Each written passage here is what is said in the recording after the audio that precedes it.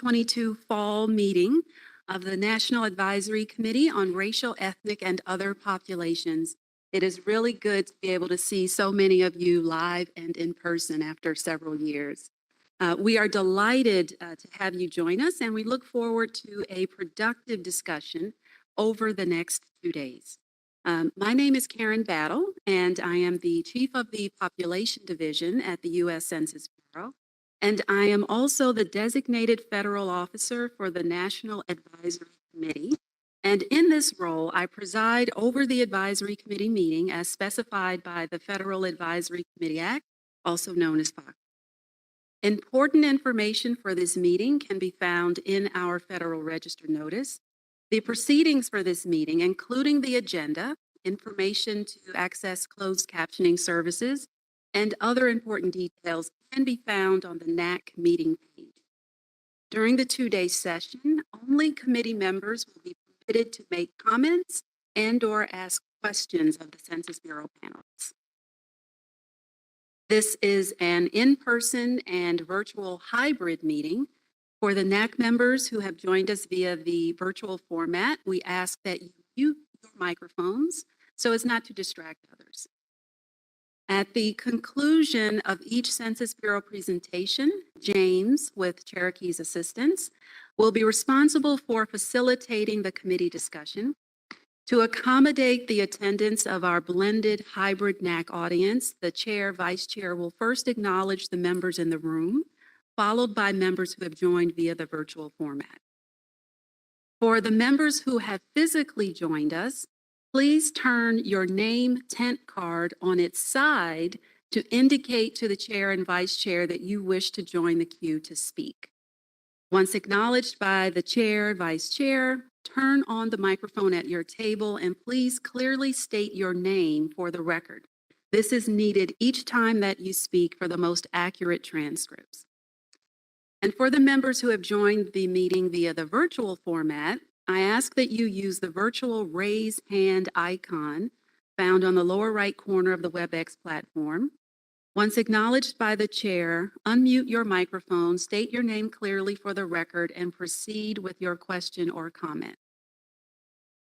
During the 2-day meeting, we have time designated for public comments.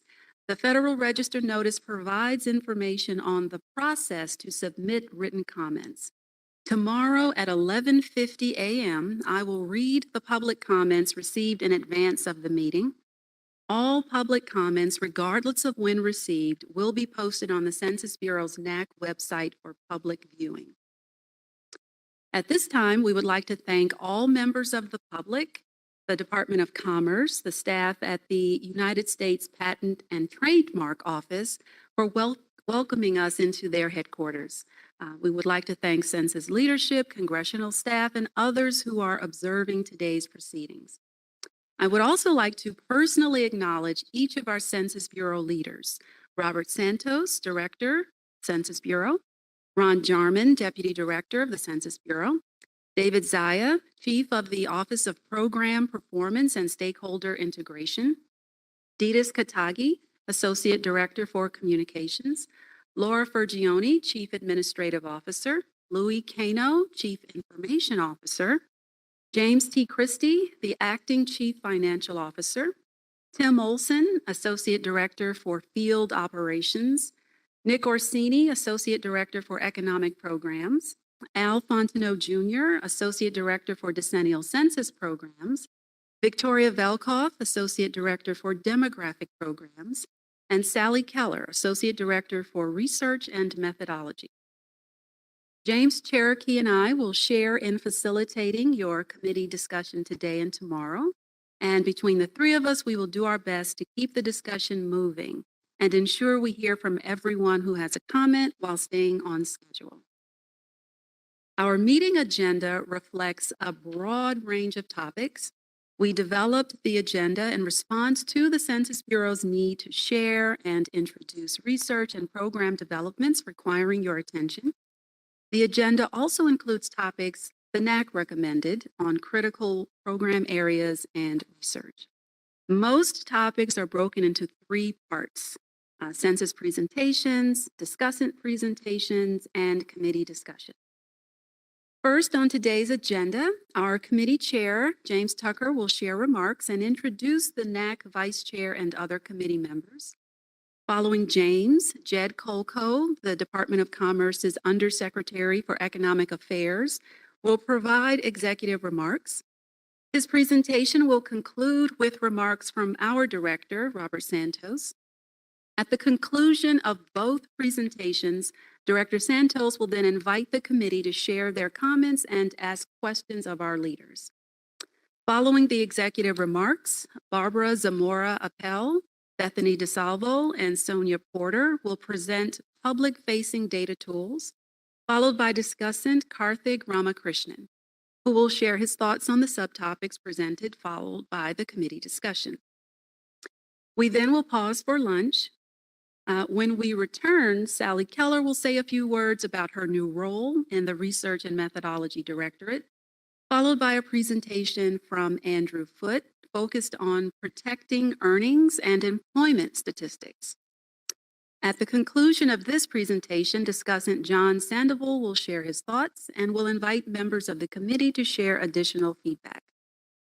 Next, the NAC members will begin discussing and formulating their proposed recommendations.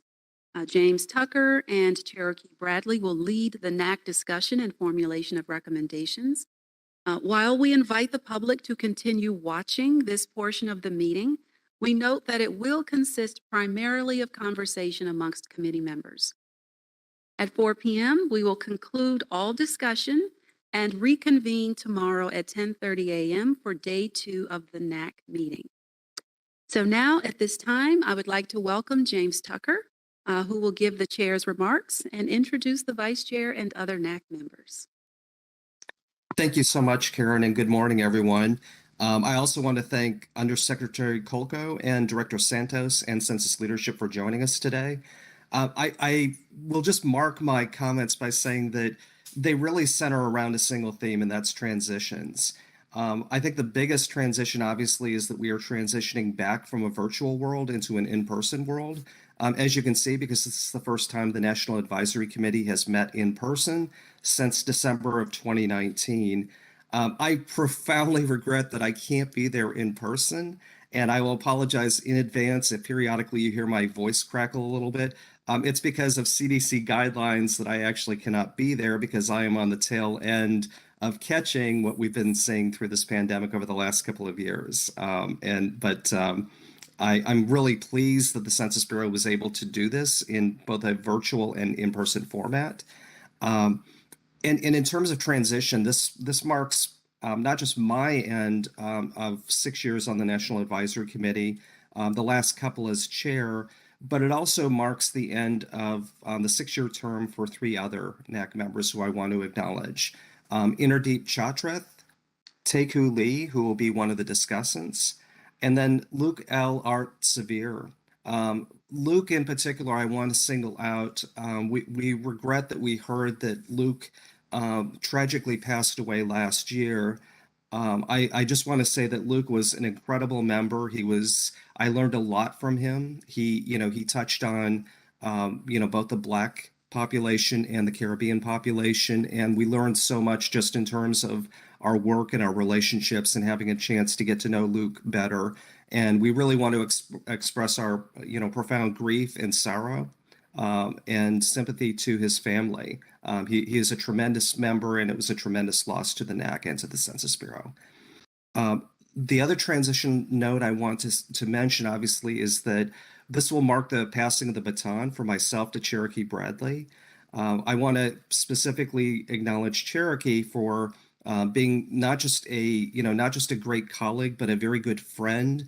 And she's been a great support for me over the last couple of years as we've kind of transitioned through this very, very difficult time of trying to move the NAC forward in a virtual environment. And Cherokee's made everything so much easier, and I wish her all the best as she takes the baton and runs forward. And then the other thing I should just note is just what we've accomplished over the last few years. It's been very difficult, not just for the members of the NAC, but the Census Bureau and the public as a whole.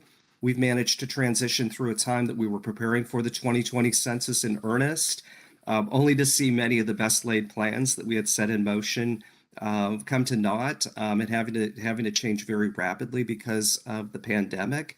And I want to commend the Census staff for their professionalism and their commitment to working with us and trying to overcome the numerous barriers, whether it was in terms of data collection, altering the timelines, altering messaging to deal with the pandemic, and then, of course, the data processing issues that followed, which I understand there has been some frustration at times, but it's understandable just given the fact that we had so many barriers in terms of the data collection and the need to make sure that there was accurate data coming out through the data products. And with that, I think the only other thing I just want to mention in terms of looking forward, one of the things that certainly has been on my radar my entire time on the NAC, and really has been on the radar of most of the folks, if not all of the members of the NAC, is the need to improve the count for historically undercounted populations. I commend Director Santos because I know that he has a passion for addressing this specific issue.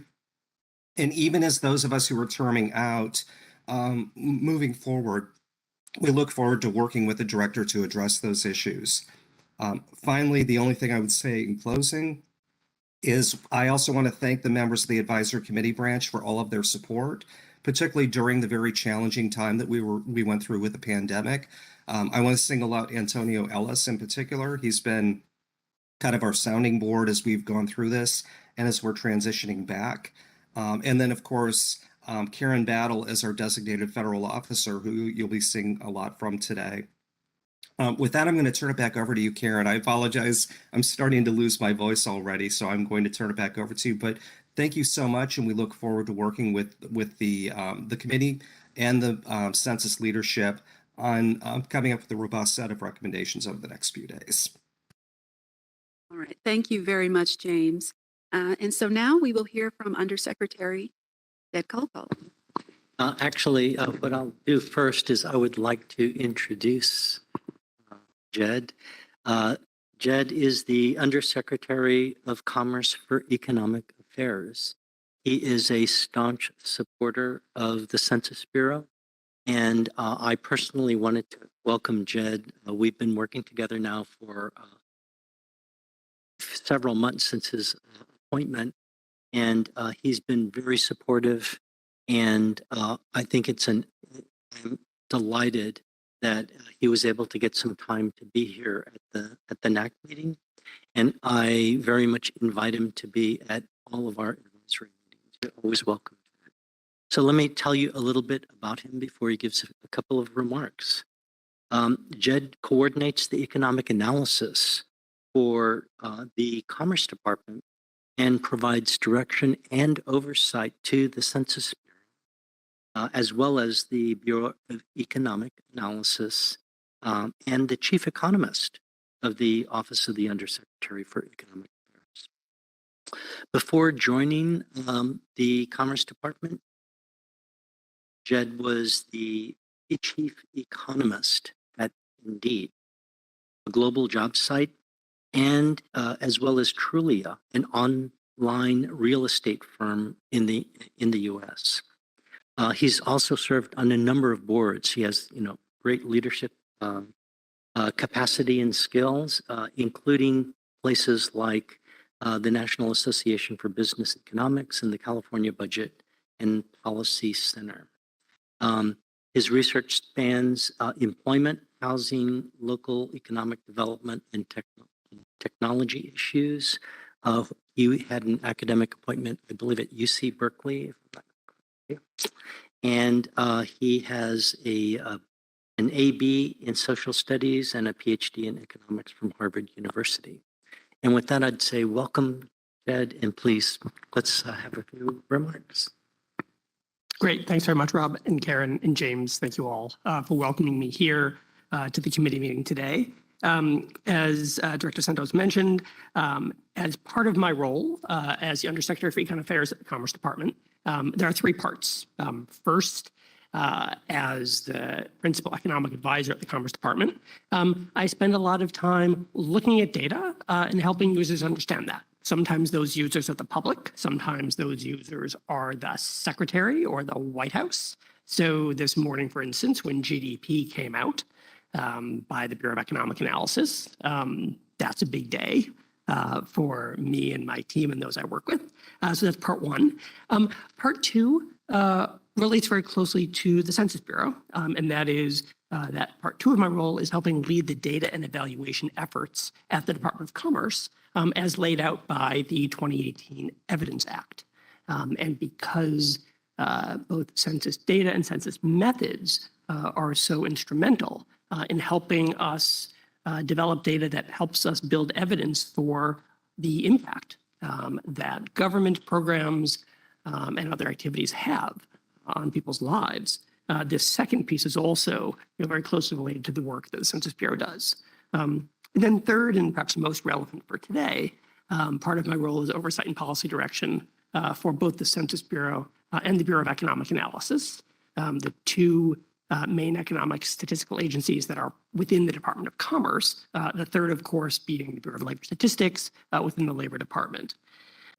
As part of my role, I take the independence of the Census Bureau very seriously. My role is a mix of encouraging lots of work that the Census Bureau is already doing. Sometimes it is being a bit of a go-between or a translator or occasionally running interference between the Census Bureau and the Bureau of Economic Analysis and other parts of the federal government. And so altogether, those three activities make up my role as the Undersecretary. I come to this role after 20 years mostly in the tech sector in San Francisco. So moving to DC about 6 months ago, it's been a bit of a culture shock in lots of ways, not least of all the titles and formality and wearing the suit and sort of everything that goes with that. I think the two things that I most want to bring with me from that experience are, first of all, understanding both the value but also the limitations of private sector data.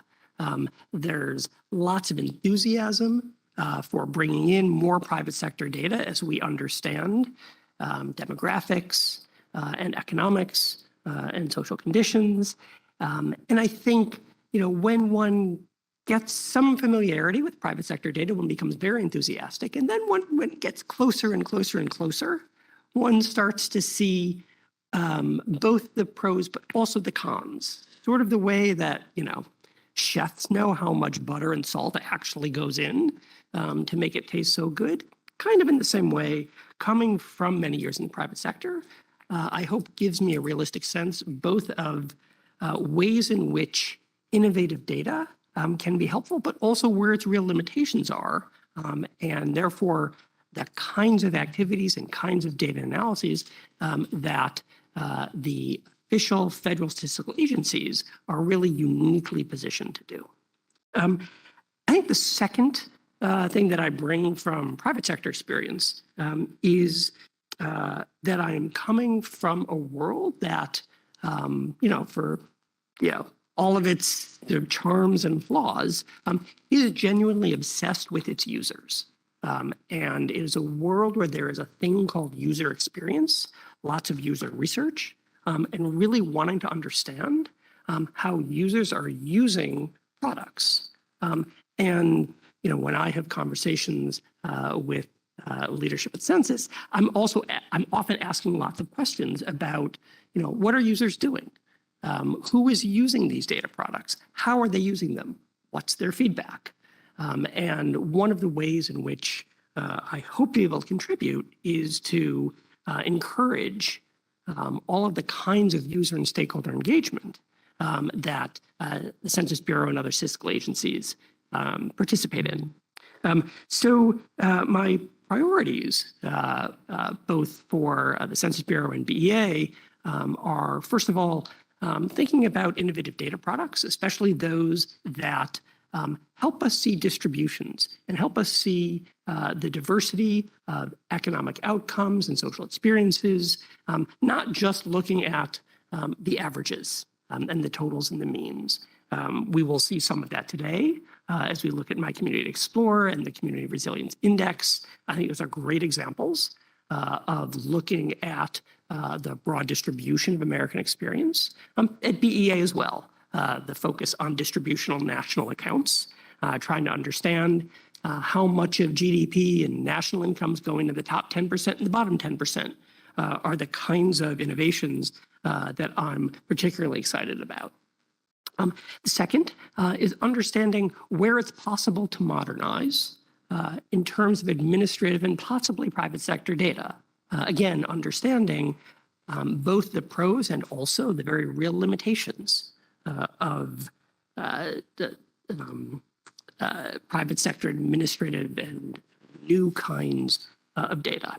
And the third, of course, is looking for all the ways in which we can improve user feedback loops and thinking about how better to engage stakeholders and how to really capture what usability means for all kinds of our data products, to understand who is using, who might not be using to the extent that they could, and understanding how to really capture the most actionable kind of feedback and having that in turn influence our products. Over the past few months, I've been in my role about 6 months. I have gotten a chance to meet lots of folks across the country. In particular, a couple of visits stand out. One to the Pine Ridge Tribal Lands in South Dakota, another to the communities in the Inland Empire, the area east of Los Angeles, to get a sense of a lot of the stories behind the statistics and really hearing how people think about their communities, how they see it, and sometimes don't see it in data, and how they understand their well-being and how that lines up with official measures of well-being and economic success. One of the reasons I'm excited to be here today is because this group really is at the forefront of the census goal of representing every community. And your leadership's incredibly important to understand how we can more accurately gather information. And I'm grateful for your past guidance, ranging from differential privacy to race and ethnicity standards, and a range of other topics. So in addition to joining the meeting today, I'm eager to be helpful, discuss your ideas, and please don't hesitate to contact me directly to share your thoughts. I'm going to turn this back over to Director Santos for his fuller remarks. I do want to mention he started a few months ahead of me. We both come from outside the federal statistical system. We have probably both experienced perhaps different, perhaps similar culture shocks in various ways. We're both longstanding and committed users of census data, even though we come from somewhat different parts of the user community. And I just want to say that I have admired and been inspired by his commitment to diversity and user engagement, and really continue to look forward to working with Director Santos and with all of you. So thanks very much. Thank you, Jed. And again, thank you for coming. You're always welcome. And I will say that I especially enjoy working with you when you can provide the reality checks that I and we need. So I really appreciate it. I think that's a great contribution. So good morning, everyone. I'll make a few remarks. As I always start, I want to say thank you, committee members, for serving and contributing to our country. The roles that you play and the contributions you make are very well received. They're profound. And we very much appreciate all that you do. You are basically the principal portal by law with regard to the information we get from the community, from the public. We have other mechanisms, but primarily advisory committees are the mechanism to get stakeholder feedback. I'll also mention that there are some committee changes. So first, let me thank Jim Tucker for his leadership over the years, and as more recently as chair. This is the meeting at which, beyond this, he will be bowing out and moving on to other challenges in the world. But you're always welcome to come and participate in these meetings, Jim. But we very much appreciate all that you've done. And we also have a couple of other departing members. Taku Lee, thank you very much. Where are you? Thank you very much, sir, for your service and your contributions. And Inderdeep Chatrath, I don't know, is she virtual? But anyway, thank you very much for your contributions as well.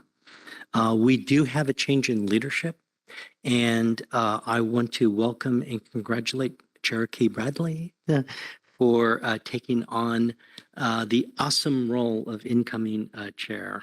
So we look forward to your leadership, and I look forward to working with you closely, as well as Carol Hafford, who is, I believe, virtual today, but will be in person tomorrow, and I look forward to working with you as well. Thank you for your leadership roles. I really look forward to things to come.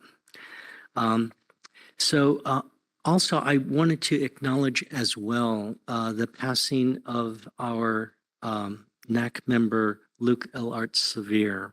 Although I never met him in person, I know his career truly focused on helping people, and that really resonated with me.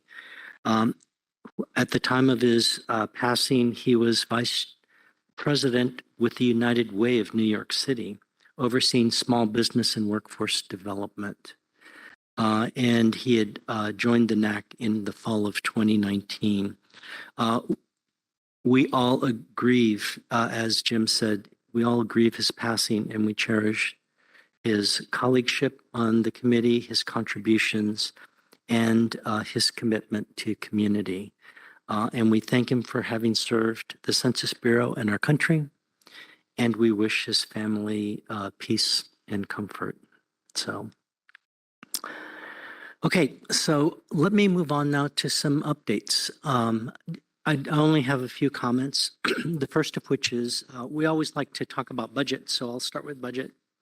The fiscal year 2023 budget totals just over $1.5 billion for the Census Bureau, which is about 150 or so million over the fiscal year 2022 budget. The investments continue our release of 2020 census data products, final evaluations and assessments, and research for testing and development of the 2030 census design. They also include priorities in the areas of equity, evidence, and climate change. And there is sufficient funding under this budget for continuation of our transformation and modernization initiative, which is critical to us. Secondly, I'd like to talk about the ACS program and give an update.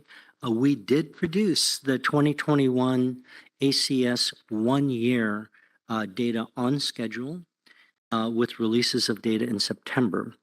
The PUMS and the supplemental data release occurred earlier this month in October, and we're on schedule for the 5-year releases in December and January with regard to the data and the PUMS respectively. Also, we're continuing on the research side of things, an evaluation of privacy protection options and strengthening them as needed as we go forward until the time that we come up with that solution. Our research does continue on synthesized microdata products, and ultimately we are going to allow science to dictate to us what the best solution is. But moreover, the process will feature stakeholder and user engagement, and a lot of it. It will feature peer review of research results and a period to review and work on and improve beta products. This funding does This will include funding for collaborative opportunities with external researchers on the issue of formal privacy for sample surveys more generally, but that will certainly include the ACS. And we will keep you totally updated with regard to this issue on a regular basis. With regard to 2030 Federal Register notice, we are looking for input. We are looking for ideas on both the planning and research for the 2030 census so that we can develop the initial design. This is the first time that we have a federal research notice that asks for this type of input, and we're really pleased so far with all the results that we're getting in. I've been taking the opportunity to meet with communities all over the country.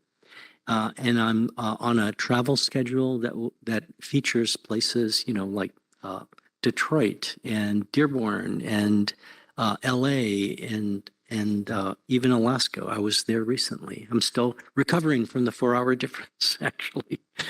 And getting feedback on what their experiences were on 2020, how that can help inform 2030, as well as their ideas on new technologies and new approaches, especially in communities that were the hardest to count. These community conversations will continue. They're a part of my director conversation series that I'm doing as I go and do outreach to stakeholders, to data users, and to state and local government and communities. And I will continue that effort for the foreseeable future. But with regard to the FRN itself, the deadline for submission of ideas is November 15, and we'd love to hear your ideas as well, so please don't be shy. The members of NAC are actually in an incredibly insightful position to provide creative ideas on how to approach 2030. So thank you for that in advance. With regard to another update, I'd like to talk a little bit about tribal meetings and consultations. As you know from the post-enumeration study, people on tribal lands tended to be among the highest percentage undercount. And we are looking specifically among those groups as well as all undercounted groups to find out what their experiences were during the 2020 enumeration process and ask for their input and ideas. So we are doing tribal meetings and consultations as a result. I just came back from Alaska where I addressed the Alaska Federation of Nations, had tribal consultations in Sitka, and we'll be having some next week, tribal consultations at the NCAI, which is the, let's see if I get that one, the National Congress of American Indians in Sacramento. So I'm looking forward to those. I think they're critically important to engage on a nation-to-nation basis. That is as you know, outreach is a priority of mine, and I'll be working on that. I specifically, though, want to thank Jim Tucker for facilitating our tribal consultation at the NCAI, as well as a 2-day ACS workshop and Census Bureau-related breakout session during that time.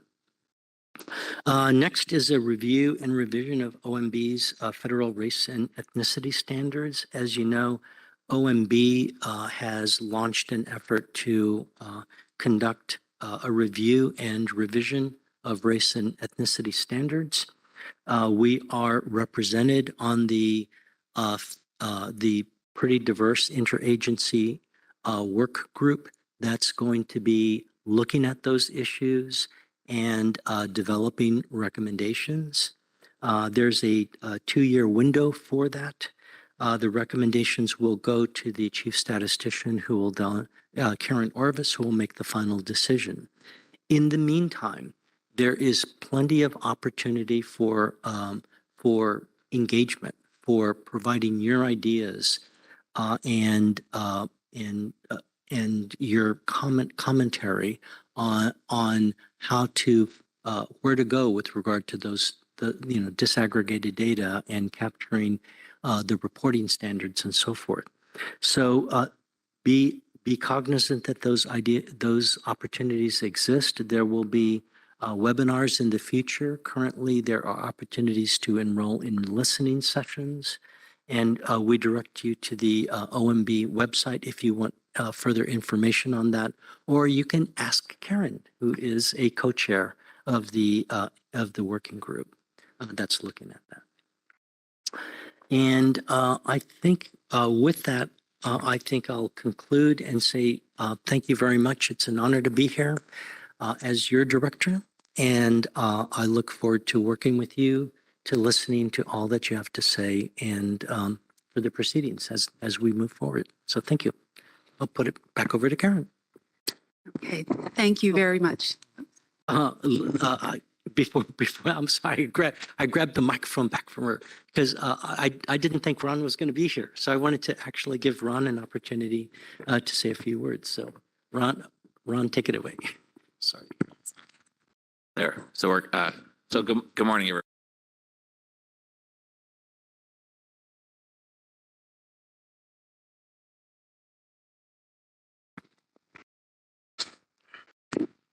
This week is the meeting of the Federal Committee of Statistical Methodology, so 3-day conference downtown, and a bunch of us spent a good part of our week there. So lots of good discussions and folks from the statistical community seeing themselves in person, I think, in many cases for the first time. So I wasn't planning on saying anything because I didn't think I'd get here this quickly, but I was able to escape and get a ride down here. So look forward to the discussion. And I think, do you want to let a little Q&A before we move on? So, yeah.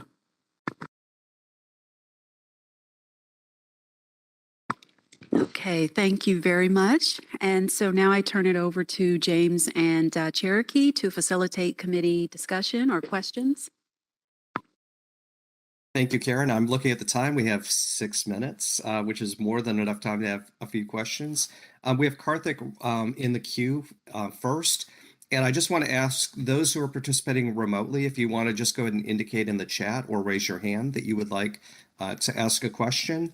And alternatively, for those who are there in person, just raise your name card and Cherokee will identify you. And with that, I'm going to turn it over to Karthik. Thank you, Jim, and thank you, everyone. First, thank you, Undersecretary Kolko, for your remarks, and especially what you said about the, I think you said it, the obsession about user experience. I think that is a big priority for our committee to make sure the kinds of tools that the Census Bureau produces are not only user-friendly, but community-friendly. So any advice, I think especially from the private sector experience, to make these tools more interactive and to innovate, I think would be very helpful. Just to preview, I don't know if you're able to stay for the next section, there are 3 different tools that are going to be laid out. And the last one, which looks like a public-private partnership, has a lot more interactivity and user-friendliness to it than the first 2 tools. So I think the Census Bureau is a leader among federal agencies when it comes to accessibility of its products, and I think really excited about Director Santos's leadership in taking this much further. So just want to say that. And the final thing I wanted to ask is, I'm from the Inland Empire, Jed, and would have been great to know that you were coming by. So I'm just wondering, in general, when folks from Commerce and the Census Bureau are out in the field, if there's an opportunity for National Advisory Committee members to know about it, and even especially community partners representing undercounted populations, because we do a lot of work with historically undercounted communities, and I didn't know that that visit was coming up. So that would just be great as a heads up to the communities we serve. Thank you.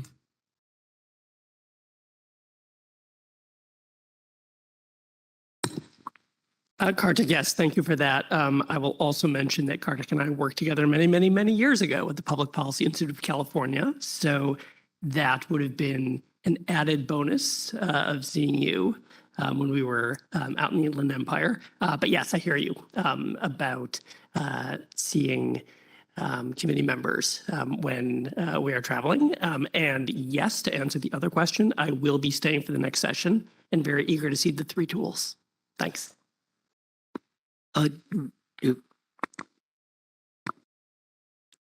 Jed, can you also talk a little bit about the stakeholder engagement that you've been doing?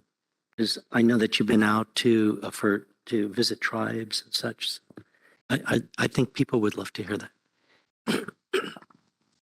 Yes, so I've been doing a few different kinds of stakeholder engagement. I will mention one particularly eye-opening one was a lovely visit to the Los Angeles regional office, including meeting many field representatives and getting a sense of both how challenging and incredibly rewarding their work is, including the efforts that field representatives go to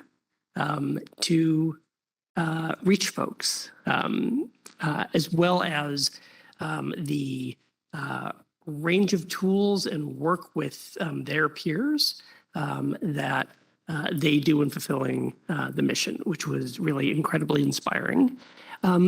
The other thing that's really struck me from meeting with lots of different groups of stakeholders in different parts of the country are ways in which people perceive their own local economic conditions and the measures they use to track what's happening, and how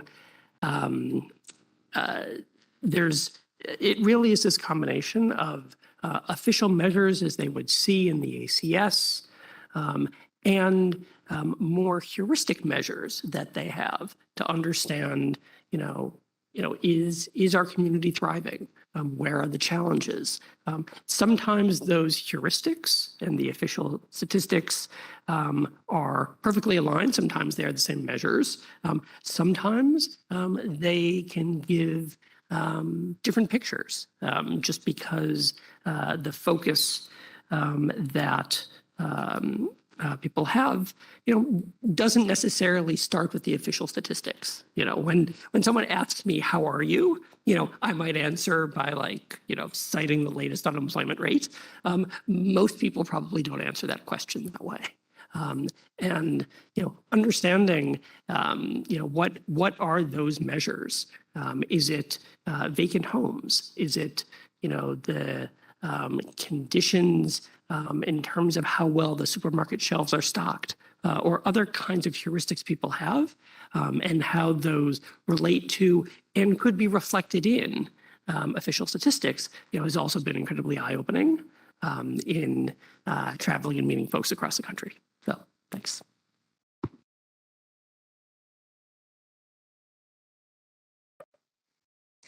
And so, Karen, I'm looking at the time. The timing is absolutely perfect. We are right on schedule at 11:15.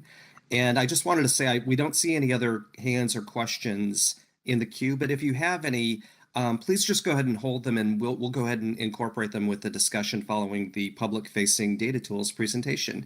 And with that, I'll turn it back over to Karen. Thank you very much. Okay, so now we will hear from Barbara Zamora-Appel, Bethany DeSalvo, and Sonya Porter, who will present public-facing data tools, followed by Discussant Karthik Ramakrishnan. And afterwards, our chair and vice chair will facilitate the committee discussion. Thank you very much, and thank you for allowing us to do this presentation. My name is Barbara Zamora-Appel. I work in the Economic Management Division of the Economic Directorate. And I'm very, very happy to be here to introduce you one of our newer tools, or what I call a dashboard, My Community Explorer. And I will say from the get-go that this is a lot cooler to show live, but today we're going to just have to look at a few slides. And to begin, this tool or this dashboard was developed in response to Executive Order 13985, about equity. And so what it has is, unlike many of the other dashboards and tools of the Census Bureau, in that following what we did with Census Business Builder, we are actually combining data from not just the Census Bureau, but from other sources. In our case, we're using ArcGIS as where we built this dashboard, and therefore we have access to a lot of different data layers that are not found elsewhere. So I'm just going to go give you a little tour of what the dashboard is. The good thing about it is that we actually implemented a demo video within it.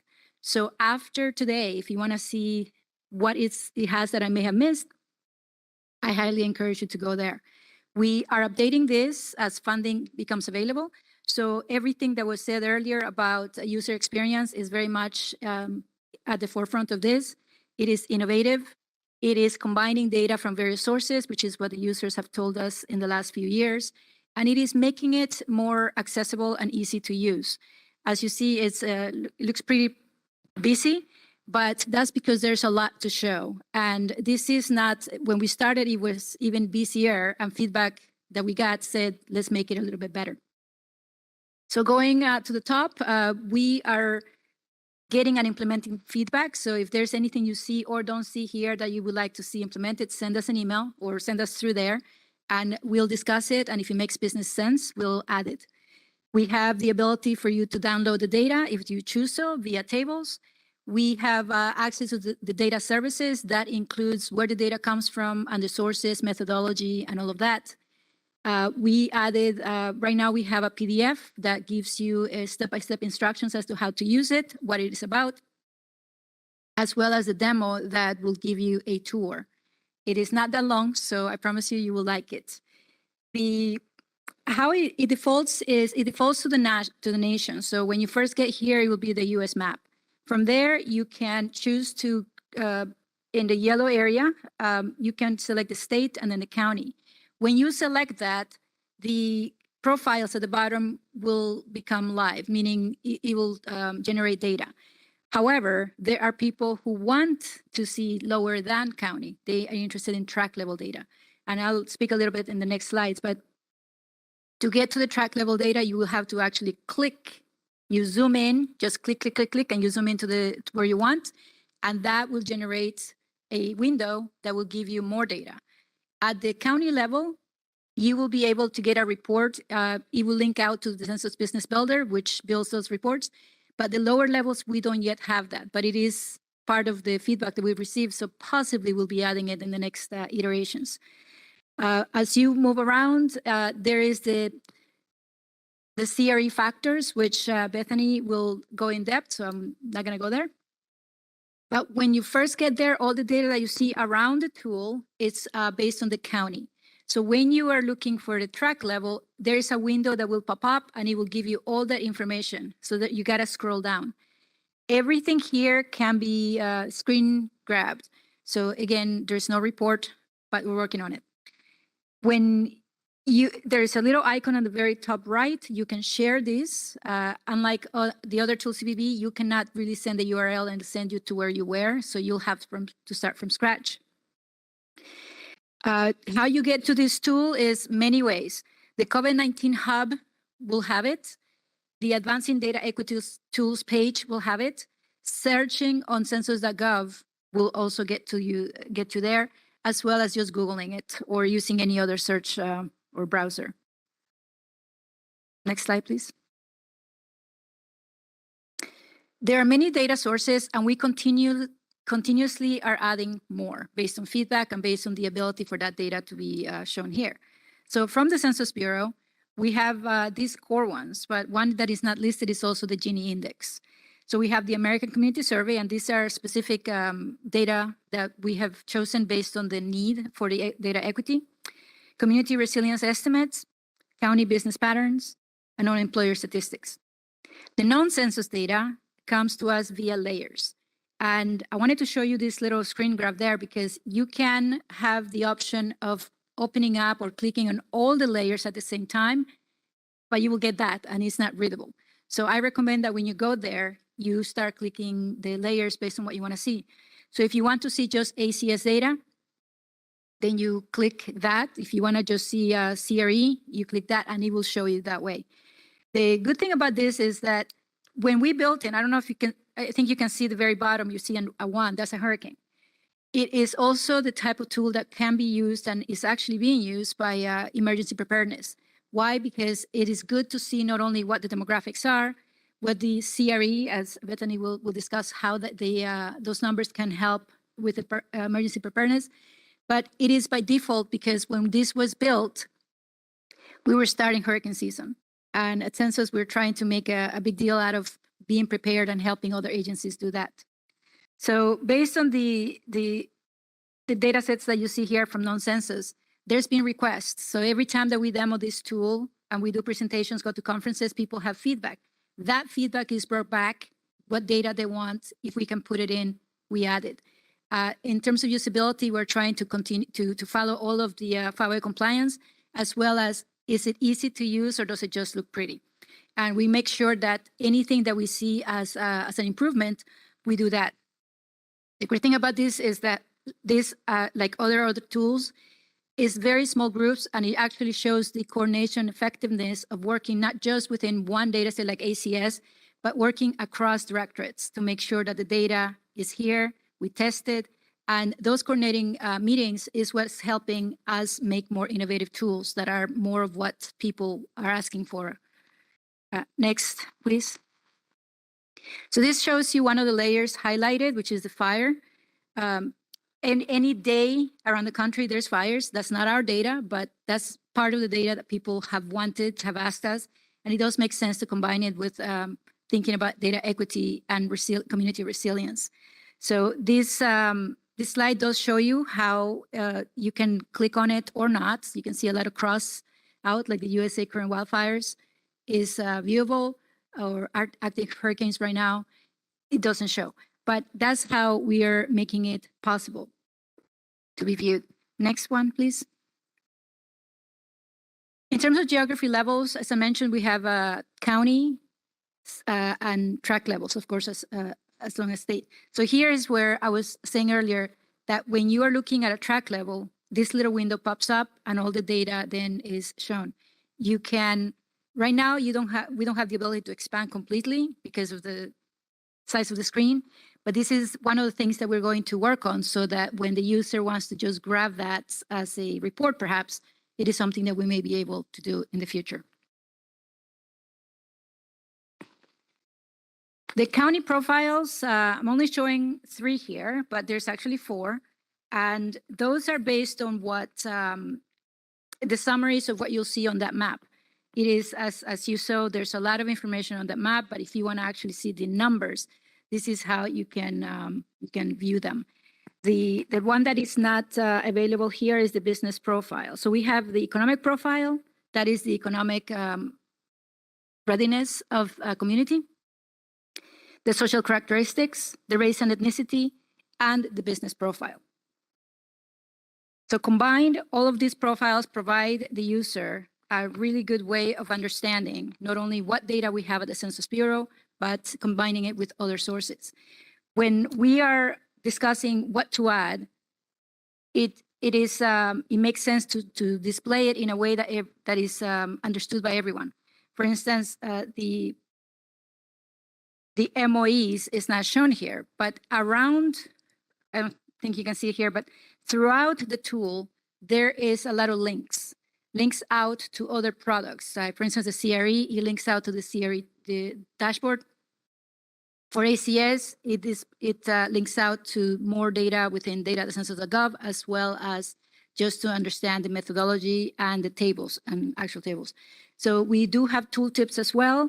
So when people are browsing around, they can actually see what it is that is being displayed.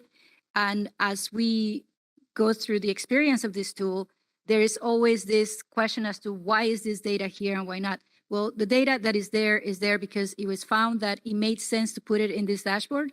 And it wasn't just 3 people making that decision. It was based on feedback that we were receiving, not only from our leadership at the Census Bureau, but also from our peers, the state data scientists, for instance, librarians, anyone that sees a tool like this that says, this is great, but it would be great if it had something more. So that is in a nutshell what the My Community Explorer is, and I welcome any questions. If we cannot answer them today, please, you can let the organizers know. We provide demos all the time, and again, that feedback that we receive from the public is what makes these tools more, I would say, better. Thank you.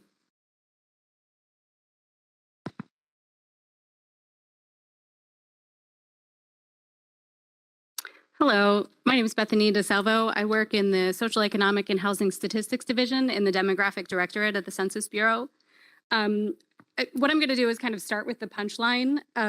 There was a federal, state, and local need for accurate, timely, granular, and actionable data during the pandemic for understanding socially vulnerable populations. So we used existing expertise in the small area modeling part of the Census Bureau.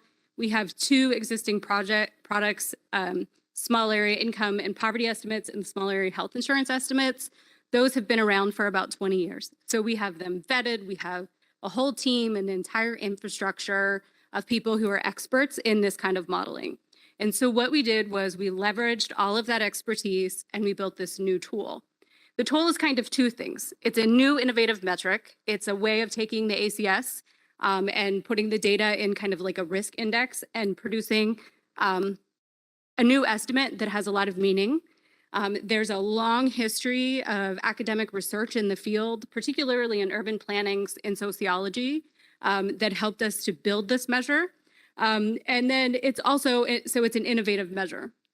There are other similar measures out there using the American Community Survey, but what we did was we used our expertise and we used the census microdata to be able to provide estimates that they're tract level yearly estimates, which didn't exist outside of this project, and they're actionable because they're vetted. They follow statistical standards.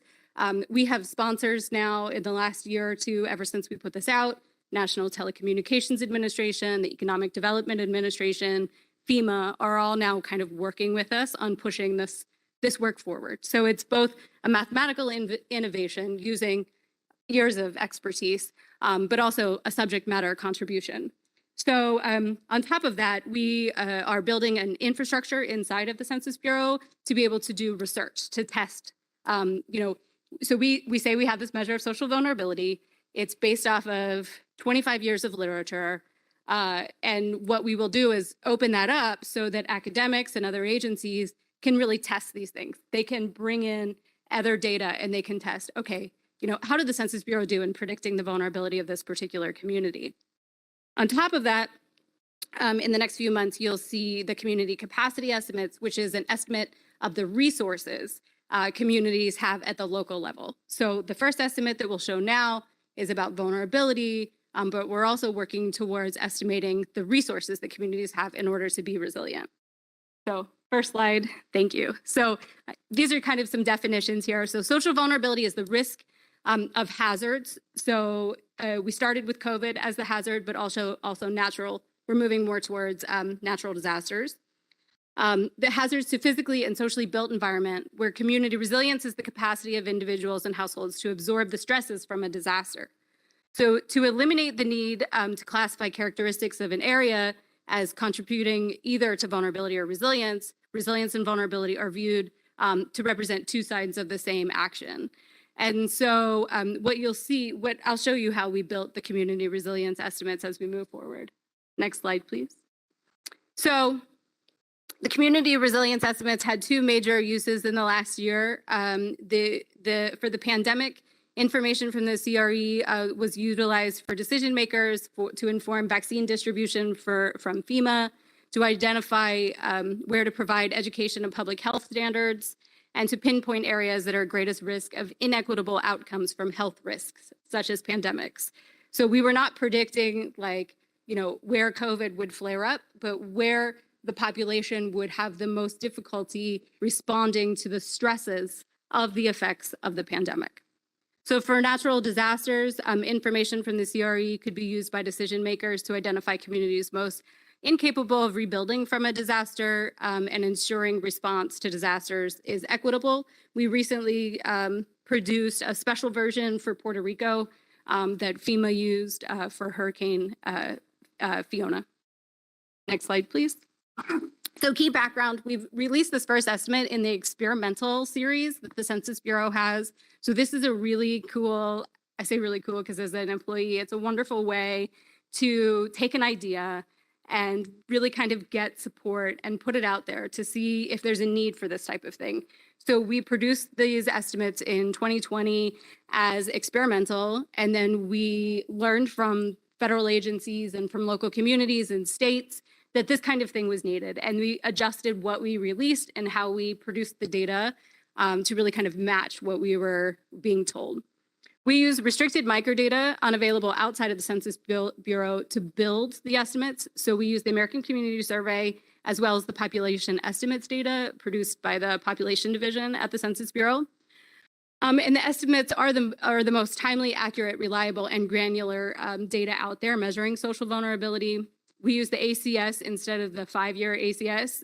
We could use the 5-year ACS as well, but during the pandemic and for natural disasters, the 1 year is really nice. We use small area modeling to reduce the sampling error from other publicly available tools that also kind of measure social vulnerability. We reduce that error by about 30 to 60%, in some places even higher, particularly for rural areas. And we have complete coverage of the United States at the tract level. Next slide, please. So basically, the CRE is defined by the number of risk factors that make a community vulnerable. I'll go over those risk factors in a minute, and these are out of 10 possible.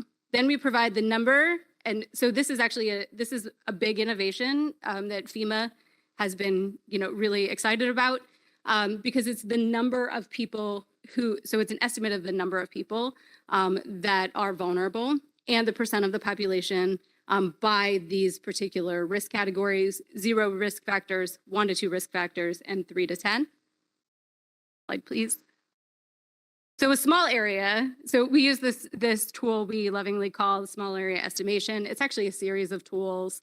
And a small area is really any geographic level or domain not supported by an existing survey sample because of the survey design. We can yield surveys can yield higher standard errors. So what we do is we use multiple sources of data and modeling to try to lower the standard errors.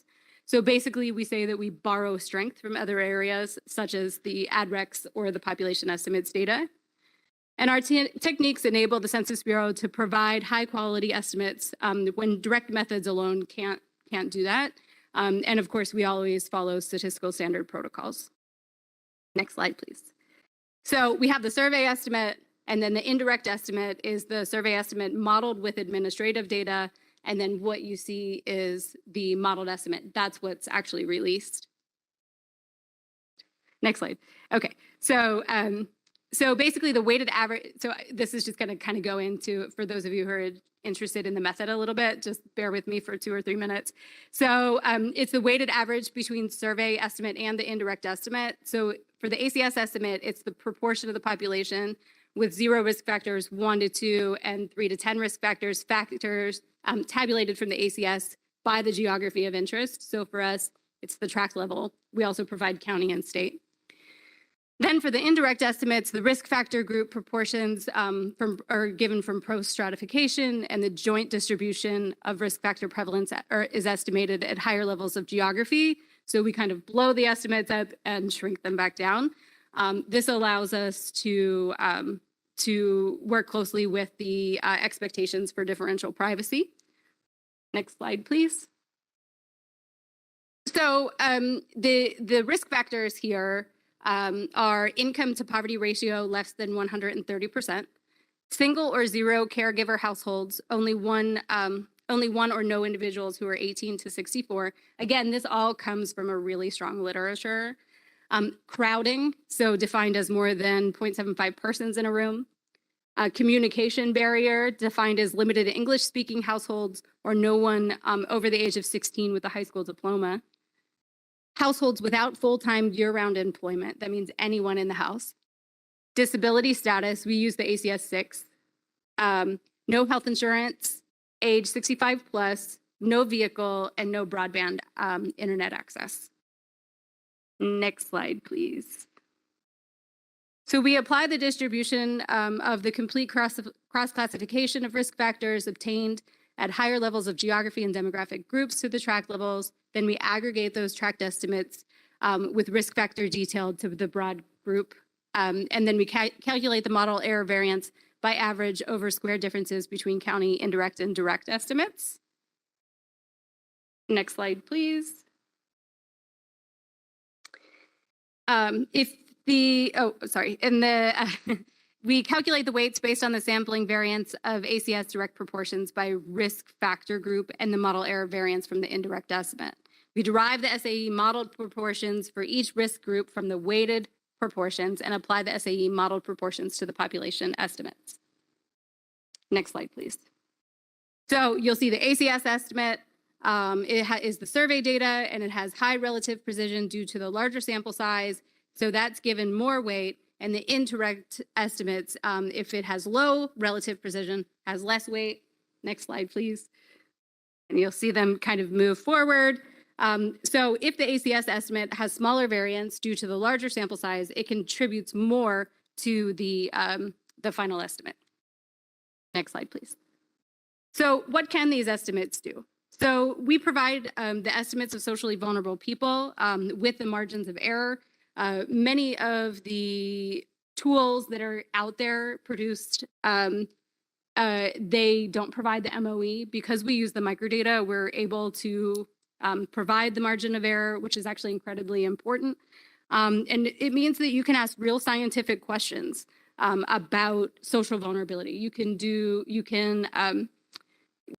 create experimental research design. You can really kind of push forward this idea of, is my community vulnerable? You can see at a low level of geography if your group is vulnerable.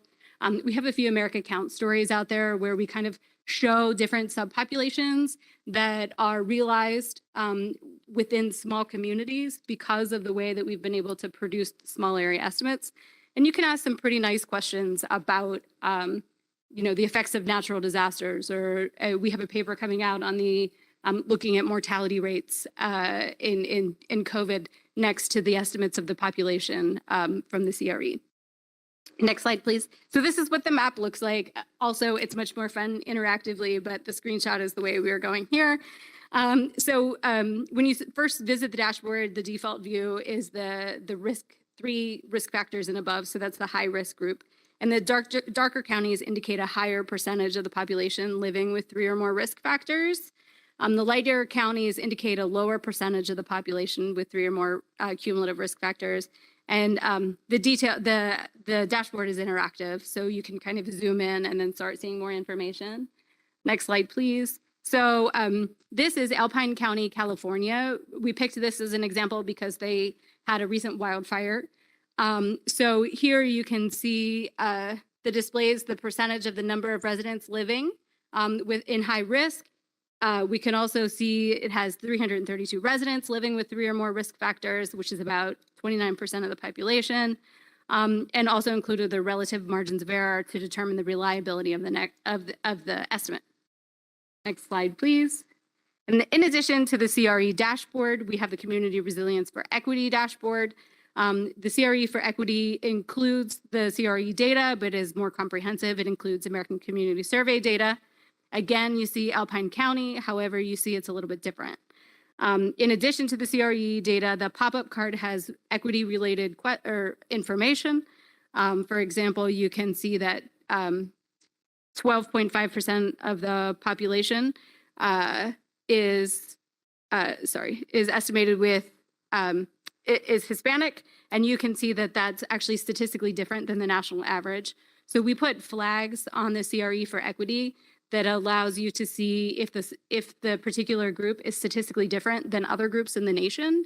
We're particularly proud of that flag because I think it allows local planners to be able to really kind of understand the data in a different way. Thank you very much for your time. Please reach out if you have any questions. Thank you very much.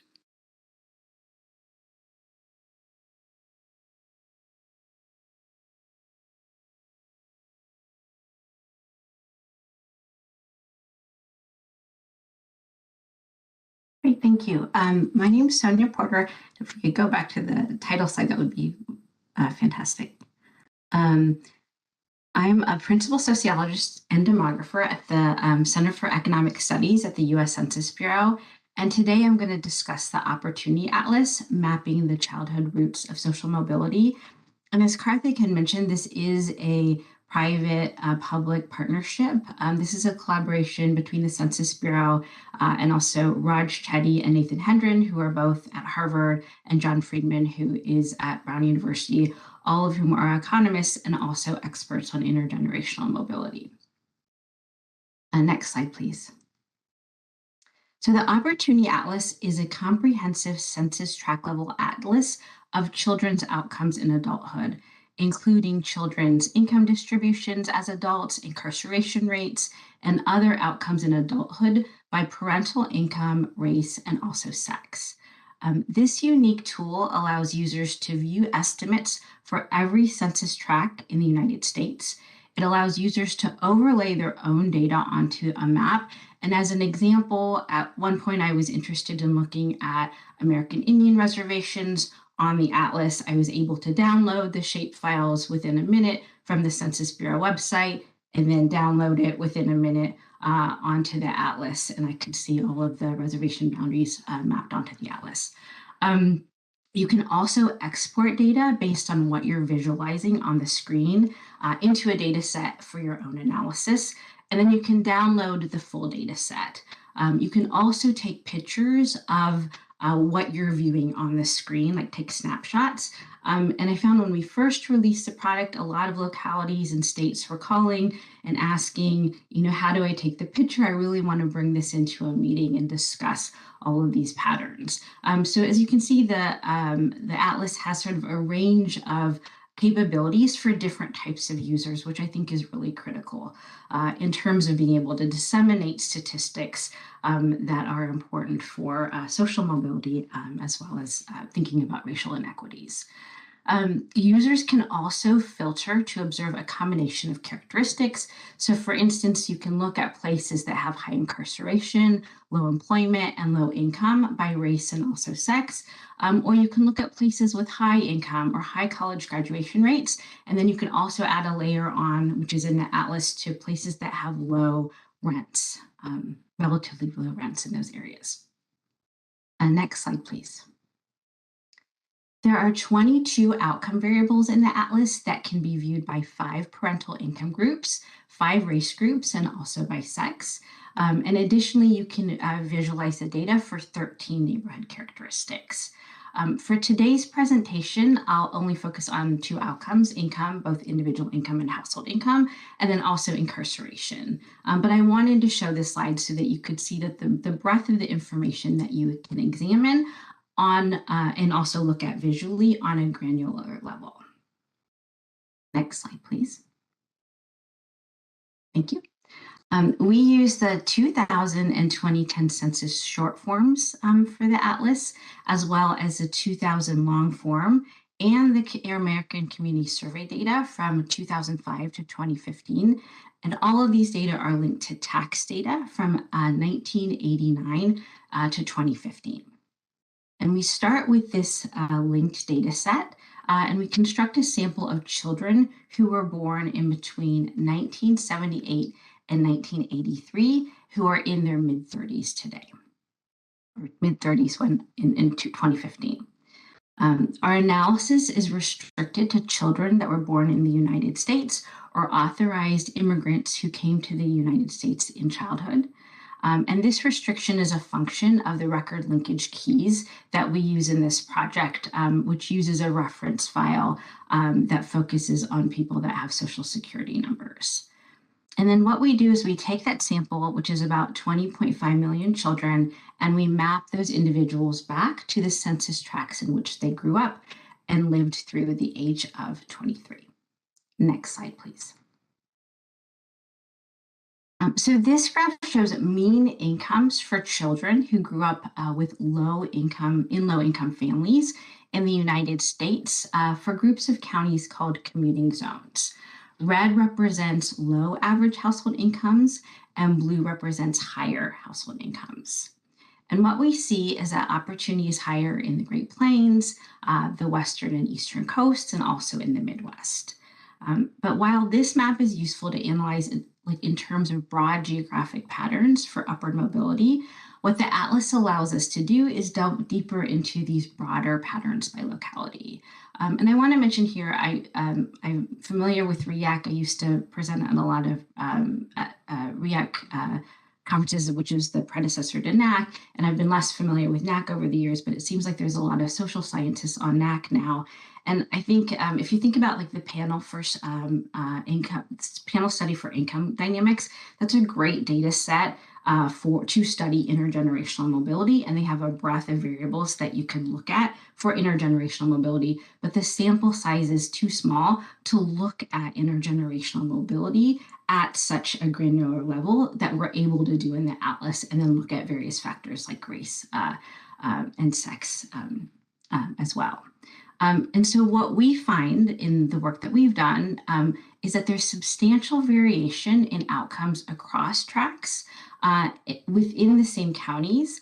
And then also children's outcomes often vary dramatically across tracts that are just even a few miles apart. And I'll demonstrate this on the next couple slides. Next slide, please. So this slide shows incarceration rates for Black men who grew up in Los Angeles in the lowest income families. And what we see here is that 44% of Black men who grew up in these low income families in Watts are incarcerated on a single day, which in the atlas, it's April 1st, 2010. We're using decennial census data to capture incarceration here. Next slide, please. In contrast, 6.2% of Black men who grew up in families with similar outcomes in Compton, 2.3 miles south of Watts, are incarcerated on a single day. We also find that there's substantial heterogeneity in mean tract level outcomes across groups. So places that have good outcomes for some groups may not for others. And the next slide provides an example of this. What we see here is that in contrast to Black men who grew up in Watts, Hispanic men who grew up in Watts have an incarceration rate of 4.5%. Next slide, please. We also find differences between Black men and Black women. Black men who grew up in Watts and Compton earned $7,000 and $19,000 respectively. And then what we see on the next slide is that in contrast, Black women who grew up in Watts made about $19,000 on average in adulthood. So as this set of results illustrates, outcomes can vary across tracts that are even just a few miles apart, and then outcomes also can vary for subgroups in the same place. Next slide, please. I, like my co-presenters, wish we had been able to do a demonstration, but the next slide has some other pictures and visualizations of the atlas. And I'm going to try to walk you through a couple things, but I urge you to explore the atlas. It really is, I think, very neat. So there are 3 steps to starting with Opportunity Atlas. On the upper left corner, there's a box where you can type in an address, a county, a city, or a tract, and then the atlas will zoom into that area of interest. And then the second step is that you, on the left panel, that's where I mentioned that there's different outcomes that you can look at. You can select different outcomes or different neighborhood characteristics on the left panel. And then the last step of the process is that on the right, there is a little box where you can select parental income, race, and also sex. So today what we're going to look at is Apache County, Arizona, and then also Baltimore City, and just try to get a feel for different patterns that you're able to look at with the atlas. This slide shows mean household income for children who grew up in Apache County, Arizona, and are now adults. So when the atlas first zooms into Apache County, which is highlighted in black on this slide, we see that household income for children who grew up in Apache County and are now adults is $29,000. And compared to the rest of the country, as indicated by the red color, and just by the number actually being low, you can tell that this is a low figure for household income. Next slide, please. When we zoom in closer to look at tracks, we see a slightly different pattern. So in the northern part of Apache County, where the Navajo Reservation, where part of the Navajo Reservation is located, we see very low household income ranging from 21,000 to 28,000. And you can scroll over the tracks in that area, and the incomes actually pop up, and you can see them on screen. And whereas in the southern part of the county, we see higher incomes. So Concho, which is in orange, the average household income is 38,000. St. John's, which is in light orange, the average income for children who grew up here and are now adults is 41,000. And then Greer, which is in the green color, the average income is 52,000 for the adults. Next slide, please. Now let's look at patterns by race. When I select the American Indian category, we observe low income of about 25,000 for the north of the county, which again is part of the Navajo Reservation. And what we also see here on this screenshot is that the majority of American Indians who live in Apache County live on the Navajo Reservation, and that's why you see the gray at the bottom of Apache County. Next slide, please. In contrast to American Indians, when I select the white category, we see that whites have higher incomes in Apache County. Looking at that bottom tract area, which is Greer, the income is 55,000 for whites. Now I'm going to show you some slides on Baltimore City. So we see here that most of the tracts are red, indicating very low incomes relative to the rest of the country. And then we see in the north and northwest of the city and close to the inner harbor, we see high incomes. Next slide, please. Okay, sorry, I got distracted. I see orange and it's not what I have on my slides. Okay, so let's look at patterns for the white population here and also the Black population. So when I select the white category, we see that tracts are grayed out. So similar to what we saw with Apache County, where we saw the tracts were grayed out for American Indians at the bottom of the county, or the bottom half of the county. So we see the tracts are grayed out here for whites, and it shows that whites did not grow up in those areas, or not a lot of whites grew up in those areas.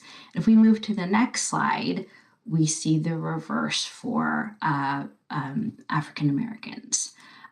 So when I toggle to the Black category, you can see that African Americans did grow up in the tracts that were grayed out for whites, which highlights the racial residential segregation in the city. Also, what we see here is, and between this slide and the previous slide, is that a household income is very low across the city for African Americans, whereas for whites, you see that household income is higher, and then also that there's more variation across the city than what we see for African Americans. Note that I didn't include a slide here on this, but I just wanted to mention that you can select income here. And if you select high income for African Americans and also whites, what you see is that for Black children who grew up in Baltimore City, in families that have high incomes, you see something very similar that you see here. A lot of Baltimore City is just red. And then in contrast, when you see for white children who grew up in high-income white families, there's a lot of blue on the map. And so it's just important to see this interaction between income and race, and then also sex, as I had shown on previous slides. Next slide, please. When we look at incarceration rates, you can see high incarceration rates across the city for African Americans, as denoted in red. And then in the next slide, when you look at incarcerations for the white population in the city, you see lower incarceration rates and also more variability. Next slide, please. So wrapping up, the Opportunity Atlas has many different outcomes and also neighbor characteristics that allow you to look at economic opportunity in the United States at low levels of geography by parental income, race, and also sex.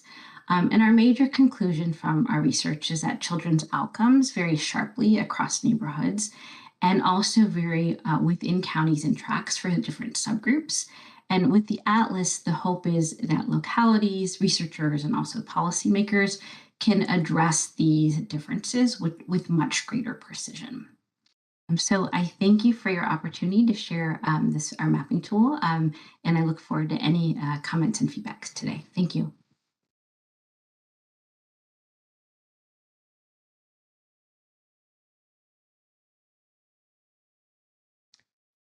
And we're going to go ahead and turn it over to Karthik now for his Discussant presentation.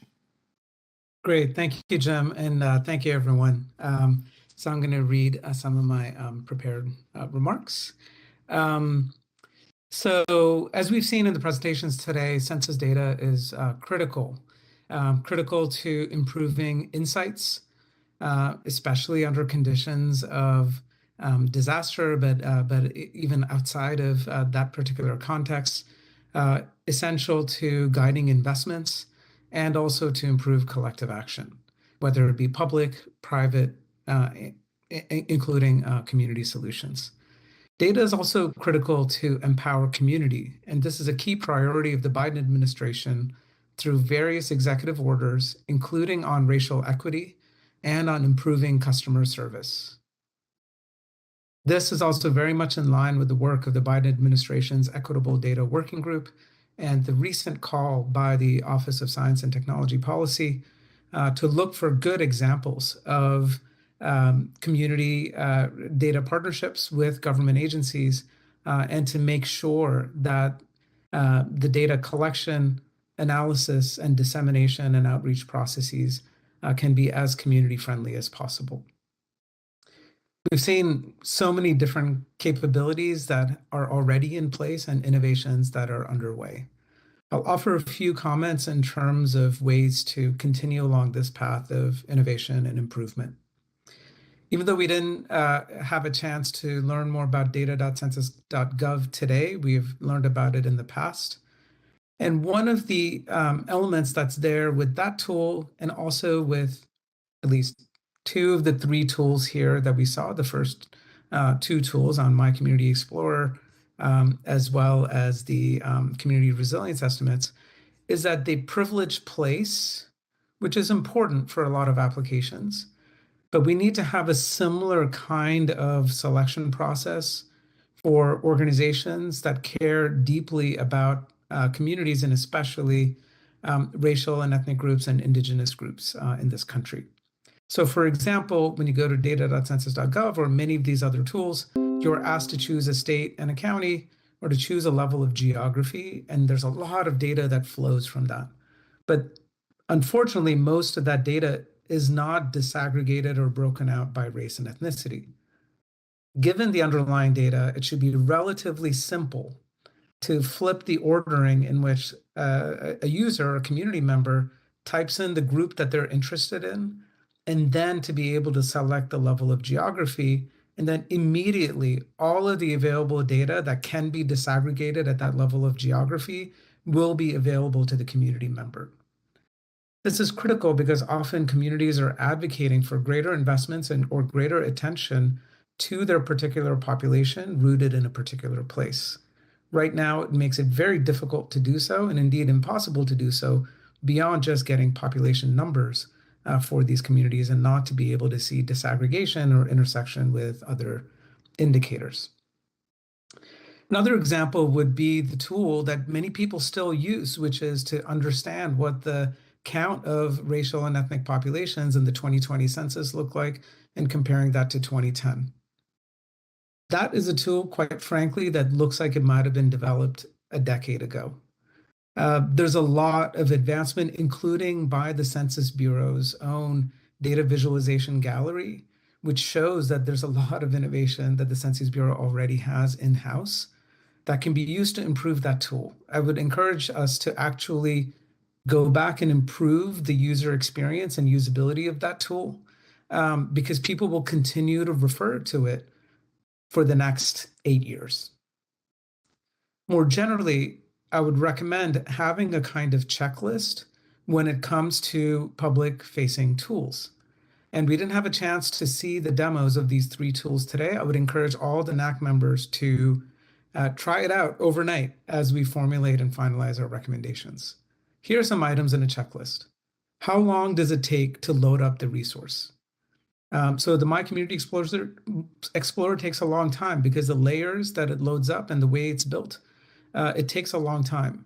Contrast that with the Opportunity Atlas, which loads up very quickly. And I know as someone who's worked with map layer data, they use Mapbox, one of the Mapbox layers that makes it very easy to load up.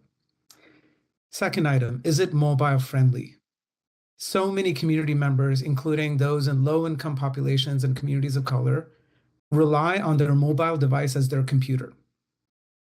So we have to be able to produce tools that can be accessed only on people's phones. Third, is the tool intuitive and can it be very easily explained by fewer than 5 tooltips? 4, does it work across browsers? Does all the text fit depending on browser size? I tested out some of these tools, and especially My Community Explorer did not pass that test when I was using Firefox and on my laptop. There was a lot of text that was overflowing, or I had to do a scrolling within. It was not intuitive. Does the tool require a lot of training or any training to use? And that's really important. Often we think that we develop a tool and then it's up to training to then do the part to make sure the user understands it right. We need to reverse that process. We need to have a human-centered design from the beginning or when we revise these tools so that it does not require a lot of training to use. And then finally and importantly, what kind of insights is the tool offering? How can it empower communities to better understand their needs and to advocate for their needs? How do we create and deploy tools that democratize the work of planning and investments? Many of these tools are tools that government agencies and planners and developers and others with deep pockets to have data specialists use these tools to do the work of planning. Most community organizations do not have those resources to be able to do so. So this should be something that someone who is an entry-level employee in a community organization should be able to use without a lot of training needed to be able to use those tools. Finally, I'll just say I would really encourage everyone to check out the Opportunity Atlas data tools. For example, with the Mapbox layer, you'll see how quickly it loads up. It also has interactive labels that pop up data points as you hover over the map. This is not true in the other 2 tools that we saw. The tool tips themselves pop up when you log in, and it's very interactive, and it encourages the user, and it's this feedback mechanism that most users expect from any kind of map or resource they go to now these days, especially in the private sector. The Opportunity Atlas data tool also allows for toggling across populations of interest by race and ethnicity, and it's easy and it's instantaneous. I would strongly encourage everyone here to check out those features because that is one of the key charges of our committee to look at populations of racial and ethnic groups. We could also look at other tools like the National Equity Atlas, interactive maps and charts that are developed by the New York Times and Washington Post, who I imagine have smaller budgets than the Census Bureau when it comes to produce this, but also the Census Bureau's own data visualization gallery page. There's so much innovation and inspiration there that hopefully can be fused in to the revision of many of these tools.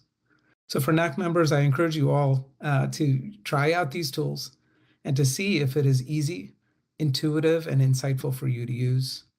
More generally, let's all be part of the solution to make sure that these public-facing tools are user-friendly and as community-friendly as possible, rooted in principles and practice of human-centered design and community-centered design.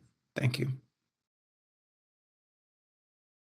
Thanks so much, Karthik. And I want to thank also Barbara, Bethany, and Sonya for your really detailed and thorough and insightful presentations. I learned a lot. I have just one note I want to make to members before we turn it over to Ioma, who has our first question. And that is, if possible, as you're developing recommendations today, if you could email those over to me. And for example, Karthik, I know you had a lot of wonderful recommendations of what you just mentioned. So if you could email those to Cherokee and to me, that would be great. And that will actually form the basis of what we'll be discussing this afternoon and tomorrow afternoon. And with that, I'm going to encourage other folks who may have questions to go into the queue, and I'm going to turn the floor over to Ioma.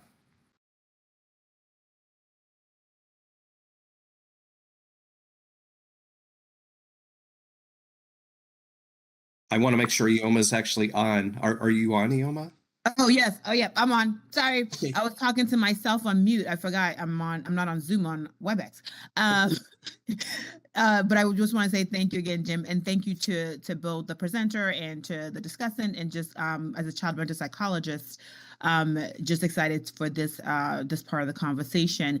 So I just have sort of just a quick clarity and to make sure I understand too, in terms of how this particular data, the Opportunity Atlas, is being used. Obviously, I think the questions that Karthik brought up really about the external part. I'm really curious how this data is being used within the census to make operational decisions, right? Whether for ACS, the census, and other kind of surveys, especially regarding the differential undercount that we see for Black populations, Hispanic, and those on tribal lands, and of course some members of the Asian population.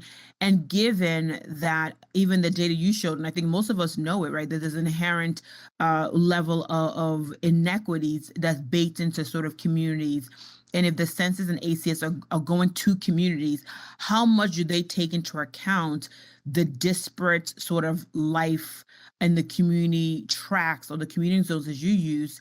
How much do they take that into account as they make decisions about sort of how to send out, where to send enumerators, or where to position regional offices, given sort of the different life that people have, even if it's a 2-mile sort of distance between one versus the other? So just trying to get a sense of that.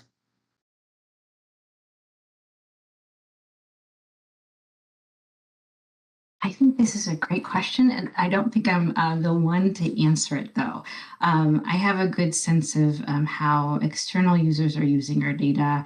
I think internally, I know there's like fantastic teams that are thinking about the undercount, that are using different types of measures to look at undercount.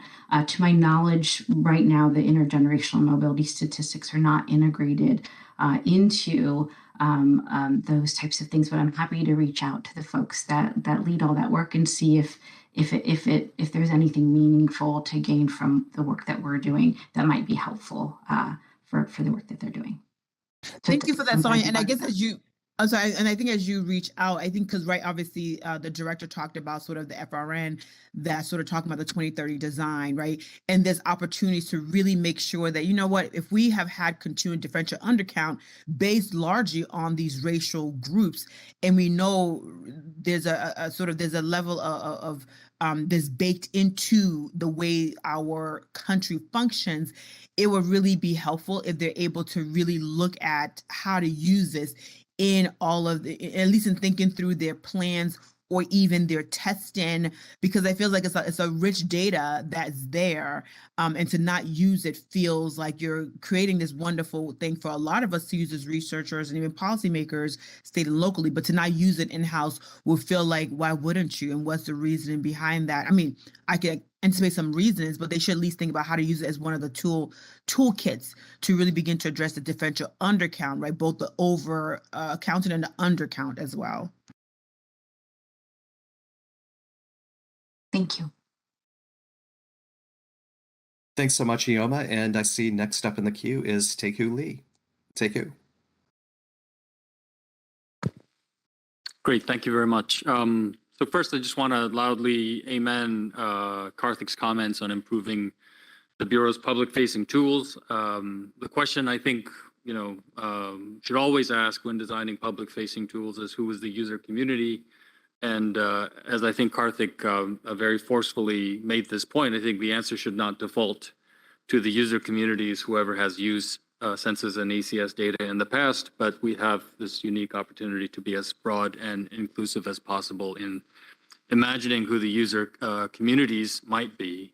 I have a question, I guess, Bethany, to you, because as a NAC member who is part of the researcher user community, I think this idea of coming up with community resilience estimates is incredibly exciting. And it also begs a number of questions. So I think a lot of what goes into these estimates are these risk factors. And so I wanted to ask some questions about them. There are some very specific cutoff levels, like income to poverty ratios, definitions of age, definitions of crowding, and so on. So I'm wondering where those came from, how much testing there was, and how robust those estimates would be if you change some of those parameters. Also, I wondered if there was some internal discussion about whether it is these 10 risk factors defined the way they are conditional on different kinds of disasters. So I can imagine, depending on the disaster, some might be more important, some might be less important. As I understand it, this is a count variable where each risk factor is just a yes, no, and I can imagine for some disasters, some of these factors might be more important than others. And then I just wonder if there's some internal discussion about other things that weren't included among these risk factors. So to me, one thing that caught my eye just this morning is that, it is a measure of community resilience, but most of these risk factors are at the individual or household level. Then for an actual disaster, I might actually want some more contextual sense of risk factors, like even data about my neighbors that might help me be more resilient. Thank you. Yeah, no, thank you for your questions. These are really great questions. So most of the testing for the cutoffs was empirical. We moved fairly quickly in getting these up. We have employed an academic. He's an advisor for us. He is the chief of the Disaster Reduction Center at Texas A&M. So he's been writing on this for about 25 years. And we look to their team to kind of help us with some of the decisions. So they have the ability to see the data with us because they, approved for such use. So basically what we do is we read the literature, we come up with, what we think the right model is, and then we work with the academics to try to test it out. We do believe that there will probably be different indexes in the future for different disasters. So you can also imagine, a pandemic and a hurricane and a tornado all happening at the same place, right? And so some of the folks that are advising us are saying, there's also a particular intersection of variables that make folks most vulnerable. So for instance, in a hurricane, it might be disability status, age, dependence on electricity. Right. And so those things are going to need to change. So I think my answer, my hope is we're just at the beginning of these conversations. That's why it was so important for us to implement this ability for academics to work with us and really hammer things out. So then we can have this feedback loop. What should we be considering next? How might this look different as we move towards climate change and, those types of effects? What should we be considering? What should we be thinking about? And so, again, the partnerships with federal agencies and with academics, I think, is going to be really important for the future. Thank you. Can I make a comment as well? I have actually spoken on a number of occasions to note that the Community Resilience Estimates program, although it's designed specifically for disasters, if you take a look at the risk factors, they are, they're very close to my conception of, and some might argue, my conception of social determinants of health, social determinants of wealth, and things of that sort. And in fact, I've asked for consideration of additional indices added to that, not in the context of helping for disaster planning, but for broadening the generic value of this program so that, yes, it does address disaster planning, but you can also use it for economic development or community needs assessment or other types of things. So I think that this tool is the beginning of a much richer and broader opportunity for people to be able to take data and have it really in a really tangible way down to the neighborhood level to do some real powerful planning in a way that currently isn't very easily done now. Yeah, I'd like to jump in. There are a couple of things that we do in Decennial. We had, when it came to disaster planning and management, we had a fusion center who had subscribed to various databases during COVID of COVID situations, but also to other disasters down to the block area. We could tell when there was an event or an incident within a block of one of our facilities or within a block that we're working. We would use that for our daily briefings and go through and look at what our challenges were for natural disasters and for civil disobedience events and for other events that would disrupt our ability to collect data. But in addition to that, there's the response outreach area mapper, which uses ACS data that deals with demographic characteristics of the community. And that's available. You can go out on our website and look at that. You can use that at Rome, is what we call it.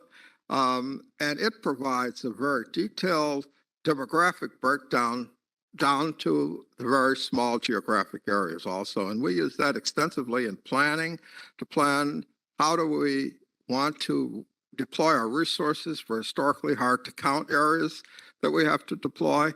And it helps plan for the ACS. ACS is one of the source databases for that, but the Rome mapper is very helpful. And you can illustrate it on screen. It's not our newest tool, but it's one of our very effective tools. So I'm looking at the time. We're a few minutes over, but I'm going to ask everyone's indulgence to probably go about 10 more minutes on this. We have two members in the queue. We have Zhenchao Chen first, and then Suzanne Thornton. So Zhenchao, the floor is yours. Great. I'm Zhenchao Chen, and just thank you for the presenters and wonderful tools to study the local populations. My question is more in terms of the using ACS annual survey data, which could be subject to larger standard errors, sampling errors when it comes down to a very small unit. So I wonder whether point estimates that you've been using, is any concern, even though you talk about reduction of 30 to 60% of the sampling errors, would that create concerns about, whether point estimates are reliable, to really get into the results that we're interested in? The second question is more in terms of how differential privacy that could have an impact on those small area estimates. Yes, and I wonder whether you have any thoughts on that. I'll do my best to answer you, but fortunately I have 6 mathematicians who work on building these, who are better trained at answering your question than I am. So we follow the statistical standards, and when a point estimate has a CV that's higher than we want it to be, we lean more heavily on AdRec or on creating synthetic estimates. But I'd be happy to connect one of them with you to make sure that we're answering your question as thoroughly as you'd like. And then regarding differential privacy, because we use optimal shrinkage estimators, we actually blow the estimates up to the regional level. So we're able to pass the GASP rule, which is a differential privacy tool for sub-state estimates. And so we don't imagine there'll be any changes to our methodology as the implementation of differential privacy goes to the ACS. Okay, the next step will be Suzanne Thornton, and then we also have Richard Calvin Chang after that. Thanks. I'll try to keep my question short. These are really important tools for the public to have access to be able to understand the communities that we live in and in small and large senses. I'm curious because I didn't hear any mention of this or much mention of this in the presentations besides some sort of restrictions on the data being linked to federal income taxes, perhaps. federal income tax records. Is there any sort of mention or disclosure, is any sort of disclosure possible about the limitations of the data that is available on these various tools? I guess I'm curious if that is if that's also publicly available knowledge, if there's anything that can be said about maybe systematically excluded groups or individuals who would not be represented in these different tools.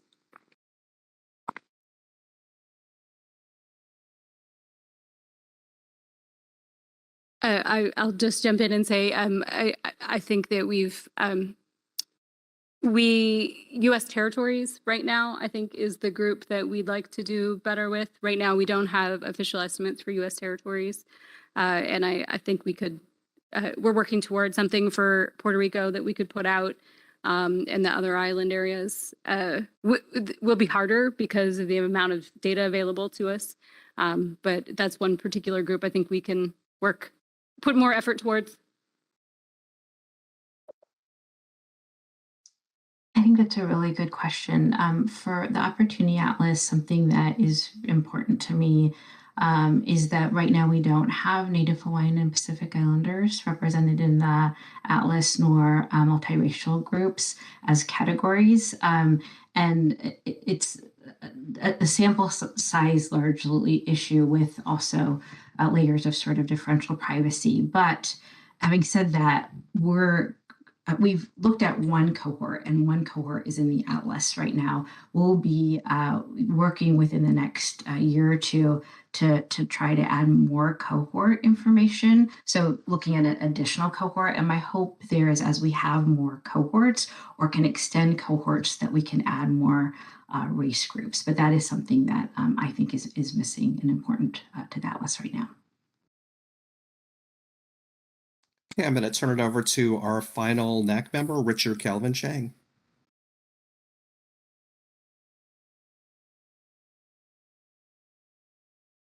I'd like to thank the Census Bureau for taking the time to present these innovative tools, and I definitely appreciate the Undersecretary's remarks regarding making sure that these tools are also user-friendly.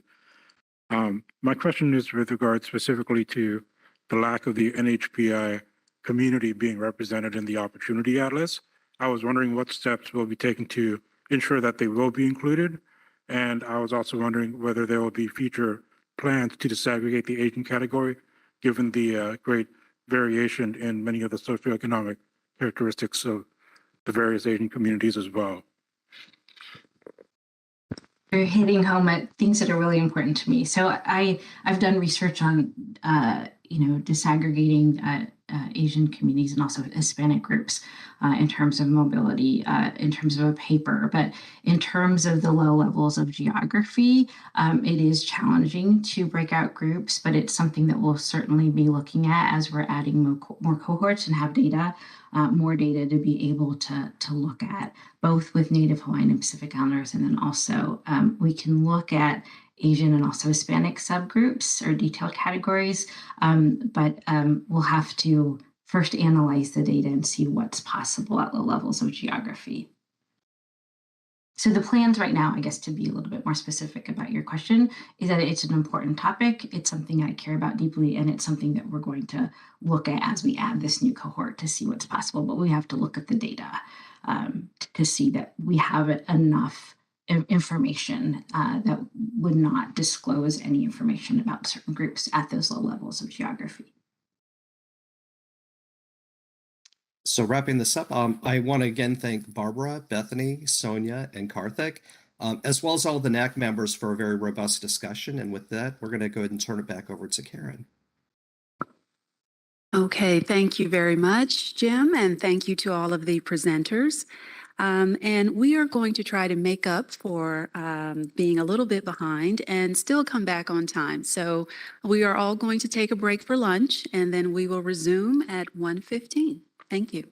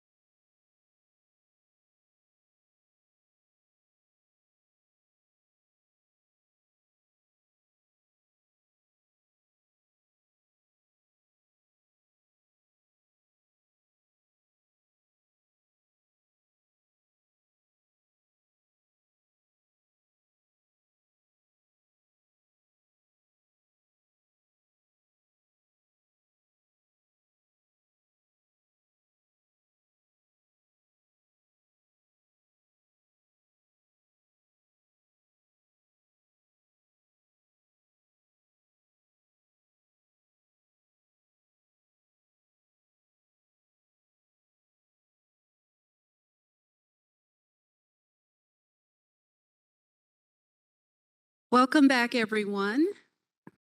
As a reminder, information for closed captioning services can be found on the NAC website. We are actually going to have a quick word from Director Santos before we turn to Sally Keller, who is the new Associate Director of Research and Methodology. And Sally will be followed by Andrew Foote, who will present on protecting earnings and employment statistics.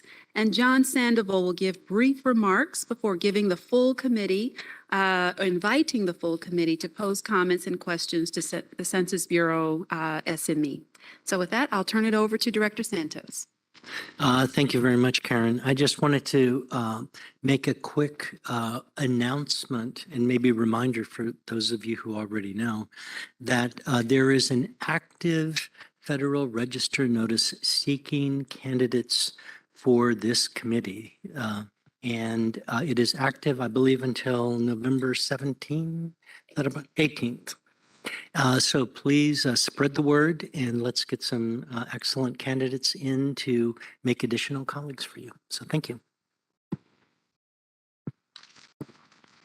This is Shauna Banks. If everybody can bear with us just one moment, we're having a presentation problem. Just a moment. Since I'm not presenting, you want me to? Is this microphone? Oh, it is working. Okay. Well, hello, everybody. I'm Sally Keller. I'm in week 2 of my official duties at the Census Bureau, although I've been shadowing my predecessor, John Aboud, that I think most of you know.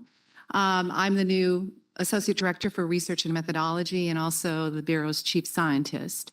I've been asked to just share a little bit about my background with you today, and so I'll do that. And then I'm sort of the warm-up act for Andrew. And once I get done with that, I'll give him a little bit of an introduction and he'll be able to get into the substantive part.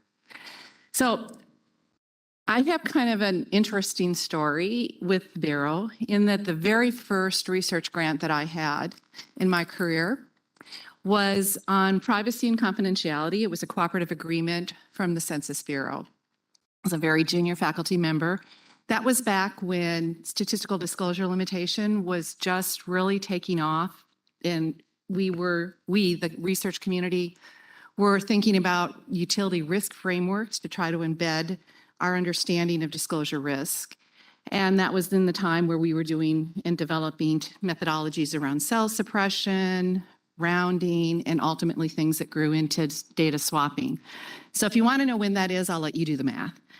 But then throughout my career, I've had the great opportunity to be at a lot of places and do a lot of things. I ran the statistics program at the National Science Foundation, went off to build a statistical sciences group of an international reputation at Los Alamos National Laboratory, was asked to be the Dean of Engineering at Rice University, an unusual activity for a statistician, although statistics is in the School of Engineering there. Learned a lot about facility management in that position, among other things. I came back to Washington and led the Science and Technology Policy Institute, an FFRDC that supports the Office of Science and Technology Policy, and then did a little foreign foyer to Canada, where I was the provost at University of Waterloo. And then a number of years ago, I decided to come back to research full time, and I joined the Biocomplexity Institute, which is now at University of Virginia, and built a social and decision analytics research group. And I think that this is where my pathway starts to collide back to the Bureau. And our research group, our focus initially it is a collection of statisticians and social behavioral scientists interested in studying the social condition quantitatively at scale. And we thought what we would do is to look at megacities. And we almost instantly, after a conversation with the Arlington County Fire Chief, we pivoted to Main Street and recognized that there was a huge need to try to harness the data revolution and to actually try to build data insights and put them in the hands, walk that last data mile with leaders and communities and stakeholders.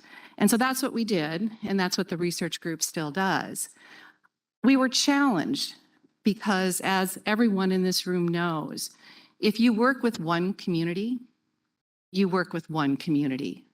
So how do you scale the tools that you saw today, and the work that many out there are trying to do to bring insights and data insights into communities.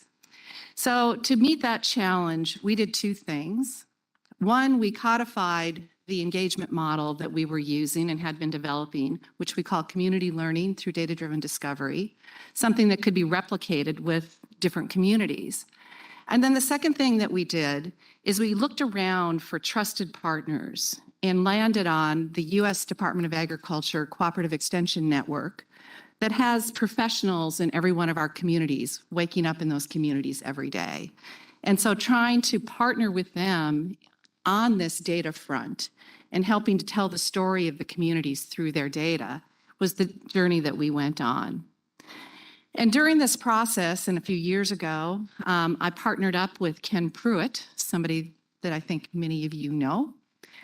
And we led a research team that started to build off of our own experiences and those of our team to help re-envision how the Census Bureau might be able to approach data insights and data infrastructure in a new way.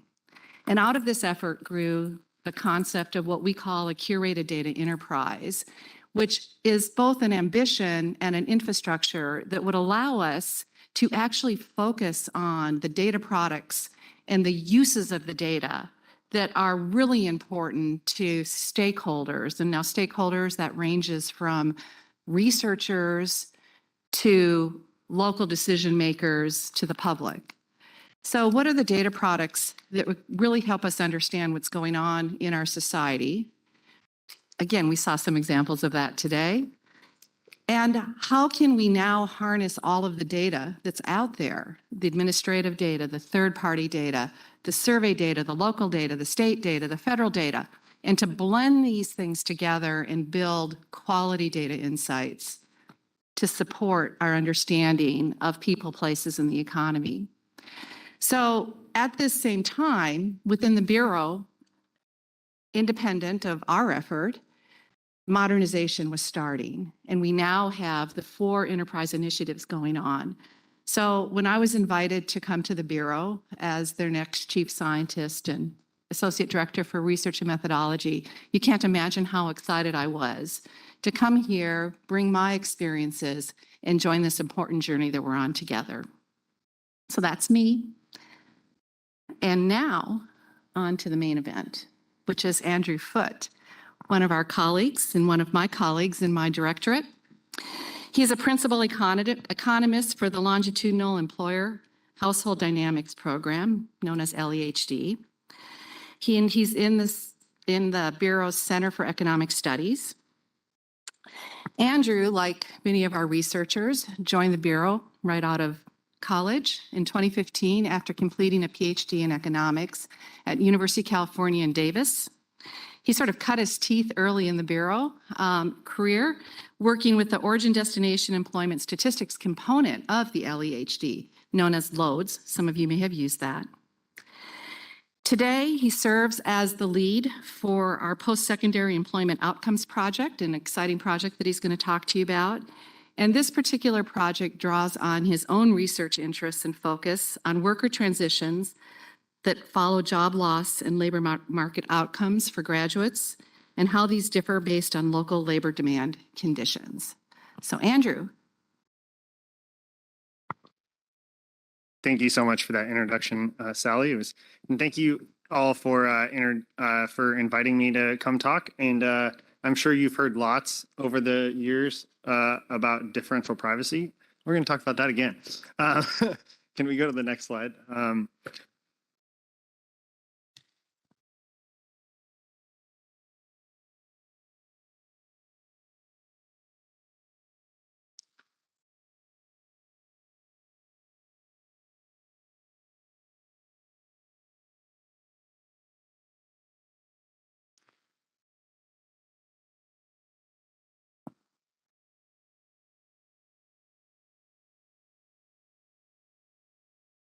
We're trying to deal with a technical issue, everyone, so just bear with us for just a minute.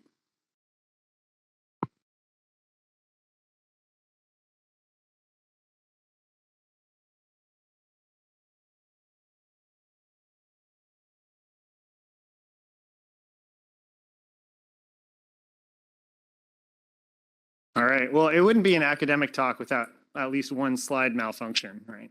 That's sort of how it goes. Yeah, so we're going to talk about, so you've heard a lot about applying differential privacy to, to legacy data products within Census, but we can also use differential privacy in a number of ways to create new data products and products where we sort of know who the adversary is and they're also our friend. So we're going to talk a lot about that. So if we can go to the next slide. I'm talking about this specifically in the context of two specific data products that the Census Bureau puts out that the Longitudinal Employer Household Dynamics Program has produced. There's post-secondary employment outcomes and veteran employment outcomes. The post-secondary employment outcomes is a partnership between the Census Bureau and university systems or state departments of higher education. It sort of depends on where the data governance is within a state. And it provides national earnings and employment outcomes at very specific detailed levels at institution, degree level, degree field, year of graduation, very granular data. And the veteran employment outcomes is similar. It's a partnership between Census and Army, specifically the Office of Economic and Manpower Analysis, which is OEMA. And it provides national earnings and employment outcomes by military specialization, service characteristics, and employer industry. Right? So also very detailed things, but a different population of individuals. And if we can go to the next slide. The main question here is, what are the threats to student privacy? Right? What would we imagine? Why do we need to use differential privacy, and why do other legacy techniques not apply in this situation? So to fix ideas, I always love examples with stick figures because they're easy to think about. So if we can go to the next slide. These are, before we have to talk about the official things, which is Title 13, right? Which is why the Census Bureau exists. Title 13, the requirement in Title 13 is that the existence of a job is confidential information. So if we can know that a specific person has a job, that's not good in terms of statistical disclosure. And in this case, we don't have a monopoly on the microdata. The individuals that we're working with, a great example is the Texas Higher Education Coordinating Board. They give us all of their graduate data, and they also are able to match in-state records to the Texas Workforce Commission.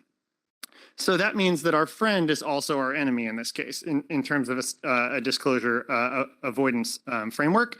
And so we know that they have all the graduates that they just gave us, and they, for a large share of their graduates who stay in Texas, they know all of their earnings. And this can be particularly problematic when the cells are very fine-grained. So the next example is where the stick figures are. I jumped the gun. And so if you can go to the next slide. So here are 10 people. They all went to University of Texas, Austin. And they all majored in engineering. Now, 9 of them stay in Texas, and one of them decides that Austin is not weird enough and moves to Portland. And so so this person, if we go to the next slide, it'll help the illustration. Yeah. So he goes to Portland. The rest of these graduates stay in Texas. Now, if THECB calculates the median earnings for the in-state earnings records, what they find on the next slide is that the in-state median earnings is $80,000. Now, if we then calculate the national earnings and release a statistic that says it's $85,000, if given that Texas can replicate our methodology because we're the census and we try to make things as public as possible, it discloses the fact that this person has a job in Oregon, right? This is a problem. So we need to address situations where it's possible that there's these cells where only one individual has left the state and is not observable by the sending party, right? So on the next slide, we're going to talk about this. So in terms of how we implement this, we take the public use ACS data, and we look at the individuals that received a bachelor's degree or higher. And we know that earnings from lots of empirical work, we know that earnings are distributed log normally. And so we extract parameters for a log normal distribution, and we create edges of histogram bins that say if you earn between 10,000 and 15,000, you're in this histogram, and we're going to count you. If you earn 15 to 25, we're going to count you in this bin, et cetera. And that means that all we're protecting now is counts of individuals that earn certain amounts of money within these histogram bins. So we're going to add, stay on that side. Oh, sorry, it's okay. So if we add, then we use the geometric mechanism to add noise to all of these bins. And the methodology for all of this is this is a journal that it's an open access journal, but we describe this methodology in detail in a paper I wrote with Ashwin Machana-Vajala and Kevin McKinney in the Journal of Privacy and Confidentiality. So if you, I always tell people, if you want, if you're having trouble sleeping, read the paper. Okay, so on the next slide, I'll give you an example of how this looks. So imagine that this is another graduating class, and we know that 5 people are earning between $10,000 and $20,000. 6 people are earning between 20 and 30, et cetera, as you can see on the graph. And this is the data that we're going to say are the true data. This is the true distribution if we sort of histogramize it. Now, what we need to do to protect this data is to just simply add noise to those counts. So if we add noise, which is on the next slide, you can see some of them go up, some of them go down. The thing that we're the most interested in, though, is not these counts in particular, but the quantiles. So in PSEO, we're releasing the quantiles of earnings. So we release the 25th, the 50th, and the 75th percentile of earnings. And so we can construct a cumulative density function based on these counts. So that's what the next slide is, which you can see this is the true CDF using just the counts from that histogram. And then if you add the noise, this next dotted line is the protected CDF. So if we go to the next slide here. Yeah, and so what you can see is for the 25th percentile, it's actually going to be the earnings here are slightly higher in the protected situation where you see the line crossing at 0.25 there. So the earnings are going to look higher in the protected release. They're going to be very similar in the for the median, and then they're slightly lower for the 75th percentile. That's just for this example. That's not true generally. If we can go to the next slide, we can talk a little bit about advantages. So there's a number of advantages of this implementation. First of all, we can aggregate to higher levels. So we protect things at the institution by degree level, by degree field, by graduation cohort, but you might also be interested in learning what the earnings are at an institution level for bachelors, right? Well, we can just aggregate those because they're all just counts. And we can sum them up across those fields and then extract the percentiles from the resulting CDF. Additionally, it's easily implemented in other situations. The method I just showed you is also used in the veterans employment outcomes. It uses the same method, but it uses different histogram cutoffs because the earnings distribution of exiting veterans is going to be slightly different from the earnings distribution for graduates. And so you can use the same general method, but adjust where the histogram cutoffs are. Additionally, it's also intuitive for the general public, right? So when I'm describing this to our partners, which I do a lot, also prospective partners who may be interested in sending the Census Bureau data but are worried about the confidentiality of the people that they're sharing their data. Going through these examples is easy because it's this protection system is relatively intuitive for them, right? Adding noise to these counts. Finally, in general, one of the issues with differential privacy is that there are not a lot of off-the-shelf solutions for various applications. And so we've tried to address this problem. The paper that I mentioned earlier, all the code for that paper is available publicly on GitHub. Anyone, if they're looking at other applications that are similar, can use that and move forward. And we think that that's a contribution more generally to the public good. And so I think that's the last slide, but we'll find out together. Also, what you'll notice, if you think about it, we're adding noise to 21 cells. And so we're adding similar noise, but if there's more individuals in a cell, proportionally, there's going to be less noise in those cells. So this is a table from a recent technical note where you can see that on average, applying this protection system for very small cells, which have 30 to 50 individuals in them, the average error is just less than 5% of the earnings, which is large, but it's not particularly large. But if you have a cell that's greater than 100, the error is about 3 times less. And if there's a cell that's over 300, it's negligible in terms of the distortion that we put into the earnings so that we can release it. So that's the last one. If you're deeply interested in applying this, you can also scan this QR code and it will take you to the GitHub repository. With that, I thank you so much for your time and I look forward to the comments from John.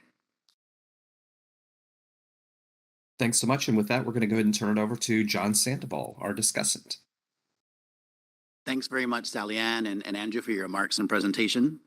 Also, just a note of appreciation for attention to these 2 important population cohorts, post-secondary students and graduates and veterans. So in 2020, about 38% of the population aged 25 or over had a college degree. And if you add the millions of parents and their children who aspire to have a college education or more, it's quite clear to see that post-secondary education is something that's become part and parcel of the American dream. And then one of the biggest attractions of military service is the promise of job training, skills development, so that the service member will be able to leverage that into a civilian career upon separating from the armed forces. So data products and statistics like these quite literally answer the question, does post-secondary education and military service pay off? Next slide, please. Or if you have my presentation.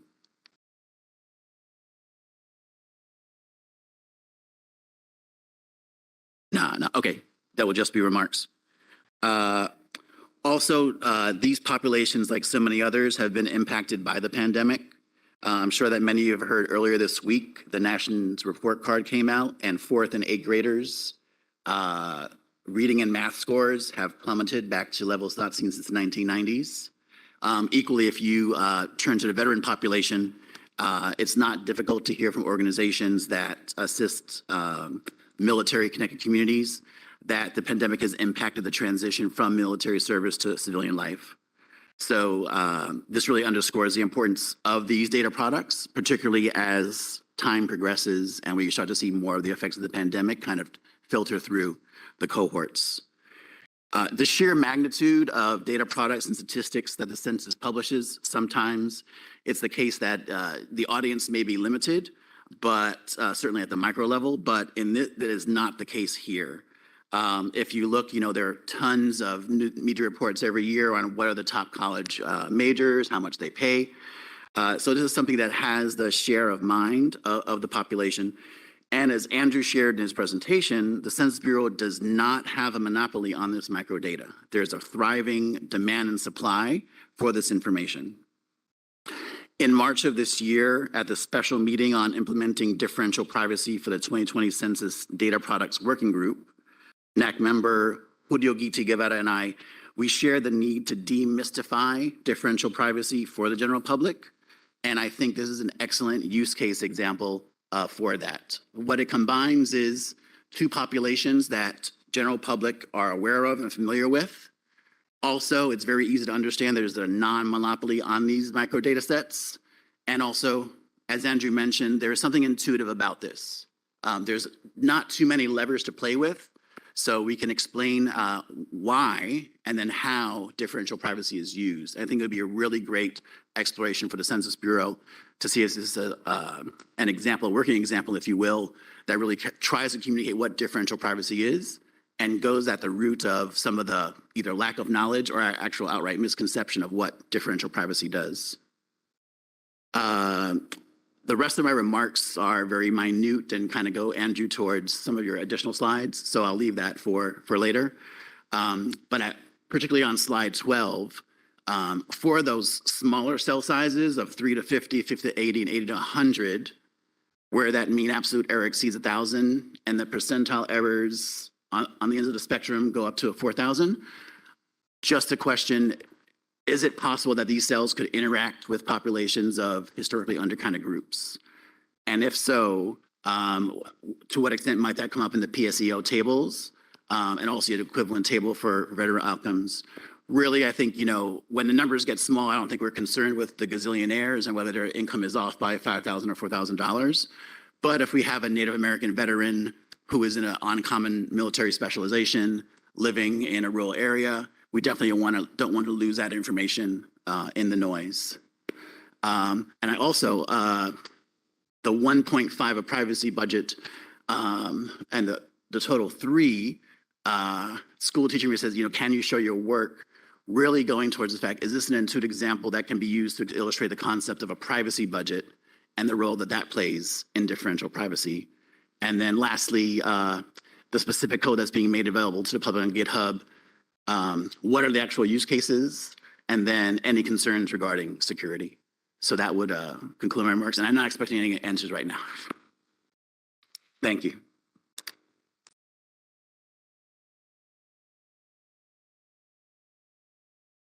Thanks so much, John. And what I'm wondering, we don't have anyone in the queue right now, but John, you did have a number of really good questions in the slides, which I understand we had a technical issue and couldn't present them. So I'm wondering maybe if you could just go through some of those one by one and get Andrew's response to them. That would be great. Sure. So I wonder maybe the first one off with the 3 to 50, 50 to 80, and 80 to 100. Is there any potential intersection with historically unaccounted group, or is that not within the scope of these data products? So it's not currently within the scope of these data products. So it's just, you could think of most of those really small groups are small certificates at community colleges. So you could think like auto mechanics at Aurora Community College. That's just going to be a pretty small graduation cohort. We haven't looked currently at how that intersects with the race and gender issues.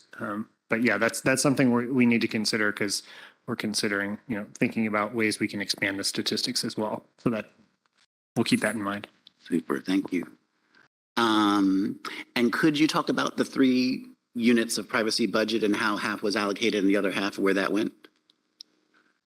Yeah, we knew from the beginning that we wanted to release 2 statistical tables, one on earnings and one on where the individuals are employed in terms of their geographic location and the industry sector. And so a decision was made to just split that in half. A great example actually of how to operate within a budget is actually the veteran employment outcomes. They have a number of additional tables, and they were given a privacy budget. And the economists that worked on that product said, subject to this budget constraint of whatever their privacy loss budget was, how can we choose optimal epsilons across a number of tables so that the accuracy is the overall accuracy is the best. And so that's actually a great example of a product that sort of operated within a budget, like truly a budget in terms of considering the trade-offs between losing some privacy from one table versus another. And so they have some of that in the documentation, and then there's a forthcoming chapter in a book about differential privacy that outlines those specifics as well. Got it. I noticed on one of your working slides, slide 16, you had a relative accuracy equation. And I was wondering, how did the differential privacy application compare to evenly spaced bins versus smooth sensitivity? Was it a clear winner, or neck and neck, or? Yeah, so these are figures that are from the paper I wrote with Ashwin and Kevin, and what it was showing is really that if you choose the log normal distribution instead of the evenly spaced bins, which is just saying, okay, we're going to do bins from 10,000 to 300,000 and then just evenly space them instead of having some be smaller widths. that the log normal always does better. The smooth sensitivity is another candidate way to protect just the median. And so we wanted to show that as well, because that was sort of at the time the predominant way to protect the median of a distribution, and it also outperforms that. So it was showing, you know, that how you choose the histogram bins actually matters too, and so that has applications more generally if you're trying to protect earnings or some other known distribution. Yeah. Got it. And then lastly, if you could comment on the lack of off-the-shelf solutions and what the code on GitHub might enable third parties to be able to do. Yeah, so you know, you could think of very interesting applications maybe at a state level where they don't have people deeply thinking about differential privacy, but want to do something to protect people if they have SNAP data and they also have earnings records from unemployment insurance records within a state, and they want to match them and see sort of what are the earnings for those individuals that have SNAP, but they want to protect the identities of those individuals.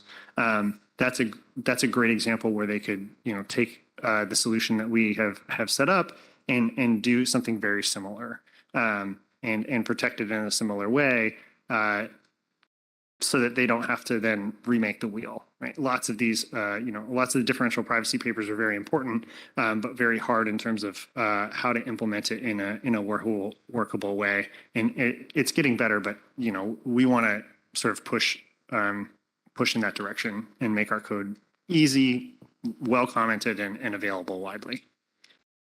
Great. Thanks so much, Andrew. Hey, thanks so much. And we have Alexis Santos in the queue. And I just want to give everyone a heads up that my chat is broken, but I can actually see when you're raising your hand. So if you could just do that, we'll make sure that you get in the queue. Alexis, the floor is yours. Yeah. Hello. I like your presentation. I have a couple of comments, and maybe if you could help me figure out what's the strategy moving forward. It seems to me that a lot of the limitations that you have mentioned with the implementation of differential privacy are the same limitations we were discussing 2.5 years ago when this was brought up, like the fact that there's no off-the-shelf a solution. And of course, it seems to me that whenever I start engaging in this topic, and mind you, I do some work at evaluating the counts, is that when I figured out something else always comes up. So if it's, you know, and for me, it is concerning the fact that, you know, person with training in demography is not able to figure out how to tackle this issue, and how is the strategy going to be when you're going to have this conversation brought up to a level that anybody reading the documentation is able to understand what has been done. Because I think I'm even struggling with that myself. The fact that if we talk about, you know, establishing a kind of something more invariant or doing something else, suddenly something else emerges, and sort of like it seems to me that these implementations have been sort of like fighting Hydra. And I don't know if you guys have a strategy to address that. I'm not sure we have, I can only speak for myself. I don't have a specific strategy for that. But I do think that explaining, in terms of both applying and explaining differential privacy, it's really important to provide really concrete examples of why it's needed.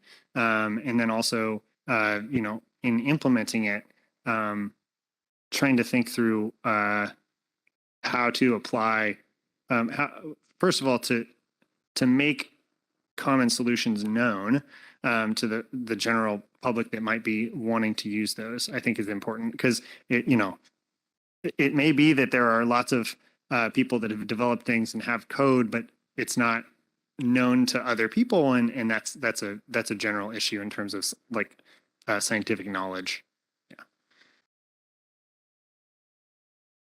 So, sorry, just a follow up, and I'll mute myself eternally. But it seems to me that does not address something that even you mentioned in your presentation or in your answers to the previous questions, which was papers on differential privacy are, are complex or are not easy. I did not write a quote down, but you did allude to this.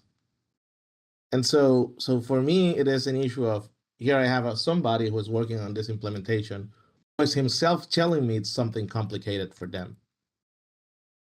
So my question is also like, are we set on moving forward with this implementation and ready to explain it to people? Are we set in moving forward with this implementation specifically for PSEO? Yes. Yeah. So, I mean, this implementation has been like, we've been using this differential privacy for this method since PSEO came out in 2018. So it's been actively, PSEO has been around for a while now. And Veterans Employment Outcomes came out in 2020. So it's been actively used. Okay, next up in the queue, we have Richard Calvin Chang. Richard.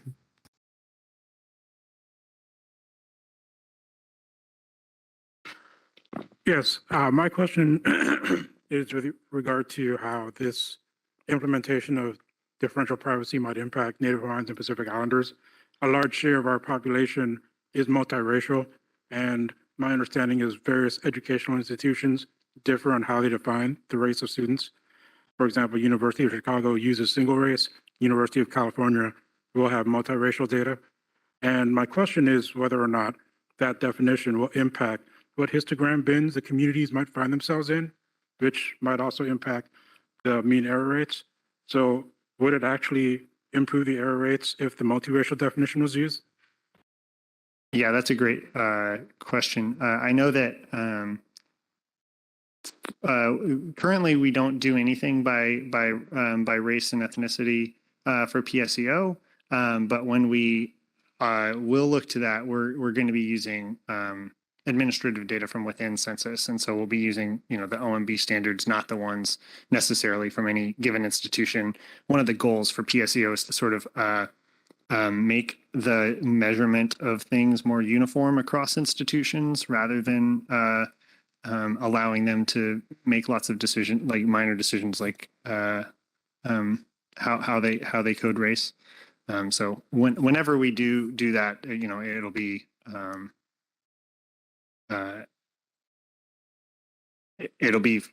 from a census perspective, not necessarily relying on the data that are provided from the institutions for the race categories specifically. That's a good question, though. So I say we're actually right on time, but I just want to pause and just see if any other members have any other questions or discussion points before we proceed.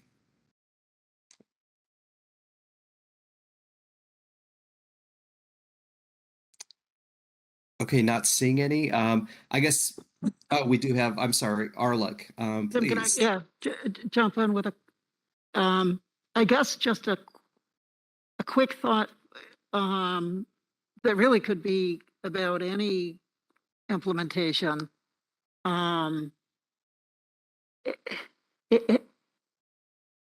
Is there a plan to give not just a distribution of the final bins, so to speak, but some kind of warning about the distribution of errors? I worry this committee got a presentation last month about 5% of counties in the DHC had an error in the count of Black renters of 800% or more. 5% of counties had in one stab at differential privacy. I think it was something like 1,200% error in the count of Black homeowners.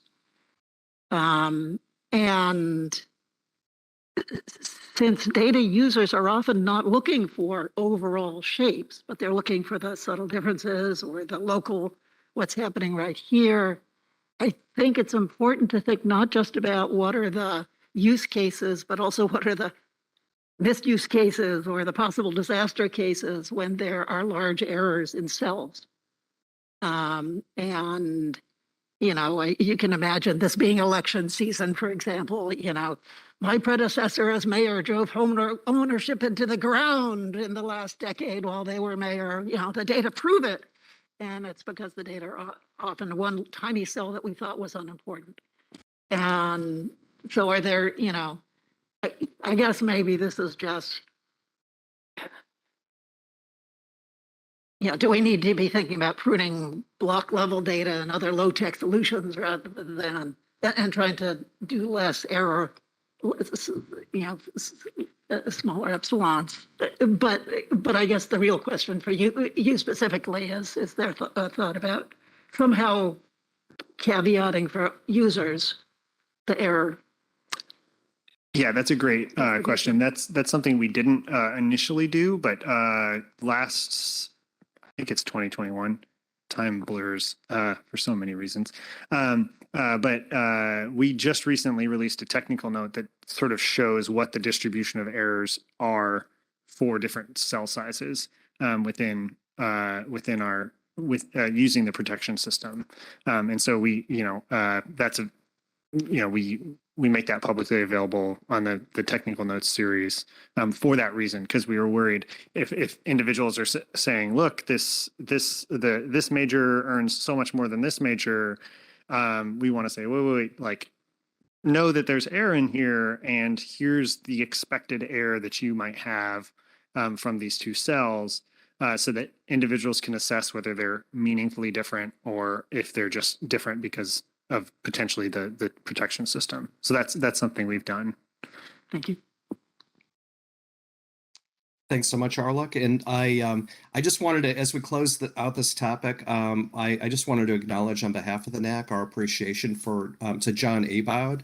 Many of us have been working with him for, you know, the full 6 years that we've, in my case, that I've been on the NAC, and we really appreciate the work that he's done, not just through the committee, but also through the Differential Privacy Working Group and all of the tribal consultations, the public meetings, the academic convenings, to address what is a very important topic and frankly, a very challenging topic for the Bureau, and we appreciate that. We also want to acknowledge and say that we look forward to working with Sally Ann, and thank you, Andrew, and John, of course, for a wonderful discussion. And with that, I'm going to go ahead and turn it back over to Karen. Okay, thank you very much, Andrew, and thank you, John, for kicking off that great discussion. Okay, well, we have now reached the segment of the meeting where the committee members will have discussion and begin formulating their committee recommendations. James Tucker and Cherokee Bradley will lead the NAC discussion and formulation of recommendations. Thanks so much, Karen. And I want to see if I can actually get the ability to share my screen. Okay, it looks like I have it. So let me go ahead and try this, make sure everyone can see it.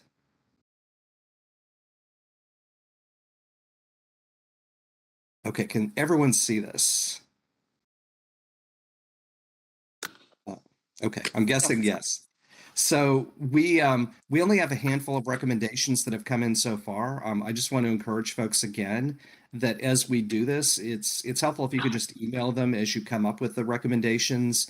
Email them to Cherokee and to me. I know both Karthik and John, both in their presentations, have some very good recommendations that I'm sure we will be incorporating. But at least we do have, you know, thanks so much to our Team Kids members, we do have at least a good starting point for the discussion. And so what I'm going to do is I've taken the draft recommendations that were sent to me, I've reorganized them a little bit. And you're going to see in a few places I've highlighted areas that we just probably need a little more clarification. But I wanted to start off by just asking Gina Adams, if you're on or if you're in the room, if you could perhaps just go over very briefly, you know, the content of the letter that was sent to Director Santos that's referenced in recommendation number 1.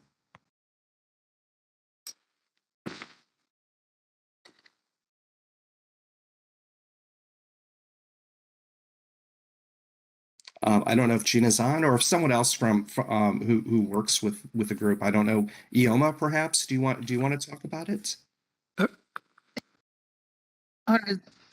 Hey, I'm here.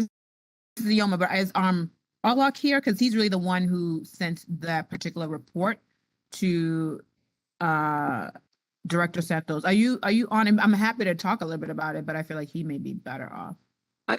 Arlock, are you there? Yeah, I can mention a little bit. I don't have the letter in front of me, but this was a letter sent by, this is essentially the advisory group of state demographers, in essence, to Director Santos earlier this year. And our recommendation is going to be, would be about just asking the Bureau for its reactions to this letter. And the letter laid out a number of concerning findings about errors that result from implementations of differential privacy, and suggests some alternative approaches to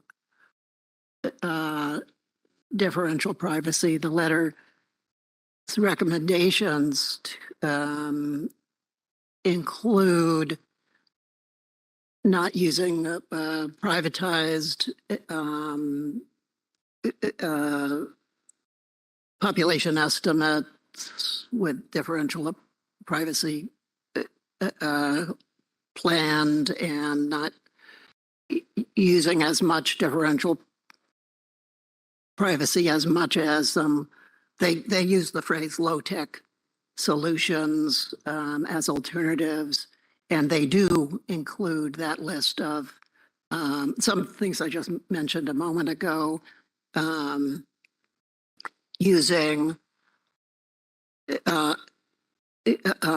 binning of data, eliminating some block level tables that aren't needed for civil rights or local planning or research purposes, and some kinds of rounding, some more traditional approaches to enhancing privacy, to take some of the pressure off of differential privacy so that you get fewer of these outlier big errors that really can creep up on us without knowing that they're there. And so again, the recommendation is just to ask the Bureau for their reactions. Okay, thanks so much, Arlock. And I'm going to jump to 1B real quick, because this is just, there were really two recommendations that you had included in what was sent over. One was a substantive recommendation. The second one involved legislation. And I just wanted to go over that to make sure that you're okay with this. The issue here is that the Census Bureau itself doesn't work directly on legislation, but they can refer the recommendation that you're making to the Office of Legislative Affairs in the Commerce Department, which does work directly with members of Congress on the Hill.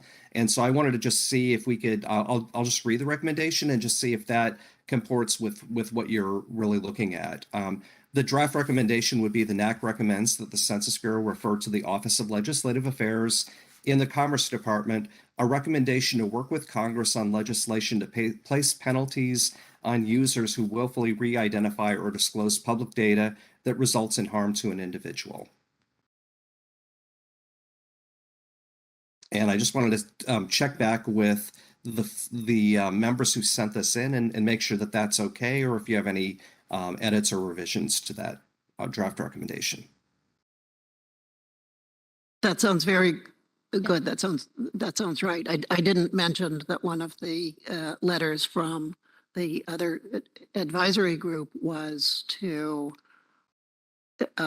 think about penalties for people who willfully re-identify an individual violating their privacy and when harm results to that individual as because of that. And so this is a good much better restatement of that law. Thanks so much, Arlick. And I want to propose perhaps an additional recommendation that's related to this, because I think it's something that I know the civil rights organizations have talked a lot about. And that's perhaps, and I just want to open it up for committee discussion for their thoughts on this. There's been a lot of concern that Title 13, the United States Code, frankly, it's very antiquated. If you've never looked at it, I encourage you to look at the language. And there's been a lot of discussion among a lot of stakeholders in the civil rights community of the need to update Title 13 just because it's literally a decades old set of statutory provisions that don't necessarily comport with a lot of the very specific and detailed actions that the Census Bureau is taking, especially with respect to protecting privacy and data dissemination. So with that, I just want to open it up. I'm going to stop sharing for just a moment. And just see if anyone has any particular reactions to that or proposed recommendations in terms of what they want to do. Ioma, I will just note, put in the chat the Brennan Center's report, in which this was one of the specific recommendations that was included in the report. But with that, I want to open it up to discussion just to see what folks have in terms of reaction to a recommendation that would update, that would ask the Census Bureau to work through the Office of Legislative Affairs to work with the Hill to update Title 13 standards. Well, this is Ioma, and thank you, Jim, for bringing that up. I do think that I've read the Brennan Center report and many others as you flagged in terms of the civil rights community. And I think that, you know, because they are so old and so antiquated and really the way data is being shaped and big data and even the modernization that the census wants to do, in some ways they may be handicapped, if I can use that term, by some of these really historical policies that really, I think, limits their ability to really move forward the way we want them to. So I would recommend people to read the report and similar reports to understand, you know, encouraging the Bureau to really, I think, address some of these really underlying issues that hopefully, if they can improve the census, will also address one of our key issues around the differential over and under count. Thanks so much, Ioma. And I will just say, in the interest of full disclosure, I think both Ioma, I know I worked a little bit with Brennan on this, and I know a number of other members also did. And I would encourage you to look at it. It's a very good report, but it's also very concise. You can get through it very, very quickly, and it really goes through in very kind of bullet point format and identifies the specific recommendations. So I want to see if anyone else has any other comments. Excuse me. Oh, sure. Sorry, just a quick question. Do we have access to the draft of these recommendations yet? No, because they were sent to me. I will be able to recirculate them once we once we conclude today, so that you'll be able to see that to see what we have so far. I would just note again that we haven't received a lot of recommendations, and which I will also say is not uncommon. We are, you know, this is, especially now that we're floating back into more of an in-person meeting, it's actually very common that a lot of the recommendations actually happen on Thursday and Thursday night as members meet. But again, I would just reiterate that as you get the recommendations, and for those who've been discussants, if you could send a lot of the recommendations that you've included in your presentations to Cherokee and to me, we can incorporate them in, and we can certainly circulate that. With that, I see that I think Gina had her hand up first, but she is having technical issues, so I'm going to call on Alexis Santos. So I don't object to the recommendation of asking for updates in terms of these policies, but so I think a conversation needs to have, and I think we started having it years ago when, let me turn on my camera, when we had that National Academy meeting. But it's like, what shape would these policies take? Because I think one is the requirements that are imposed in the federal agencies, but there's also a discussions that need to be had about how we will enforce, how the enforcement part of it, about what will happen when somebody engages in this behavior of trying to identify somebody for whichever purposes they have. Is that still, so I guess recommending a change in policy should also be accompanied by a bigger discussion on what shape these policies should have, right? Alexis, I think that's right. And I actually think you formulated a recommendation for us because this is also something that I think is ripe for having a working group. I would defer. Obviously, this is going to Cherokee is going to be taking over as chair, but I'd certainly be interested in her thoughts on that as well. But this is exactly the sort of topic that would be very, very good for a working group, specifically because it would give the members time to work with the subject matter experts at the Census Bureau to drill through and identify and provide more specifics rather than just simply saying we want Title 13 updated. So I guess I'm going to turn it over to Cherokee briefly and then just see also, Alexis, if you have any reaction, and then we have Arlick in the queue after that. Go straight to the. Cherokee, I think you're muted.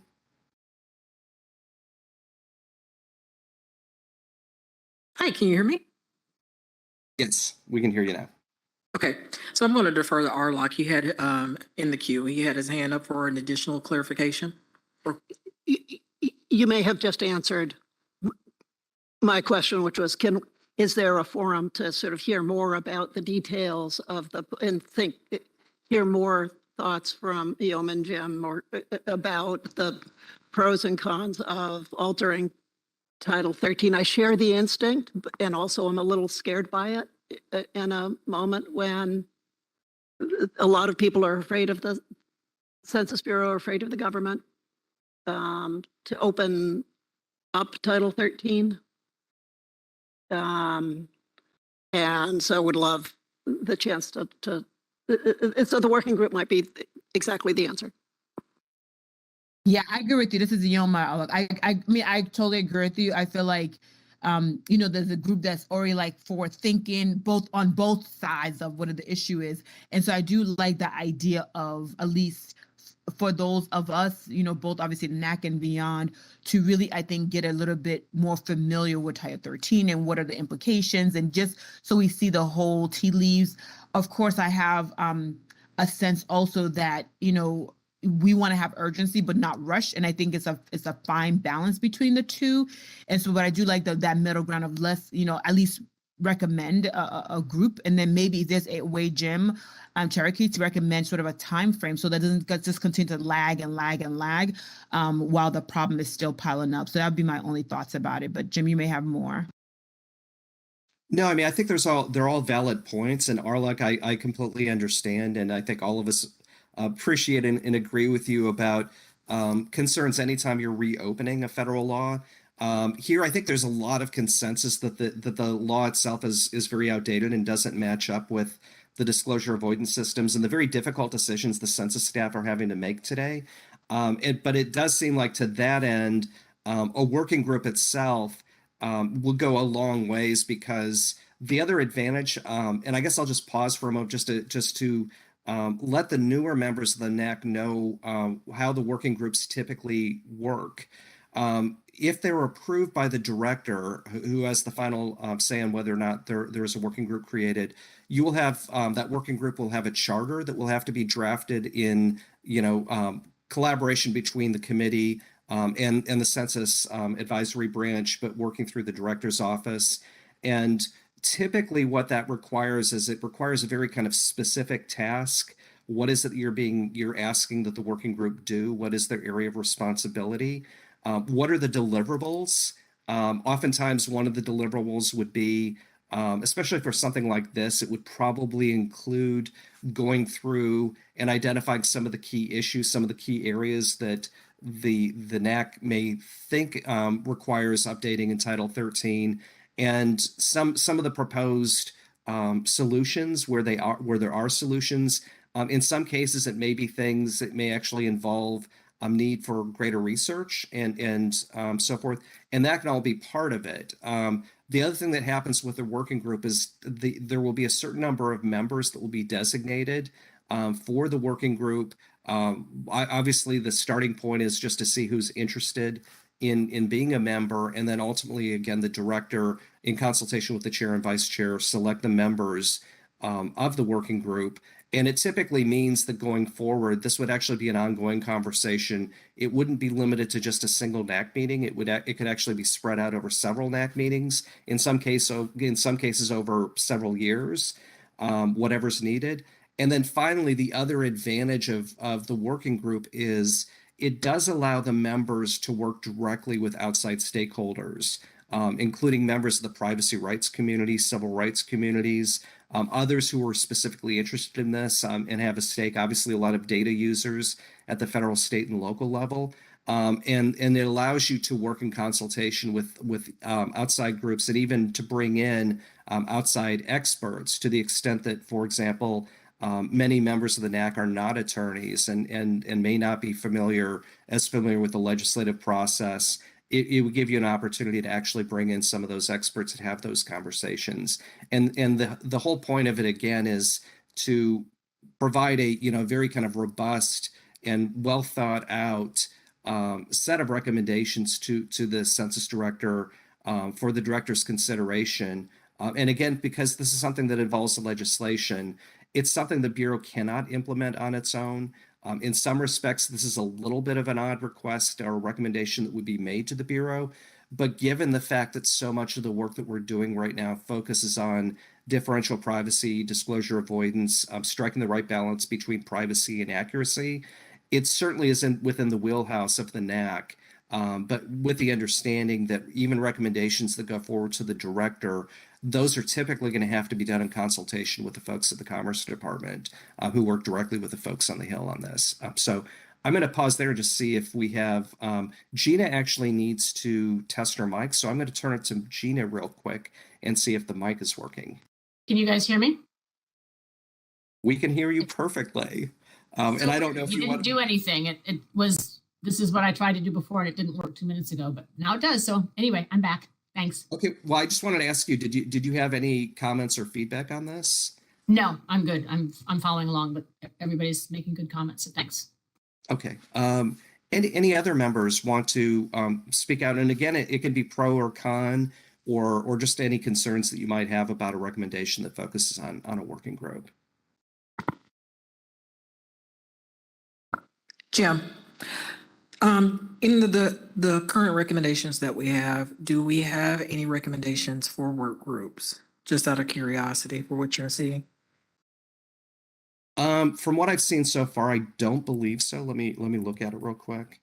The recommendations that are in here are include requests for presentations at future NAC meetings.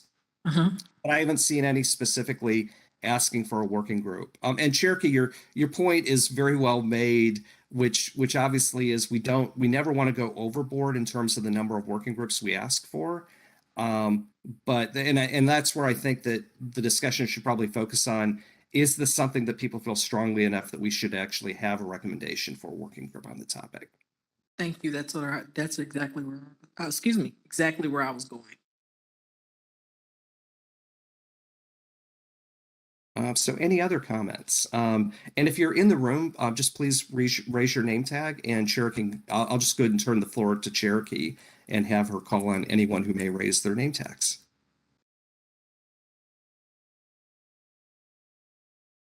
Don't have any additional this time.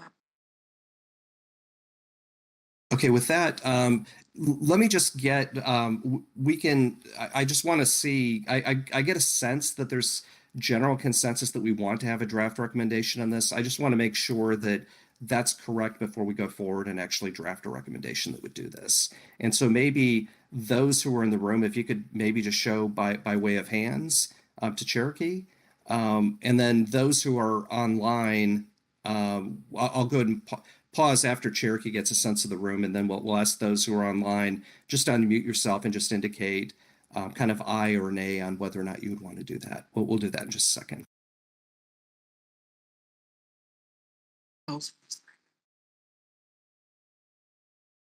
So I think we're okay with moving forward. Okay, and I just want to open it up to anyone who may be participating virtually. Does anyone participating virtually have any concerns about doing this or is opposed to it? Okay, not hearing any, we will go ahead and move forward and prepare a recommendation for a working group specifically to focus on updating Title 13. And with that, let me go ahead and share the screen again, and I will just jump back real quick. Let me just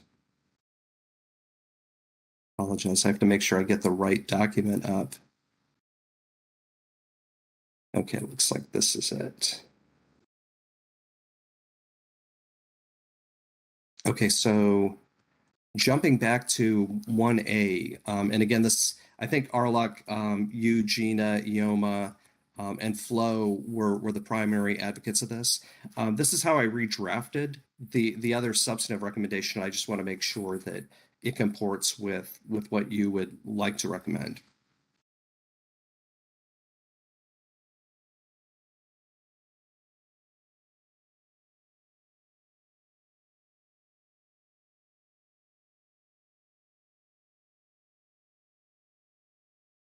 This is Yoma, looks good to me, but I hope Arla can look at it and Gina. So Jim brought those in-house. We're still having some trouble viewing. We have some members that are going to move closer. Oh, let me see if I can just blow it up a little bit more. I apologize, I just shrunk it. Let me see if I can go up to 150%. And also, I would like to direct you to your, there are some additional recommendations that just came in. Okay.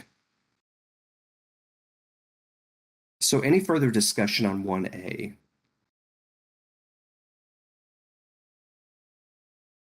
And what we'll do for purposes of as we go through this, once we have the recommendations in more final form, we may be able to adopt some today before we conclude, but I at least want to go through the recommendations that were forwarded. Okay, not hearing anything else on 1A and 1B, we are going to go to, this was another recommendation number 2 is something, because what I try to do is when it looks like a recommendation is actually multiple recommendations, we try to break it out so that they're separate recommendations. And this one basically was recommending that there be more opportunities for stakeholder input on the 2030 census.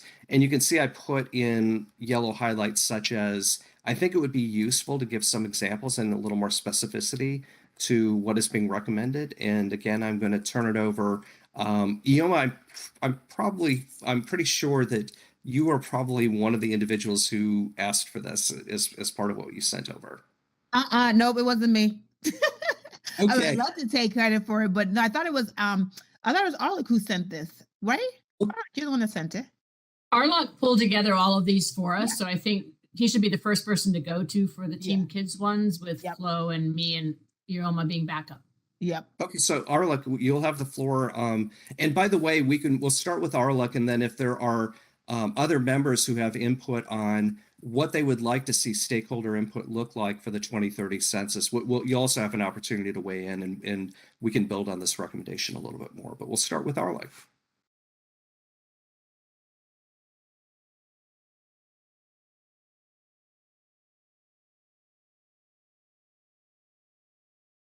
And Arlok, you may be muted. No, actually, I'm trying to, I'm squinting because my eyes are bad. So we're on number 2. Well, so 2 says the NAC recommends the Census Bureau provide multiple opportunities and approaches to gathering stakeholder input on the 2030 census. And so I was just wondering if you had some specific examples of things that you would like to see that support that. And actually, I thought, Gina, that one didn't come from you. Jim, this is part of a larger conversation. Why don't we huddle ourselves and get some specifics to bring back to you guys? I don't think any of us, unless Flo has some, I don't think we have a list ready to share with you yet, but we can easily come up with one. So We'll do that and get it back to you before tomorrow morning. Okay, that sounds good. And before we move on, we can open it up also to the other members just to see if anyone else has any other feedback, whether in person or virtually, in terms of what they would like to see to perhaps provide a little more elaboration on this proposed recommendation.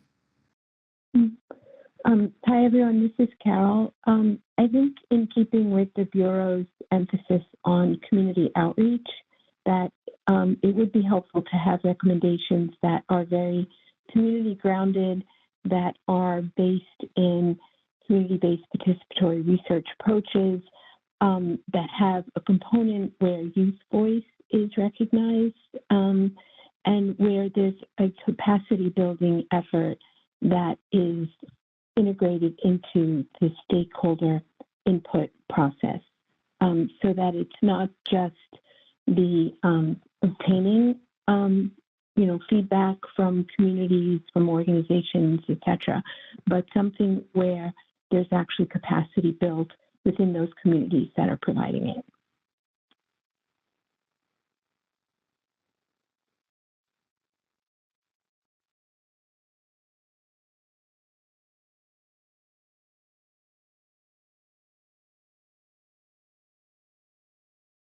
So I'm just making notes more than anything. Obviously, the recommendation will look a little more robust than that when we're done with it.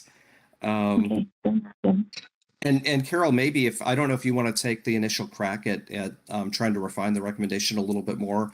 As I said, I'll go ahead and circulate the draft as soon as we complete the call today, so that we'll all be doing a little bit of homework tonight. Okay. So any other comments or feedback on number 2? Yes, this is Miguel Marino.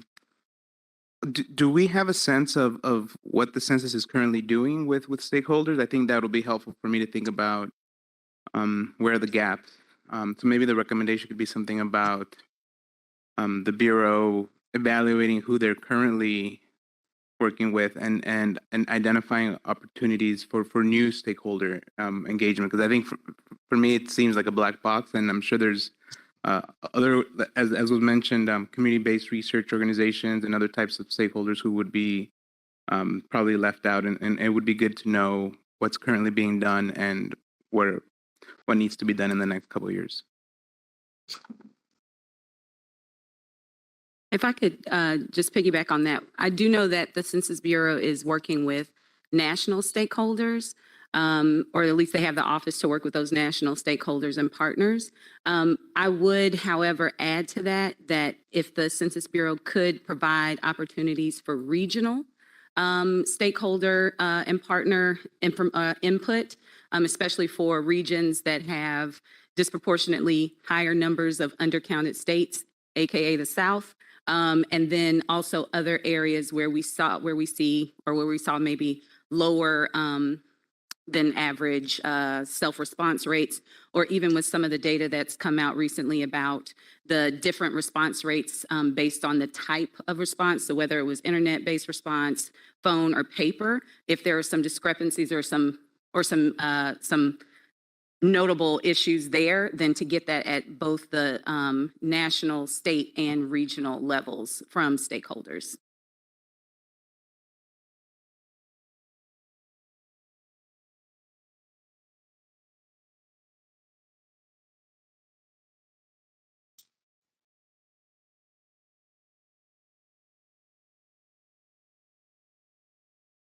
And I'd be remiss if I apologize, this was actually bad for me. In the future, I'm just going to ask that everyone just identify themselves by name. So the person who last spoke, I can't Janine tell. Abrams McLean. Okay, thank you so much. And then just going forward, as we recognize, if I don't recognize you or Cherokee doesn't recognize you directly, but you jump into the conversation, if you could just state your name, that would be great, again, because the Census Bureau is taking down a transcript of this. So any other feedback or comments on number 2? And again, just looking at what we have now, it looks like it's going to be more than a single recommendation. It's going to be a series of recommendations that we'll be refining a little bit, probably a little bit after hours tonight. I have something. Rosemary Rodriguez. from Colorado. Yes, Rosemary, please. Thank you. And I'm sorry I'm not there in person. I have a cold. But the one thing we did in Colorado that I wrote a paper for the National Council on Aging is we included older adults in our outreach and our grant funding. And the reason we did was because the questionnaire was online for the first time. And so often the message to older adults is don't give any information online. And here we were presenting them with an application. And Area Foundation joined us and gave, I think, 50 grants to older adult serving organizations. And while they're not historically underrepresented, I don't think, because older people tend to comply with, voting and other government processes and forms. It was the online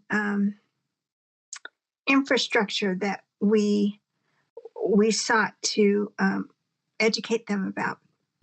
I don't know if that fits into this area, but I'm so if you say, oh, it doesn't fit here, forget it. But I do think the state of Florida ended up calling us and asking us about our programs, and I just think there might be interest. More and more people are using smart technology, smartphones and such, but I still think there's a reluctance and could be some apprehension about it among older people in the future. So Rosemary, I think it's a really good recommendation.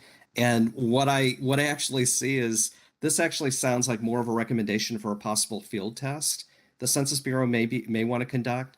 And I will say that this is actually consistent with what Director Santos had said in his opening, where he in reminding everyone about the pending Federal Register notice that closes out on November 15th, asking specifically for research topics for the 2030 census. It sounds like we can probably formulate a recommendation, Rosemary, that would do that would specifically focus on making a recommendation for a field test that would address the kind of the mixed messaging issue in how you get older Americans to fill out the census surveys online at the same time they're being told not to provide information or disclose information online.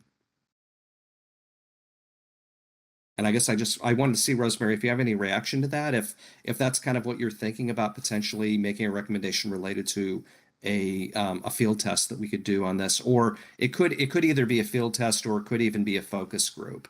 The Census Bureau certainly has done both approaches before. I think there would be interest. I spoke to someone at a conference from AARP about it, and I do think a focus group could be assembled. I'm not familiar enough with the field test processes that the Bureau uses, but I definitely would be comfortable in at least generating conversation, and I can rustle up the paper that I wrote for the National Council and adapt it as a backgrounder. Yeah, that would be great. That way we could reference it as background for the recommendation.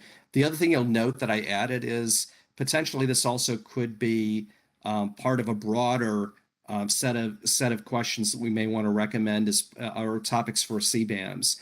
For those who don't know what CBAMs is, and I don't blame you, it probably took me about 2 years of being on the Census NAC to know this particular acronym. It stands for Census Barriers, Attitudes, and Motivators. And what the census did before the 2020 census is they did a series of focus groups and surveys looking at whether, what sorts of things were barriers to people completing the 2020 census. And those included things like, at the time we had the citizenship question issue. If people were discouraged because they thought the data may be disclosed to Homeland Security or another federal agency, for ICE enforcement, those kinds of things. That was the sort of topic that was included in CBAM. So this may be something else, because again, what I think you've identified, Rosemary, is a barrier to people participating in the census and completing the census online. And that would be something else just on the top of CBAMs.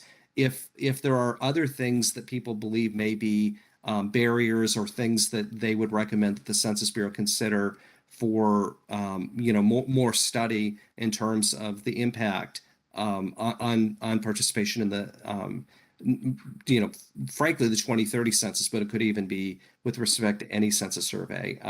I'd certainly want to open it up and see if others have any thoughts on other topics that may be of note for CBAMs.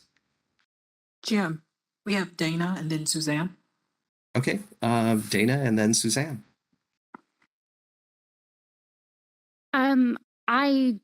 This may need to be a different recommendation entirely, but I think one of the groups that could use further consultation is former enumerators, notably about the challenges and skepticism that they faced. I know for a fact that it is entirely possible for the Census Bureau to reach out to them, because I can't stop getting emails updating me on my work application for housing for some reason, which goes through Census. Sorry, I know this is all being transcribed and that's completely useless information. But there needs to be greater study of the specific barriers that NRFU enumerators faced in getting accurate information, particularly from proxies, and where there were gaps in their training. Obviously, 2020 was a very unusual year, but I think that is a resource that has not been fully tapped. I guess I would just offer a friendly amendment, because I think the other thing that came up in NRFU, and there was a lot of discussion of this, was the time pressure that NRFU enumerators faced in closing out cases. There seemed to be kind of a rush to close out cases in many areas of the country. So we may also want to include that as part of it. But again, I defer to you. That's just a friendly amendment that I would offer. No, I think that's a reasonable amendment. And also inconsistent messaging that they may or may not have received from field managers. I'm thinking specifically about some of the reports I heard of them being told that they could be legally liable for things, and that was just not accurate. Please don't include that part. That's okay. Irrelevant. Just trying to give. And I'll just note that you'll obviously see that a lot of these are more notes, so that we can work together after hours and can help construct recommendations. That's why we're not actually trying to write the recommendations verbatim right now, but these are all really, really good. And then was it who's up next? Yeah, sorry. Suzanne and then John. Hi, Okay, this is Suzanne. Okay. Thornton. So I like that we're recommending input from stakeholders, but stakeholders includes both public and private entities, correct? Yes, stakeholders is kind of a catch-all category for everyone who has a stake in the census. I wonder if we should also maybe recommend some sort of maybe preference given to stakeholders that are serving the public interests.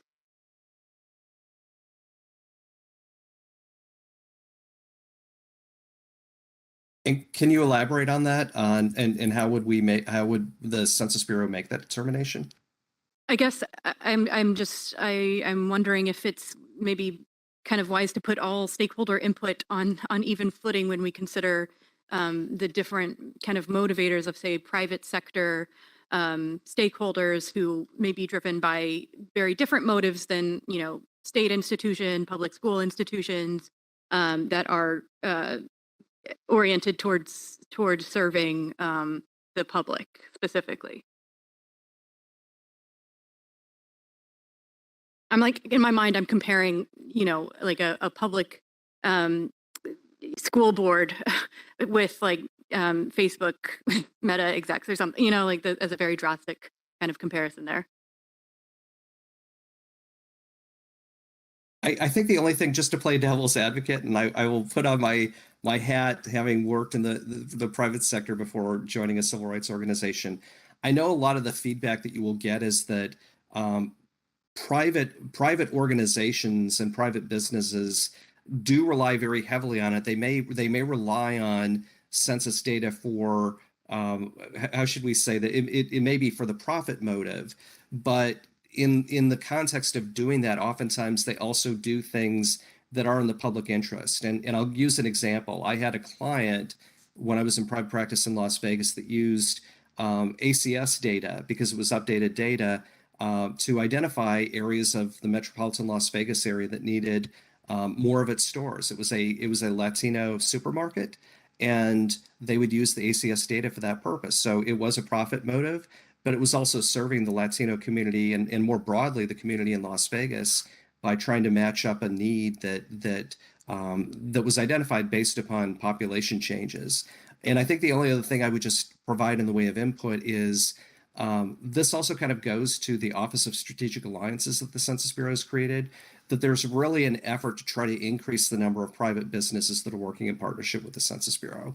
And so I think the only reservation I would have about a recommendation that would be kind of a dividing line between public interest groups and private companies is that it's a little bit counter to the direction the Census Bureau has been trying to take, which is really trying to increase those private partnerships with businesses to really gap fill a lot of the lack of resources that the Bureau has to do a lot of its activities. But I'm going to pause there and just see if others have a reaction to that. But that was certainly just my experience, and I just wanted to share that.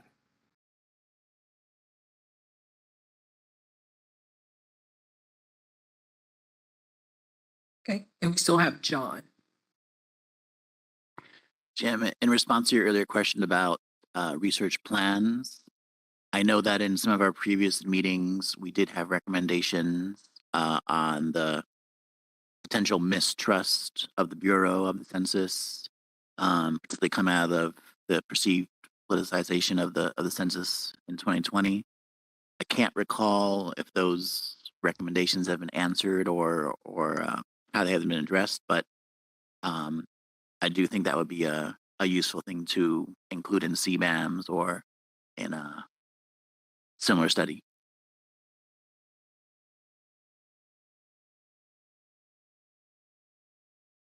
Okay, so I really made a note because I think you're right, John. I think we probably have to drill down a little bit more, but that would go directly to CBAMs. And by the way, one of the recommendations could be to do CBAMs, because I don't know that the Bureau has made a definitive decision yet on whether or not it's going to conduct a CBAM study. But I will tell you that for those of us, especially who are like the longer tenured NAC members, the information we got of CBAMs was very, very helpful. It really identified early on a lot of the challenges the Bureau was going to have with its national media campaign. And it really, the Bureau was able to pivot and address some of those issues. I don't think necessarily all of the issues, but that's where it really came in handy. And I think doing it earlier in the planning is probably going to be better because it gives more time to actually remodel what the Bureau is going to do for the decennial. And with that, I think we have Alexis up next.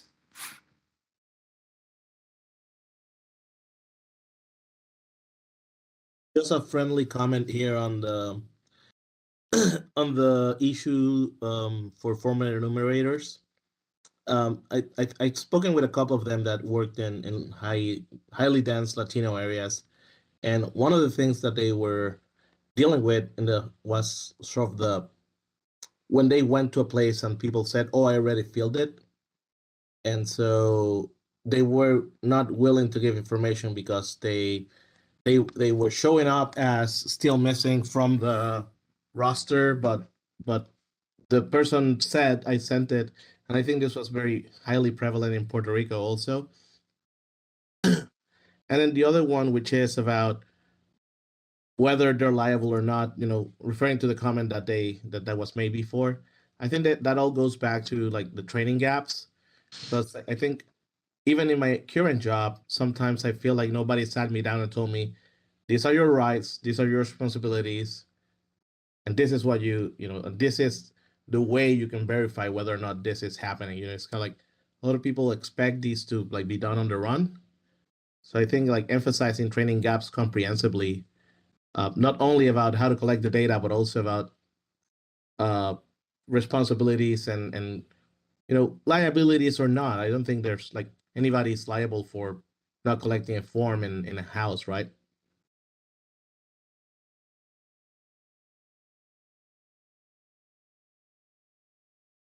But also it speaks about maybe even training gaps at the administrative level, at the administrative or manager level.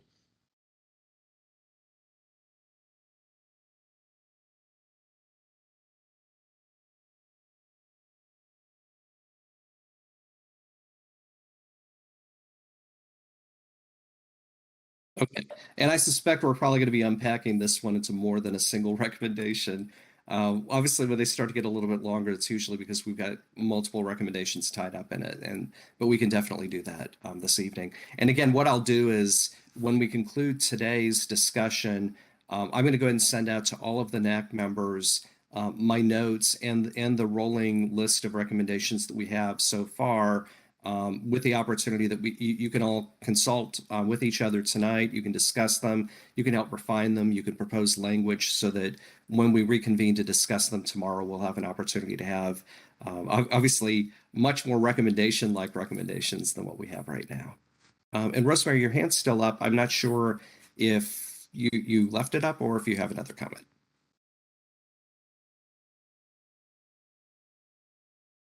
And Jim, I want to recognize Teku. He has his card up. Okay, Teku, please.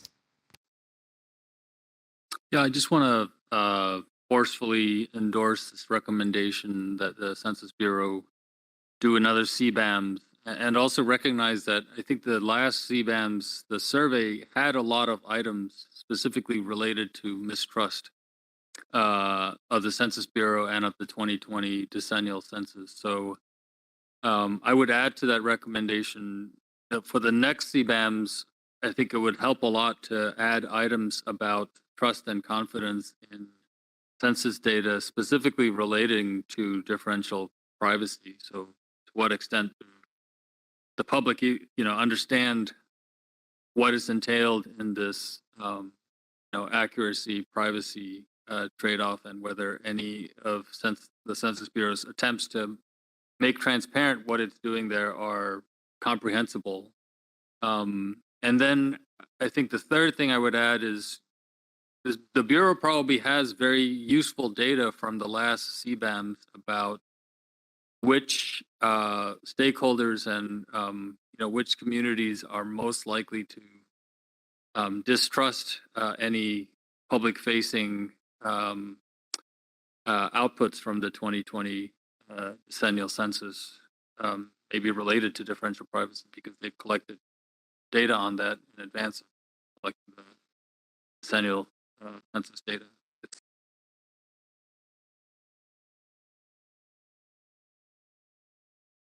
Fantastic. No, that's very helpful. And by the way, for those who don't know, and we can incorporate this in the recommendation, I think we can actually include a link to the CBAMS study, the report that was issued following the 2020 census CBAMS. And again, you can see because it's longer, I suspect this is it's going to be more than just a single recommendation. It's going to likely be 3 or 4 or possibly more recommendations. So I'm going to ask Cherokee, does anyone else have their card up in the room? Yes, Suzanne. Okay, Suzanne. Hi, Jim. Yeah, sorry, just one follow-up comment there. So I also really think it'd be great and worthwhile to continue to study CBAMs. And it also might present an opportunity perhaps to gauge sort of citizen response to, I guess, the kind of strategic alliance with private partnerships. So it might be an opportunity to kind of at least gauge whether or not there's an increase or decrease in trust with increased partnerships with the private sector for the census.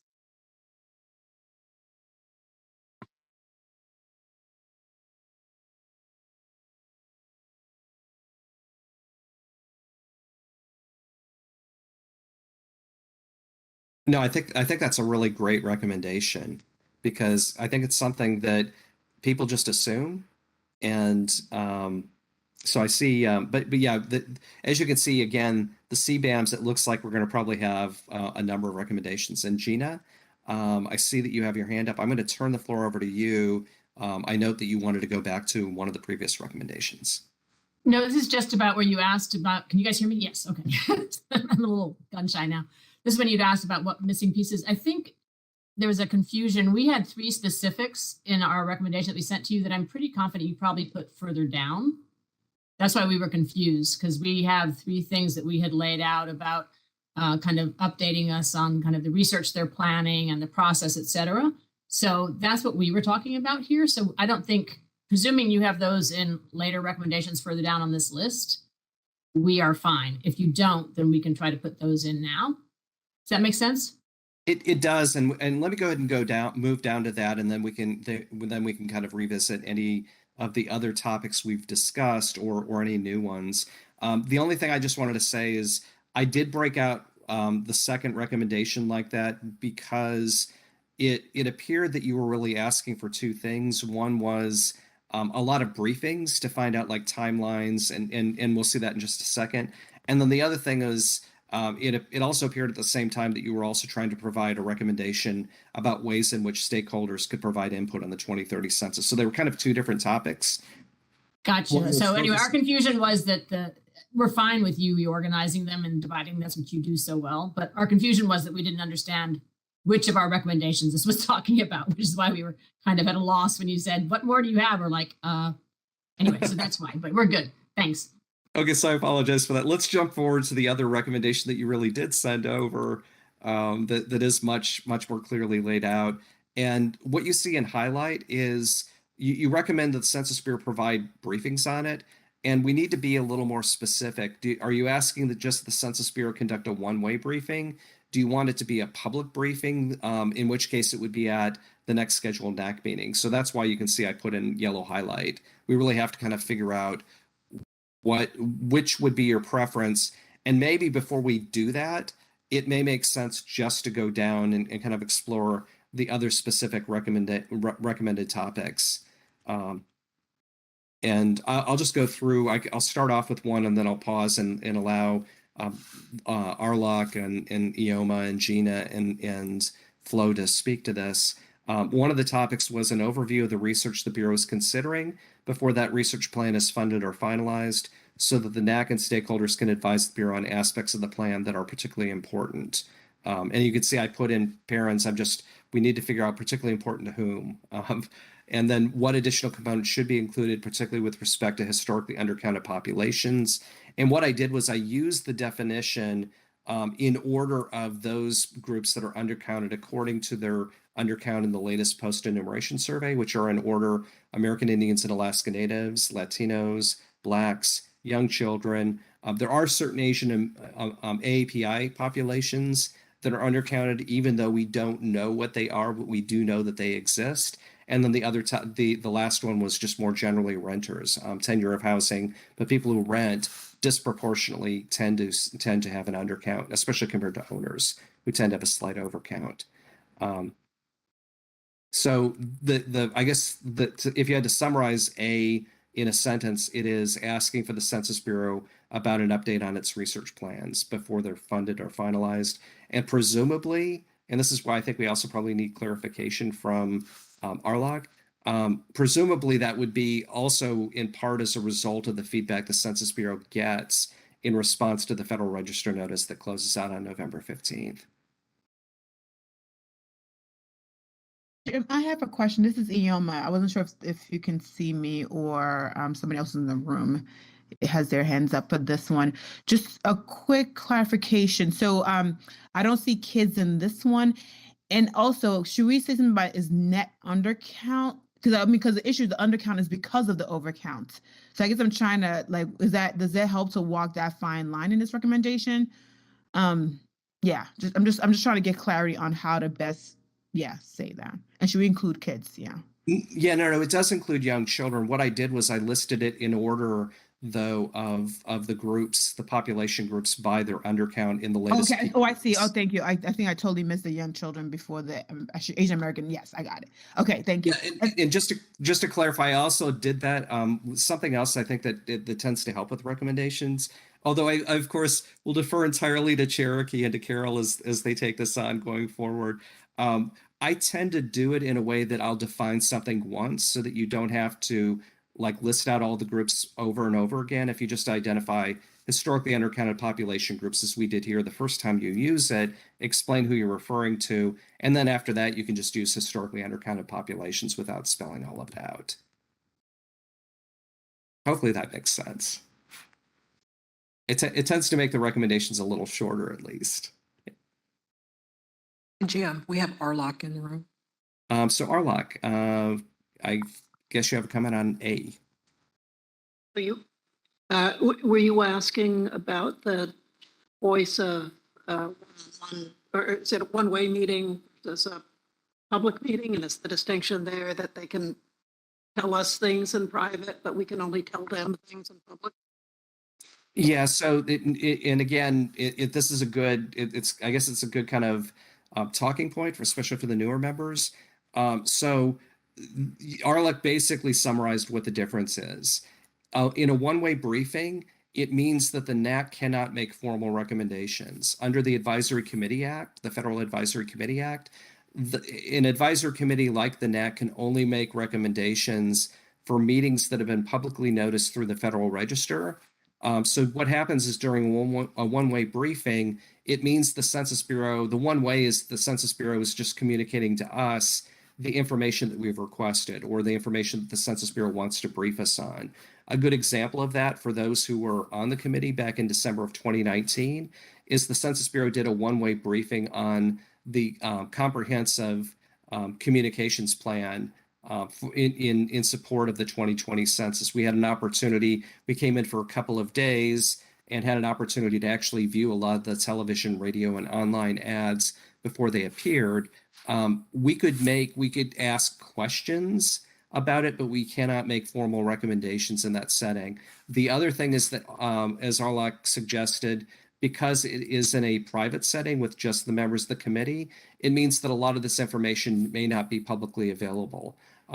The advantage of doing a full-blown NAC meeting is it's more transparent to the public, but in being more transparent to the public and allowing the NAC to make formal recommendations, the advisory committee branch has to go through the formal process of notifying the public through a Federal Register notice about the meeting, as they did for the meeting that we're holding right now, to give members of the public an opportunity to actually view it. I will just say that generally, in terms of what I recommend in a distinction between the two, when you would want to hold a one-way briefing, I think it tends to be when you have very, very specific issues that may be really important to the NAC members, but may be so specific that there may be less of a need for greater transparency to the public just because of the nature of the topic. But in terms of if it is a topic like this, where we're specifically talking about transparency about preparation, research, field tests, communications for the 2030 census, ordinarily my recommendation would be to request that be included in a NAC meeting so that members of the public and other stakeholders could have the benefit of that information as well. And so I guess with that explanation, just to open it up to a discussion on what people think in terms of what their preference would be. First of all, just more generally, I suspect that people probably support this recommendation, but it would be really focused on, would the preference be to do a one-way briefing or to do this through a more transparent setting with the National Advisory Committee at one of its upcoming meetings. And Cherokee, I guess I'll just rely on you to call on anyone in the room who may have their name tag raised. And so you're asking for clarification of which in-person or one-way briefing for this recommendation? Yeah, and by the way, it could be in person or virtual, even for the NAC meeting, as we're showing right now. But yeah, it would be whether or not it would be a one-way briefing or it would be a public briefing through a regularly scheduled NAC meeting. Okay, good deal. Any thoughts? John? I think whatever would be the most actionable. So if it's the one way that occurs before our next NAC meeting, at that NAC meeting, we can then make recommendations. That could be an option. But I would think actionability and timeliness to see exactly where they are in the process and preparation. Are we early? Are we late? Are we just on time? So this is Shauna. If I could just say quickly, one-way briefing should really be used. I agree 100%, Jim, with your explanation, but I want you to think about it either in preparation for greater understanding and discussion at a formal meeting, or something that a foundation that you need for a topic that's upcoming. So I would discourage having a one-way briefing and then giving standalone recommendations at a meeting. So if you intend, as you mentioned, actionable, I would prefer we either have the topic during the meeting so you can give the recommendations. And if we need to have a one-way briefing to get you to a place that we can have a discussion during the meeting, we can certainly do that. But I would appreciate if we don't disconnect a one-way briefing and then recommendations appear on content that wasn't discussed during the meeting. That does happen occasionally where it's just something in general that's happening either in the public since we last met, but I would prefer that we not have an actual briefing and then a separate set of recommendations outside of the formal process. Does that help? Yeah, Shauna, and I guess I just want to say I appreciate that, and I think that's absolutely right.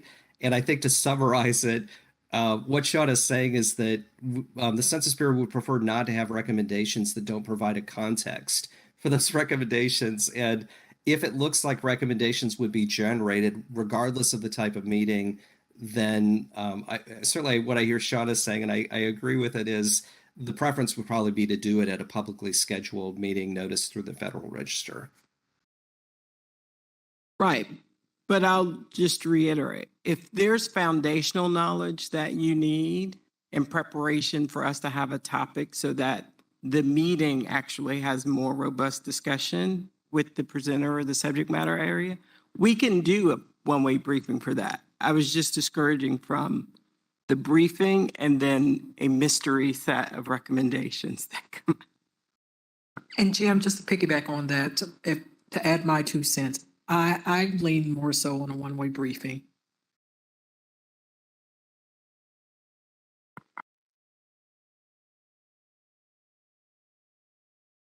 And I guess I should just add one thing. Merely because you have a one-way briefing doesn't preclude you from also having a separate briefing at a NAC meeting, because we also have done that.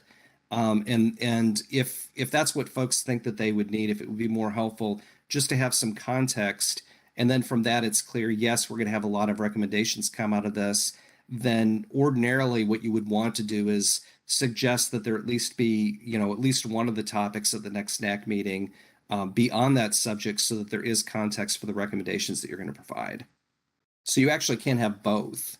But what you may want to do, and if people don't know, if they feel like they just need more information, especially because this came from Team Kids, if you feel like you need to have more information before you can make a decision, then it's completely appropriate for you to ask for a one-way briefing. But just bear in mind that if that happens and you get a lot of information out of it that leads to recommendations, you really at that point should be through Cherokee and Carol should be actively encouraging them to add it as a topic at the next NAC meeting. So this is Shauna again. I'll provide an example for anyone who's been on the committee, say more than a year. When the pulse survey was rolled out during the pandemic, we had a one-way briefing with the committee in advance of the spring meeting because we wanted there to be an exchange of ideas and feedback. And we didn't want you to have to formulate that in the moment at the meeting. And so that would be an example where we have had a follow-on discussion with recommendations, but the preparation was in a one-way briefing. I would think we would want both. I think we would like, as far as I'm concerned, it'd be great to have I'm sorry, this is Gina Adams. Great to have detailed information about this so we can think about it and ask for there to be part of the full meeting so that we can come back with ideas. But personally, I think the two punch one is a great strategy as far as I'm concerned. And I think recognize Arlott. oh, okay, Arlok, I'm sorry. I agree.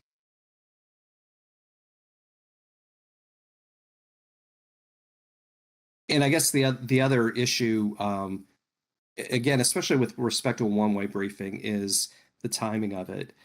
Bear in mind that the Federal Register notice period closes out on November 15th. So a lot of these topics actually are things that are directly addressed in the Federal Register notice. So you're almost asking in some respects for a lot of the information and feedback that the Census Bureau has gotten and how it's impacting its own plans going forward for 2030. And you just need to make sure that you give the Bureau enough time.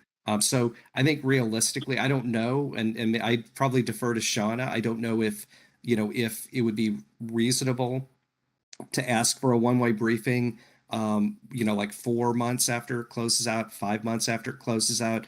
In any event, just looking ahead to trying to do it before the spring 2023 meeting. Presumably you would need to have the Bureau is going to need to have some time to digest the hundreds of comments that it's already gotten on the 2030 census.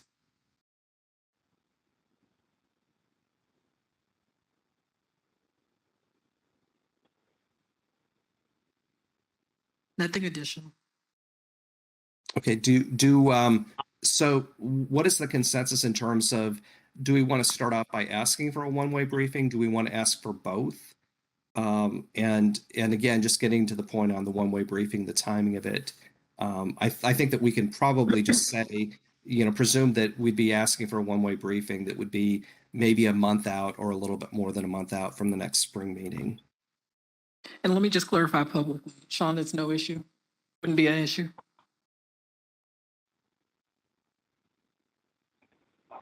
So this is Sean. So I was providing content process recommendation. So it sounds as though Jim is tying back to 2030 change. Is that what's actually?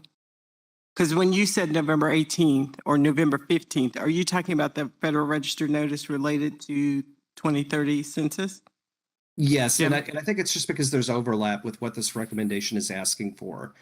Gotcha. So I look at the two separately. As an individual, you can respond to the 2030 FRN that's out. You cannot respond as a body or as a representative of this body. However, discussion will continue throughout. So we can have a one-way briefing after the November 5th deadline and take recommendations from you throughout the development of the operation and implementation. Does that help? So you're not bound to, now let me be fully transparent. I have not been listening to exactly what this recommendation is because it's your recommendation. And once it's final and consensus, it's our recommendation, right? So I may have missed what it is you're trying to achieve by the 15th, or if you indeed need to achieve it by the 15th. I guess it sounds like from what you're saying, Shauna, we don't necessarily have to be wedded by the Federal Register notice period at all, because we're really, the recommendation is really asking for a briefing from the Census Bureau about what its plans are as of the date of the briefing. So presumably that actually could happen at any time.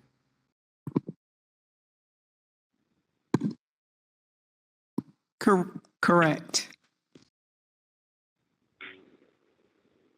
Okay, so I guess with that, I just want to, again, ask the members what their preference is, that you really have three choices.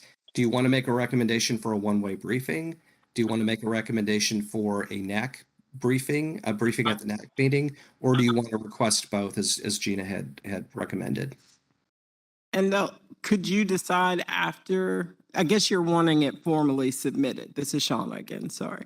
So your goal is to have it formally submitted, because as you know, when we get ready for the spring meeting, we'll ask you for topics. So if you have the briefing and you want to formally ask for that, and the briefing results in you wanting to have greater discussion and recommendations, you can let us know you want that on the spring agenda. I don't want you to get hung up on exactly what you have to ask here as though it's the last time you get to ask for it. And I guess going to sit that would probably be my overall recommendation, is just to ask for a one-way briefing now, and then as Shauna said, the NAC is not going to be precluded from asking for a formal meeting at the next NAC meeting or any NAC meeting after that. This is Dana Waters. Just a point of clarification because I've gotten extremely lost. Are we asking or potentially asking for a one-way briefing before November 15th? Okay, I didn't think so, but I wanted to clarify. Thank you. I will just say you could. I mean, we could. I think it's highly unlikely that the Bureau could do it before the 15th, though. But yeah, it could be at any time. And you know, we could spell out the time, but honestly, I don't know that we need to feel wedded to doing that here based upon what Shauna said. We can just simply ask for a one-way briefing. And it may be that the Census Bureau doesn't, you know, just because of the holidays and because of everything else coming up, it may be that the one-way briefing doesn't happen until sometime after the first of the year. But I would assume it would almost certainly occur before the spring meeting. And Jim, I just want to get a feel in the room. Does anyone dissent to having a one-way briefing?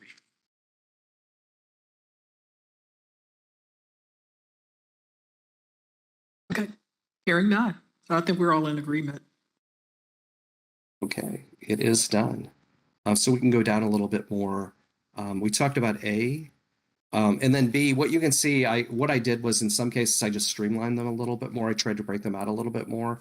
And one of the things that for B was requested a timeline for preparations for the 2030 census, including opportunities for the NAC and stakeholders to provide input, such as the opportunity provided in the pending Federal Register notice on the 2030 census. And so I just wanted to see if there pause there, see if there's any discussion, thoughts, requests for clarification. And also turn to the sponsor of the recommendation, anyone from Team Kids, just to make sure that language is okay.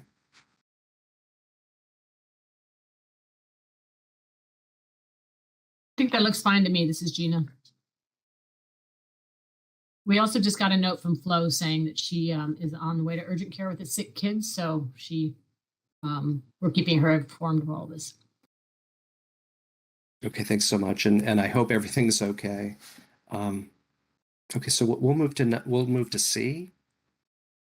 An update on the timeline for tests that the Census Bureau has planned and those tests that are already underway, including information on how those tests will help overcome barriers to an accurate count of historically undercounted populations.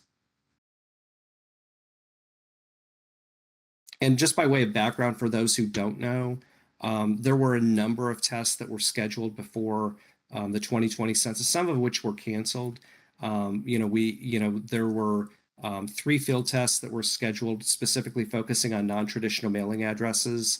I know the Census Bureau also did some field tests largely in combination with address rehearsal in Rhode Island, also looking at broadband connectivity, where they were getting the method of responses. So there are a whole host of these sorts of field tests that are very common, and they typically do occur earlier in the census planning because the first draft of the 2030 census operation plan will be formulated, I believe, like late 2024, and you'll actually see it publicly posted probably sometime in early 2025. It seems like it's really early, but it really isn't, because the Bureau goes through a number of those, a number of drafts of those, operational plans. So any comments on C? And I want to make sure, I will defer again to Gina and Team Kids and make sure that the language is okay.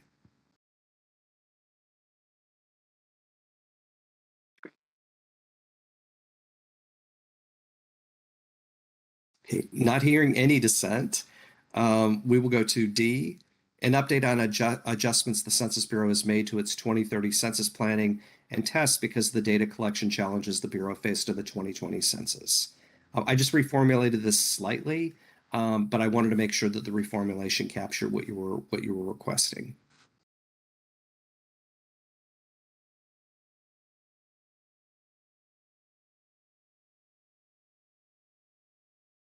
Anyone from Team Kits? Any objections? Looks good. Okay. And so we have the next one. I think this is the last one that you had provided. The NAC appreciate. I won't read the preamble. That's just the context.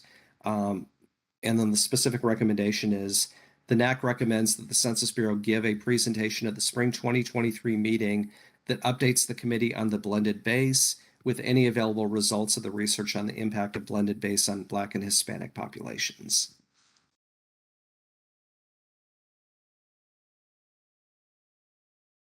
I'll see if there's any discussion, any comments, any friendly or unfriendly amendments to the language. We do tend to discourage hostile amendments. Friendly amendments are always welcome, though.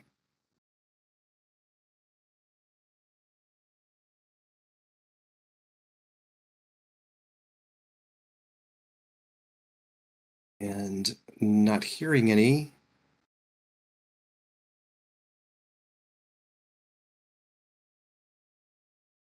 Okay. And I think that was it. I'm gonna maybe just pause here for a moment. I think Cherokee, you said that a few folks had emailed some additional Sure. recommendations. There are 5 additional recommendations that Miguel sent via Oh, email. okay, I see them. So let me go ahead and I'm going to cut and paste them into the document. We can just walk through these right now as well. So bear with me for just one moment.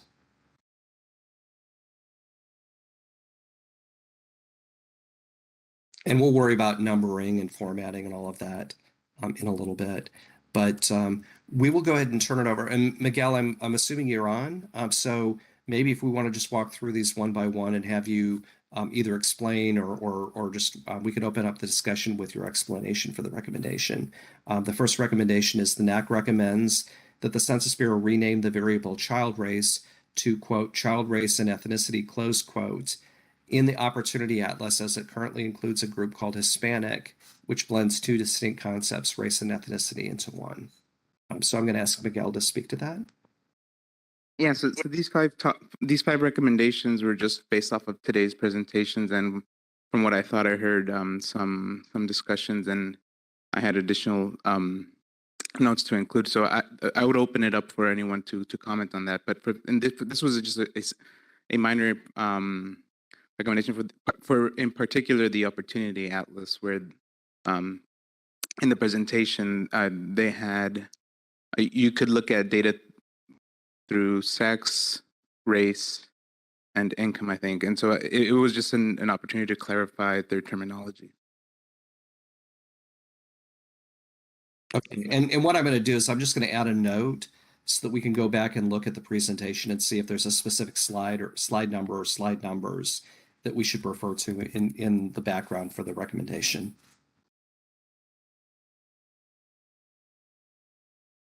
So anyone have any comments, questions, amendments, changes to this proposed recommendation?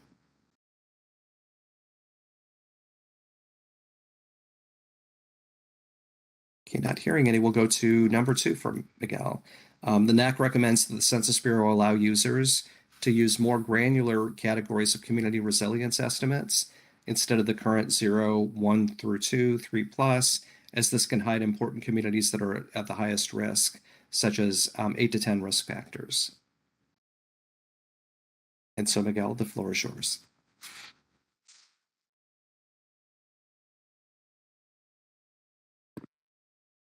Yeah, this comment was mostly as a response to their community resilience estimates, and they had these 10 risk factors, and when they mapped it in their presentation, they essentially have this really rich scale that they cut into three groups and really hides a lot of the or combines communities that are at much higher risk with the communities that are still high, 3 and above. But I think it would be important to allow, if a lot of the conversation today was about having a great user experience, and if users want to have a different type of cutoff, I think that would be something that they could consider. Thanks so much, Miguel. And does anyone else have any questions or input or discussion on this recommendation?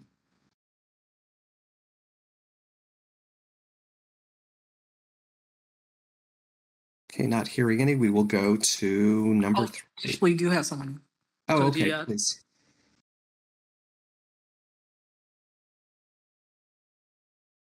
Okay, this is Santos Chen. I just had a question about those smaller area estimates.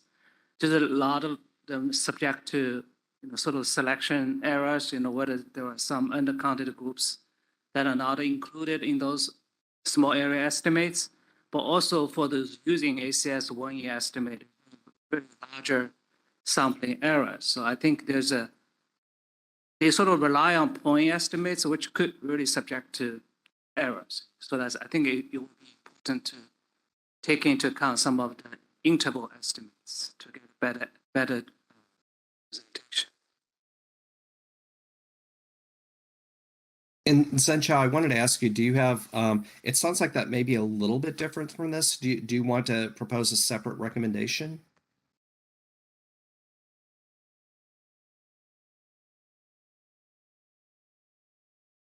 Yeah, okay, yeah, sure.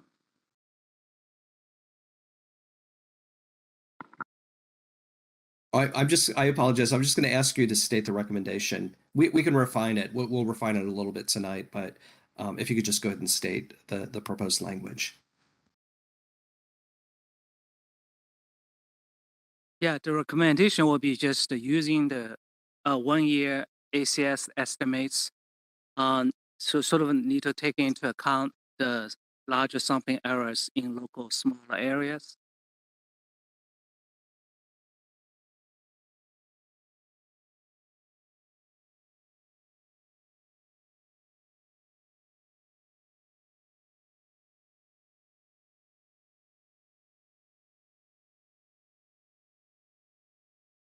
As support.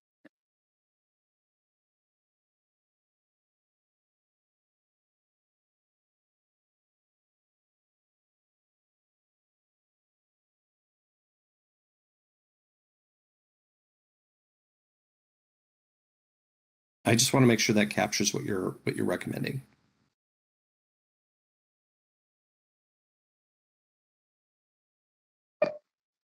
This is Brisa Sanchez. I think I partially understand this draft recommendation or the concern behind the recommendation. So my understanding is that since the ACS 1 year, using only 1 year of ACS, there's too few samples in any one small area in order to produce an accurate estimate. And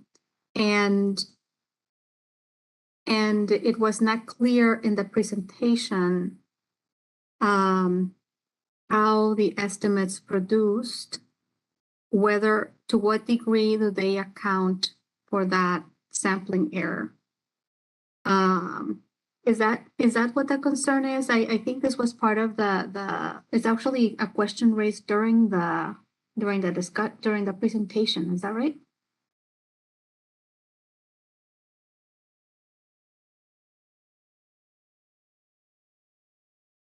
I think that's correct. And I think the other thing because the other thing I was struggling a little bit with this is that the Census Bureau itself has said that, and I'm sure I'm going to get the numerical threshold wrong. I think it's any population below 65,000. The Census Bureau says that they don't really, you can't rely on the ACS data at all, the 1 year estimates, because they're just for the reasons that have been discussed. It's sampling error, but also just the much smaller number of samples. Given the smaller populations, you just can't get accurate estimates below I think it's 65,000. And I'd appreciate if anyone could correct me on that, but I know it's a numerical threshold right around that level. And and what, yes, that I don't know the threshold either, but I think that what they were discussing today is that when there is a very small sample size on any one track, for example, then they try to address the sampling error or the uncertainty by creating an average between the observed rate in the ACS data and a modeled rate with some model that they run in order to control this uncertainty in the ACS estimates. That's what I understood from my discussion. So I think, in my opinion, they are already trying to account for these larger sampling errors in the estimates that they produce. So I know where this idea is coming from the presentation, but I think that they responded to this question during the presentation today. So the person who started drafting this, who started talking about this recommendation, can you please tell us whether the answer they provided was insufficient and you wanted to know more detail, or I don't fully grasp what this Can I respond? This is trying to address. Yeah, I think the issue, when there are larger sampling errors, and then they really present the results all with the point estimates. So I don't know how they could have taken into account the sampling errors, providing those point estimates. So it will be important, I think, to talk about some of the confidence intervals of these estimates that will be representative, we could see in a small area that you just, like what Jim said, there are larger sampling errors and not reliable. But they use the 1 year ACS data, sampling error should be discussed. Okay, I understand. Thank you so much for clarifying. So maybe then are we trying to then recommend that in using these estimates, the Census Bureau display or inform the public on areas that have less accuracy?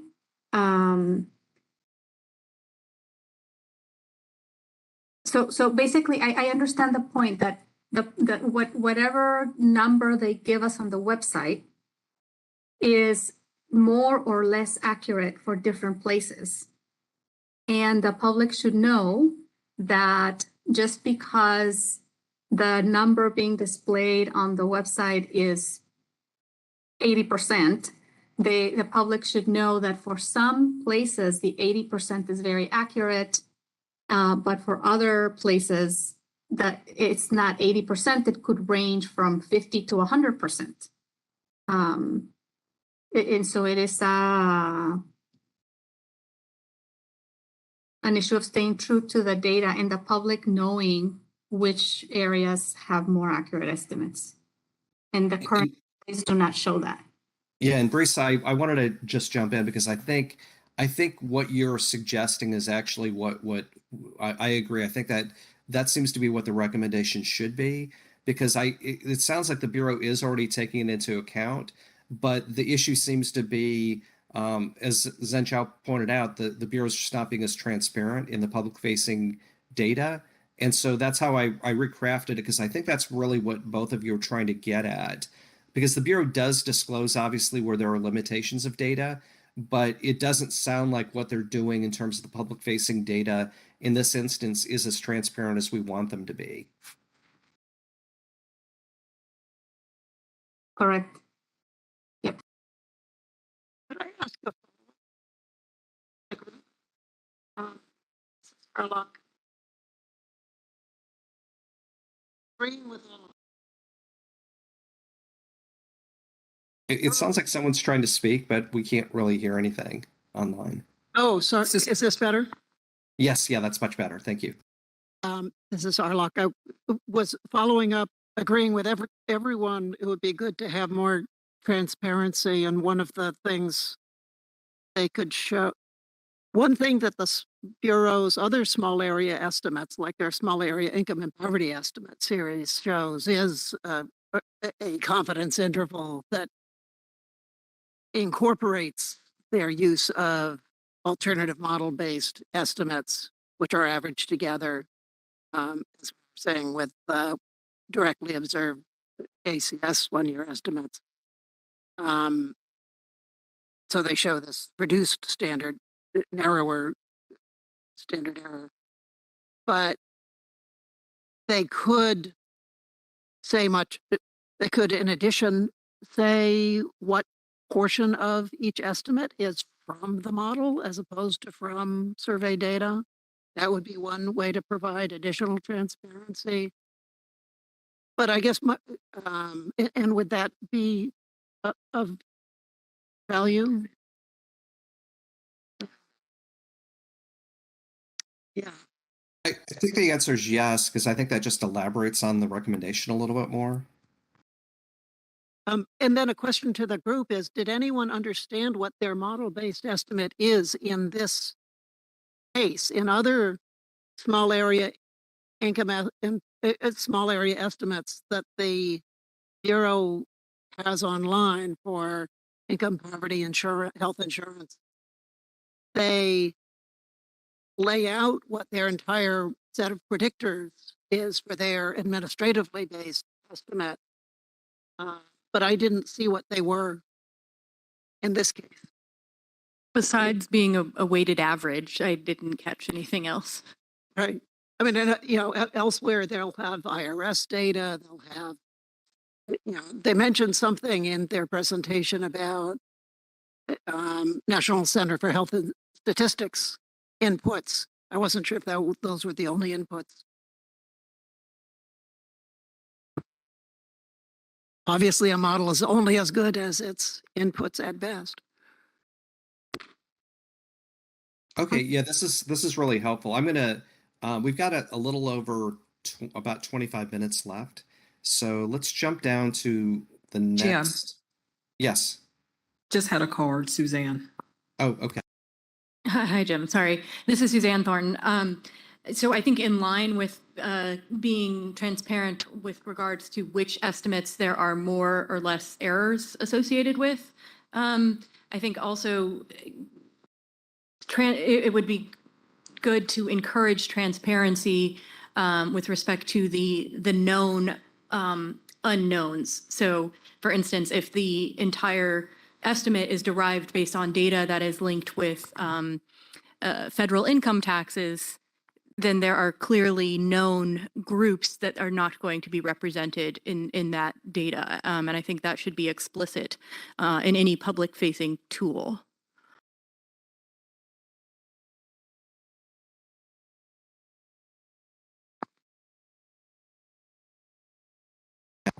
Okay, and I think it's actually a separate recommendation. We may have these as kind of sub-recommendations, but I think it's sufficiently different. And again, we'll reformulate these. What I'll end up doing when we conclude today, you probably need to give me about 20 minutes or so, but I'm going to try to organize these under the topics that they came up, so that it'll be a little more readily identifiable what the recommendations are referring to, the specific topics. And Brice, I saw you I'm actually having trouble getting anything put into chat. So if there are any recommendations like the one Brice just sent, if you could just send it via email, that would be awesome. Jim? Yes. Recognizing Arlock. Okay. Oh, I'm sorry. His card was still up.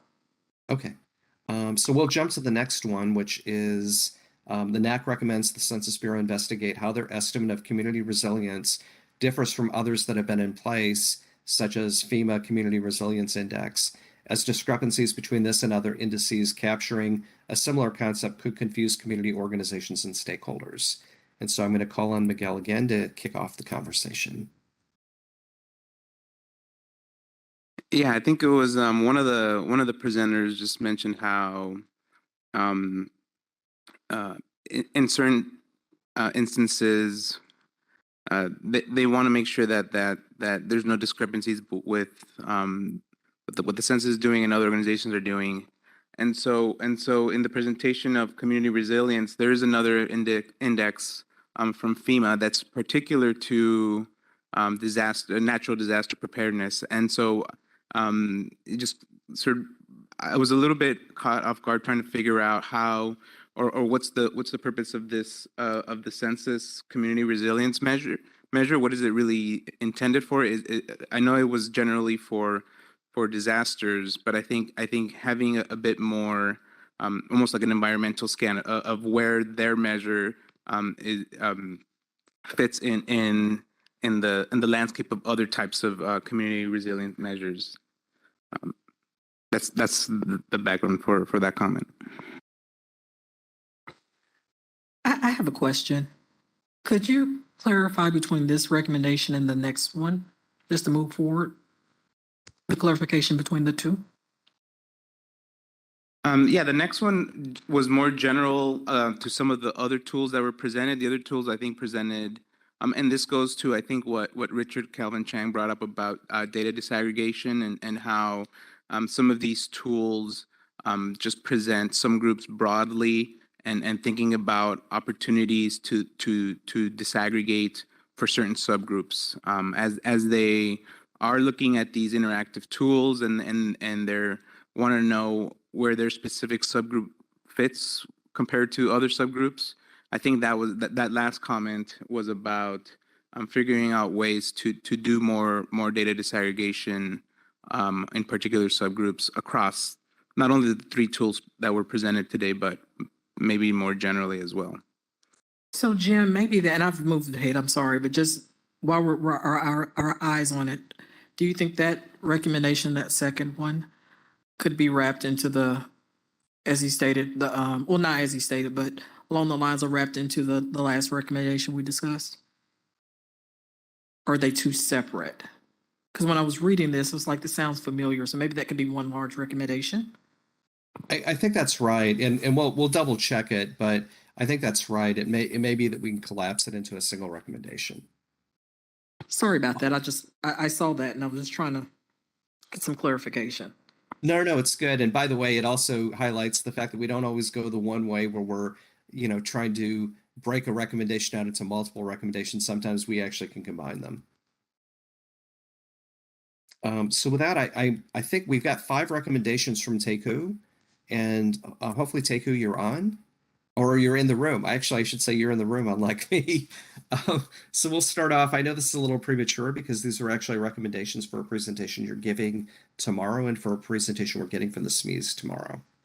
But starting off with the first one, the Bureau should continue to find ways to make differential privacy comprehensible, plain, and visible for the user community, for stakeholders, and for the general public. This includes public-facing tools like the Community Explorer and Opportunity Atlas. And so, Teku, the floor is yours as the sponsor. So yeah, I mean, Jim, as you mentioned, these are all following my Discussant comments for tomorrow morning's session, but I think this concern about the disclosure avoidance system and differential privacy is going to be a recurring theme for both days. And so I just found that as much as the Census Bureau has worked on this issue, it's still not clear as they're preparing to roll out different publicly facing files and data products, the extent to which a lot of the data that people actually need out of the 2020 census will have this differential privacy component to it. And so I think the Bureau just needs to continue to find ways to make it as, I think comprehensible. I don't fully understand all of it myself. It should be something that I could explain to my kids or my parents, and it should be visible. It's actually hard to, the Bureau has a differential privacy 101 presentation, but you have to know how to look for it. And even when you find it, it's not that clear to, I think, to lay users what it's saying about differential privacy. So, so that's that recommendation.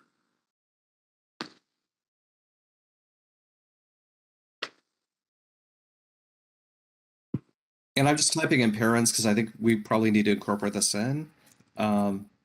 Just because I think the last point you made is a good one. It doesn't do any good if they have the best presentation if you can't find it. And I know oftentimes I'm not the only one that does this, but I know it's commonplace that when I'm trying to find a census presentation, I don't go to the Census Bureau website. I Google it.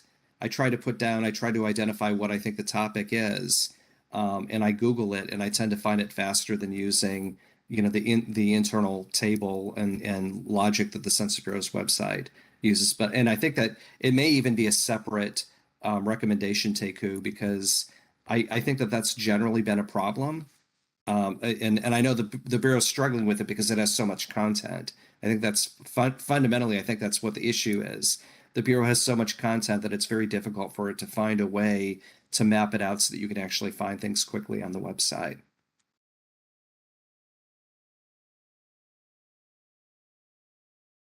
And I guess I just wanted to ask you, Teku, if you had any other further reactions to that, if you agreed should be a separate recommendation. That would be a friendly amendment. I originally had them as two separate recommendations, but sometimes I know, Jim, you like to consolidate and sometimes you like to separate things out. I would say guilty as charged, and there's not necessarily a method to the madness. So we'll go to the next one, Teku, and the next one is, let me make sure I didn't skip one. I did not. Okay, so the Bureau should continue to aim to produce as many DHC data releases for geographic units, smaller than the county level to the extent possible without jeopardizing privacy.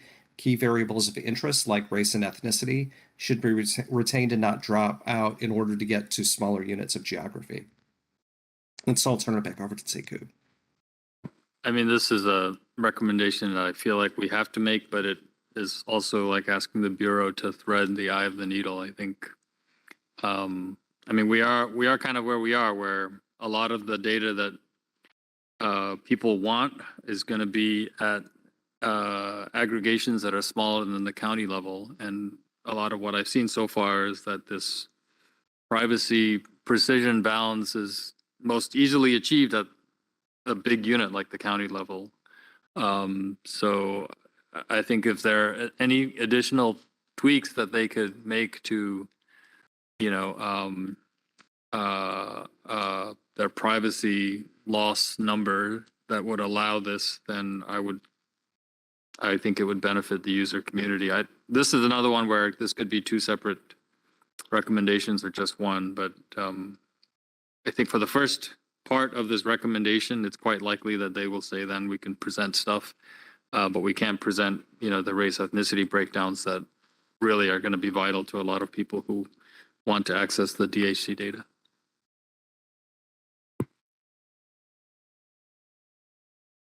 And I want to open it up to committee discussion on this recommendation. Jim, this is Helen Samhan. Yes. Just a point of clarification. This recommendation sounds very familiar, and I wonder if it was not included in a recommendation from a past meeting, maybe 2 meetings ago. Is it possible for us to just check that out?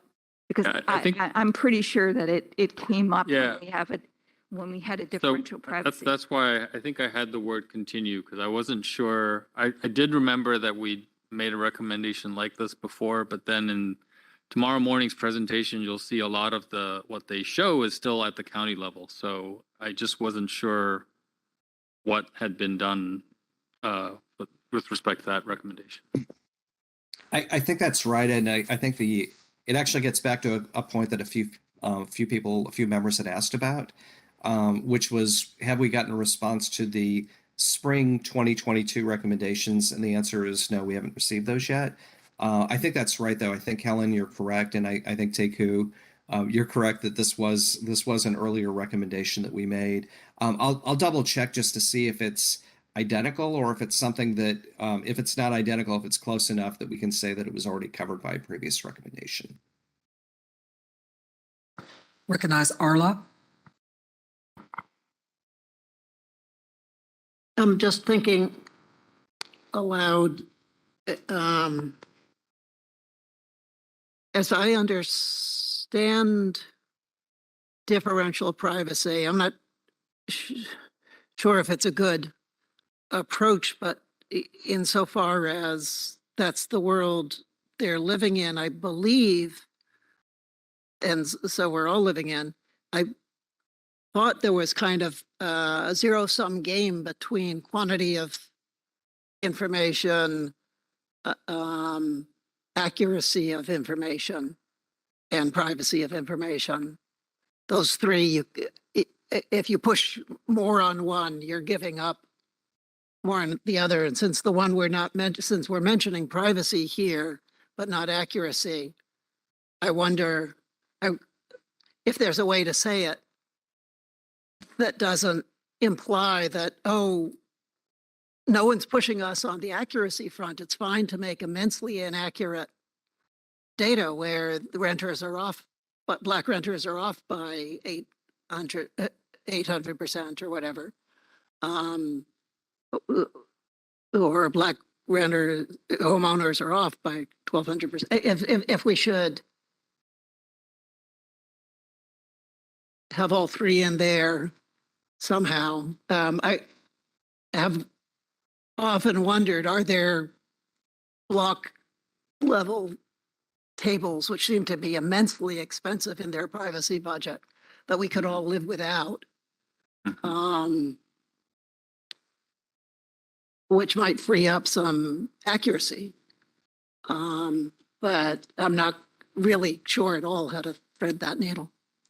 Yeah, I think that's a great point, and thanks for that. I think maybe then the recommendation should also include some language that recognizes that there's an accuracy loss as well that should also be made transparent and public, along with any production of data products that aggregations that are lower than the county level. And I just want to say I'm 100% certain that we had recommendations that specifically focused on the need for greater accuracy at the lowest geographical unit, census geography possible for the DHC data. I think Helen's point's well taken, because I think we had a number of recommendations that we already have pending. So I have a note. I'll double check just to make sure that that's the case, and I can go ahead and present the previous recommendations. I can just let those of you, I can let Teku, I can email that to you just to confirm that if in fact, as I think we believe that we've already done this, that we can just make sure that that's already encompassed by what we said earlier. I will say the other thing is that if you haven't looked at the crosswalk yet, the DHC crosswalk, my recollection from the crosswalk is that I don't know if there's very little data that's at the census block level. Most of it is going to be at the tract level or higher, and that apparently is consistent with the data products that were released in the 2010 census, because the crosswalk does show what was done in the previous decennial and what the Census Bureau is proposing for this decennial. And I don't recall very many DHC tables or data sets that are available, below, certainly not below the block group level. I don't think there are any at the block level. Okay, so I'll double check again. I've got the note, and we've got about a little less than 10 minutes left, and we've got 3 recommendations left. The next one from Teku is the Bureau should continue to share plans regarding exactly which DHC tables for the 2020 census will be released, and produce guidelines on 2020 profile data, on how 2020 profile data should be compared to 2010, where matching tables cannot be released due to privacy considerations. Before I turn it over to you, Teku, I'm going to have a friendly amendment.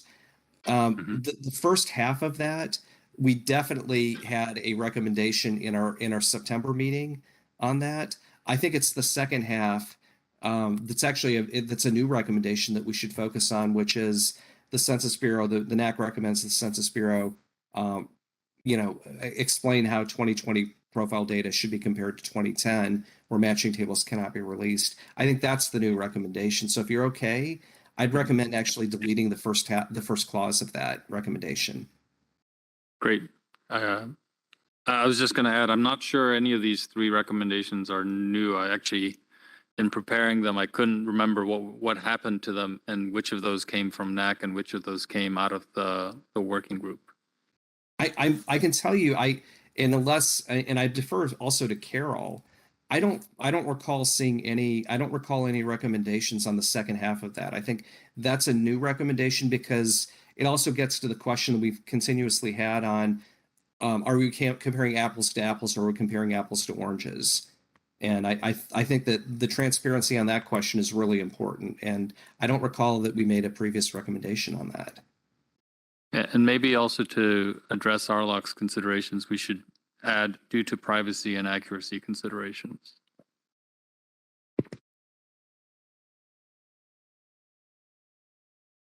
Okay. Any other discussion or conversations among committee members on this proposed recommendation? Okay, we will go to the next one. The NAC recommends that the Bureau should continue to inform and seek input from the NAC on how the DHC and differential privacy will affect the construction of the public use microdata sample. This is, I think, consistent with other recommendations. I don't think it's a duplicative recommendation. So I will just ask Teku again to speak to this recommendation. Not much more to add. I think for me, the consultation is key, just because there are so many important voices in the user community on the NAC, and so I think they should care what we think about their plans in terms of the POMS data. I'd offer a friendly amendment that we not limit it to the NAC. Perhaps say other stakeholders. It's great.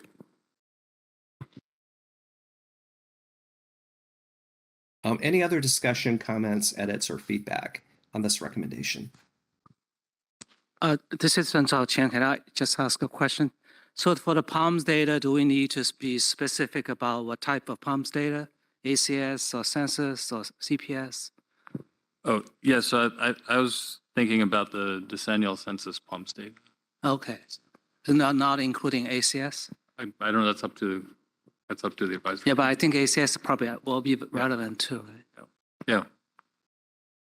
Yeah, I think the only question here is that it's still up in the air. It's still a matter of question whether or not the differential privacy is even going to be applied to ACS, and if so, how it would be. And I know that the other issue is that they're saying that I want to make sure I say this correctly, because the Bureau has not said it's going to start doing it in 2025. It has said it will not look at applying differential privacy if it does so to ACS any sooner than 2025. But my understanding is I think they're a separate. I think it's also part of the discussion that Carol's going to have, or at least I saw another recommendation related to the ACS and differential privacy. It may have actually been from Team Kids. I think that it probably makes sense just to limit it to the 2020 census data products, because I think those are the only data products that the Bureau is currently applying differential privacy to.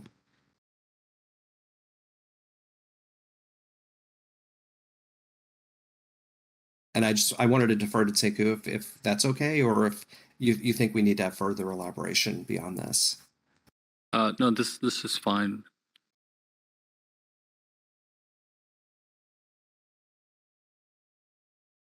Okay, we can go to the last one, which is appropriate because we've got about 4.5 minutes left. Again, from Teku, the Bureau should, to the extent possible, release a version of its demonstration data without post-processing procedures so the independent effects of injecting noise can be better understood. I will say that Again, I don't think this duplicates any previous recommendations because we did make a recommendation that the Census Bureau release demonstration data following the final decision that the Bureau makes on the privacy loss budget for the DHC data.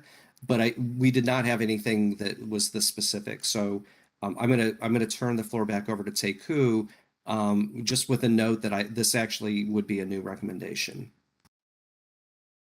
Yeah, so this is just kind of a wonky recommendation, but I think, there are these two different things that affect, how differential privacy, affects what we learn from the 2020 data. And I think if we really want the demonstration data, if the Bureau really wants the demonstration data, released and made available to outside experts who like to dive into, simulations, it would be good to have a version of those data that did not have the post-processing procedures so that you can really see how much this sort of, geometric noise is affecting the data at different units of aggregation. I mean, I'm part of, in terms of my comments tomorrow, part of this is, a lot of this is targeted towards 2020, but in some ways, we want to know how future-proof this new kind of disclosure avoidance system is going to be. And if the Bureau is really invested in wanting to know that, then even if the train has left the station to some extent with respect to 2020, I think that it still would benefit any future plans for 2030 and beyond to release a version of this demonstration data that allows us to separate out these two components. And Teku, I just offered a friendly amendment to add the word publicly. Can I ask a question, Teku? So is this, is the reason why this hasn't been shared because of privacy concerns? Do you know? I have no idea. Yeah. Because I wonder if the same could be, I don't know, maybe Jim, maybe you can say something more about what a response to this kind of recommendation might be, but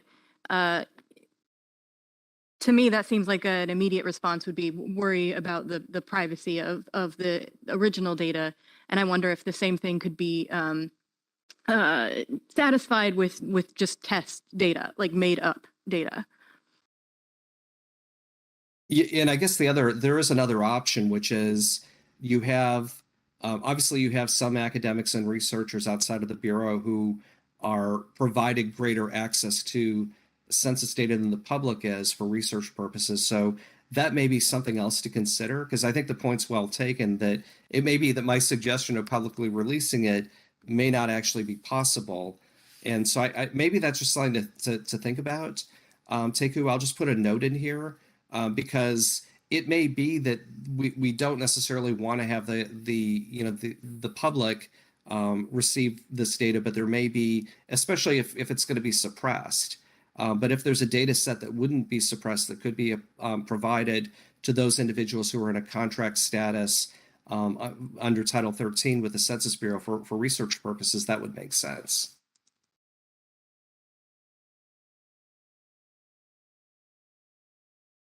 That's fine by me.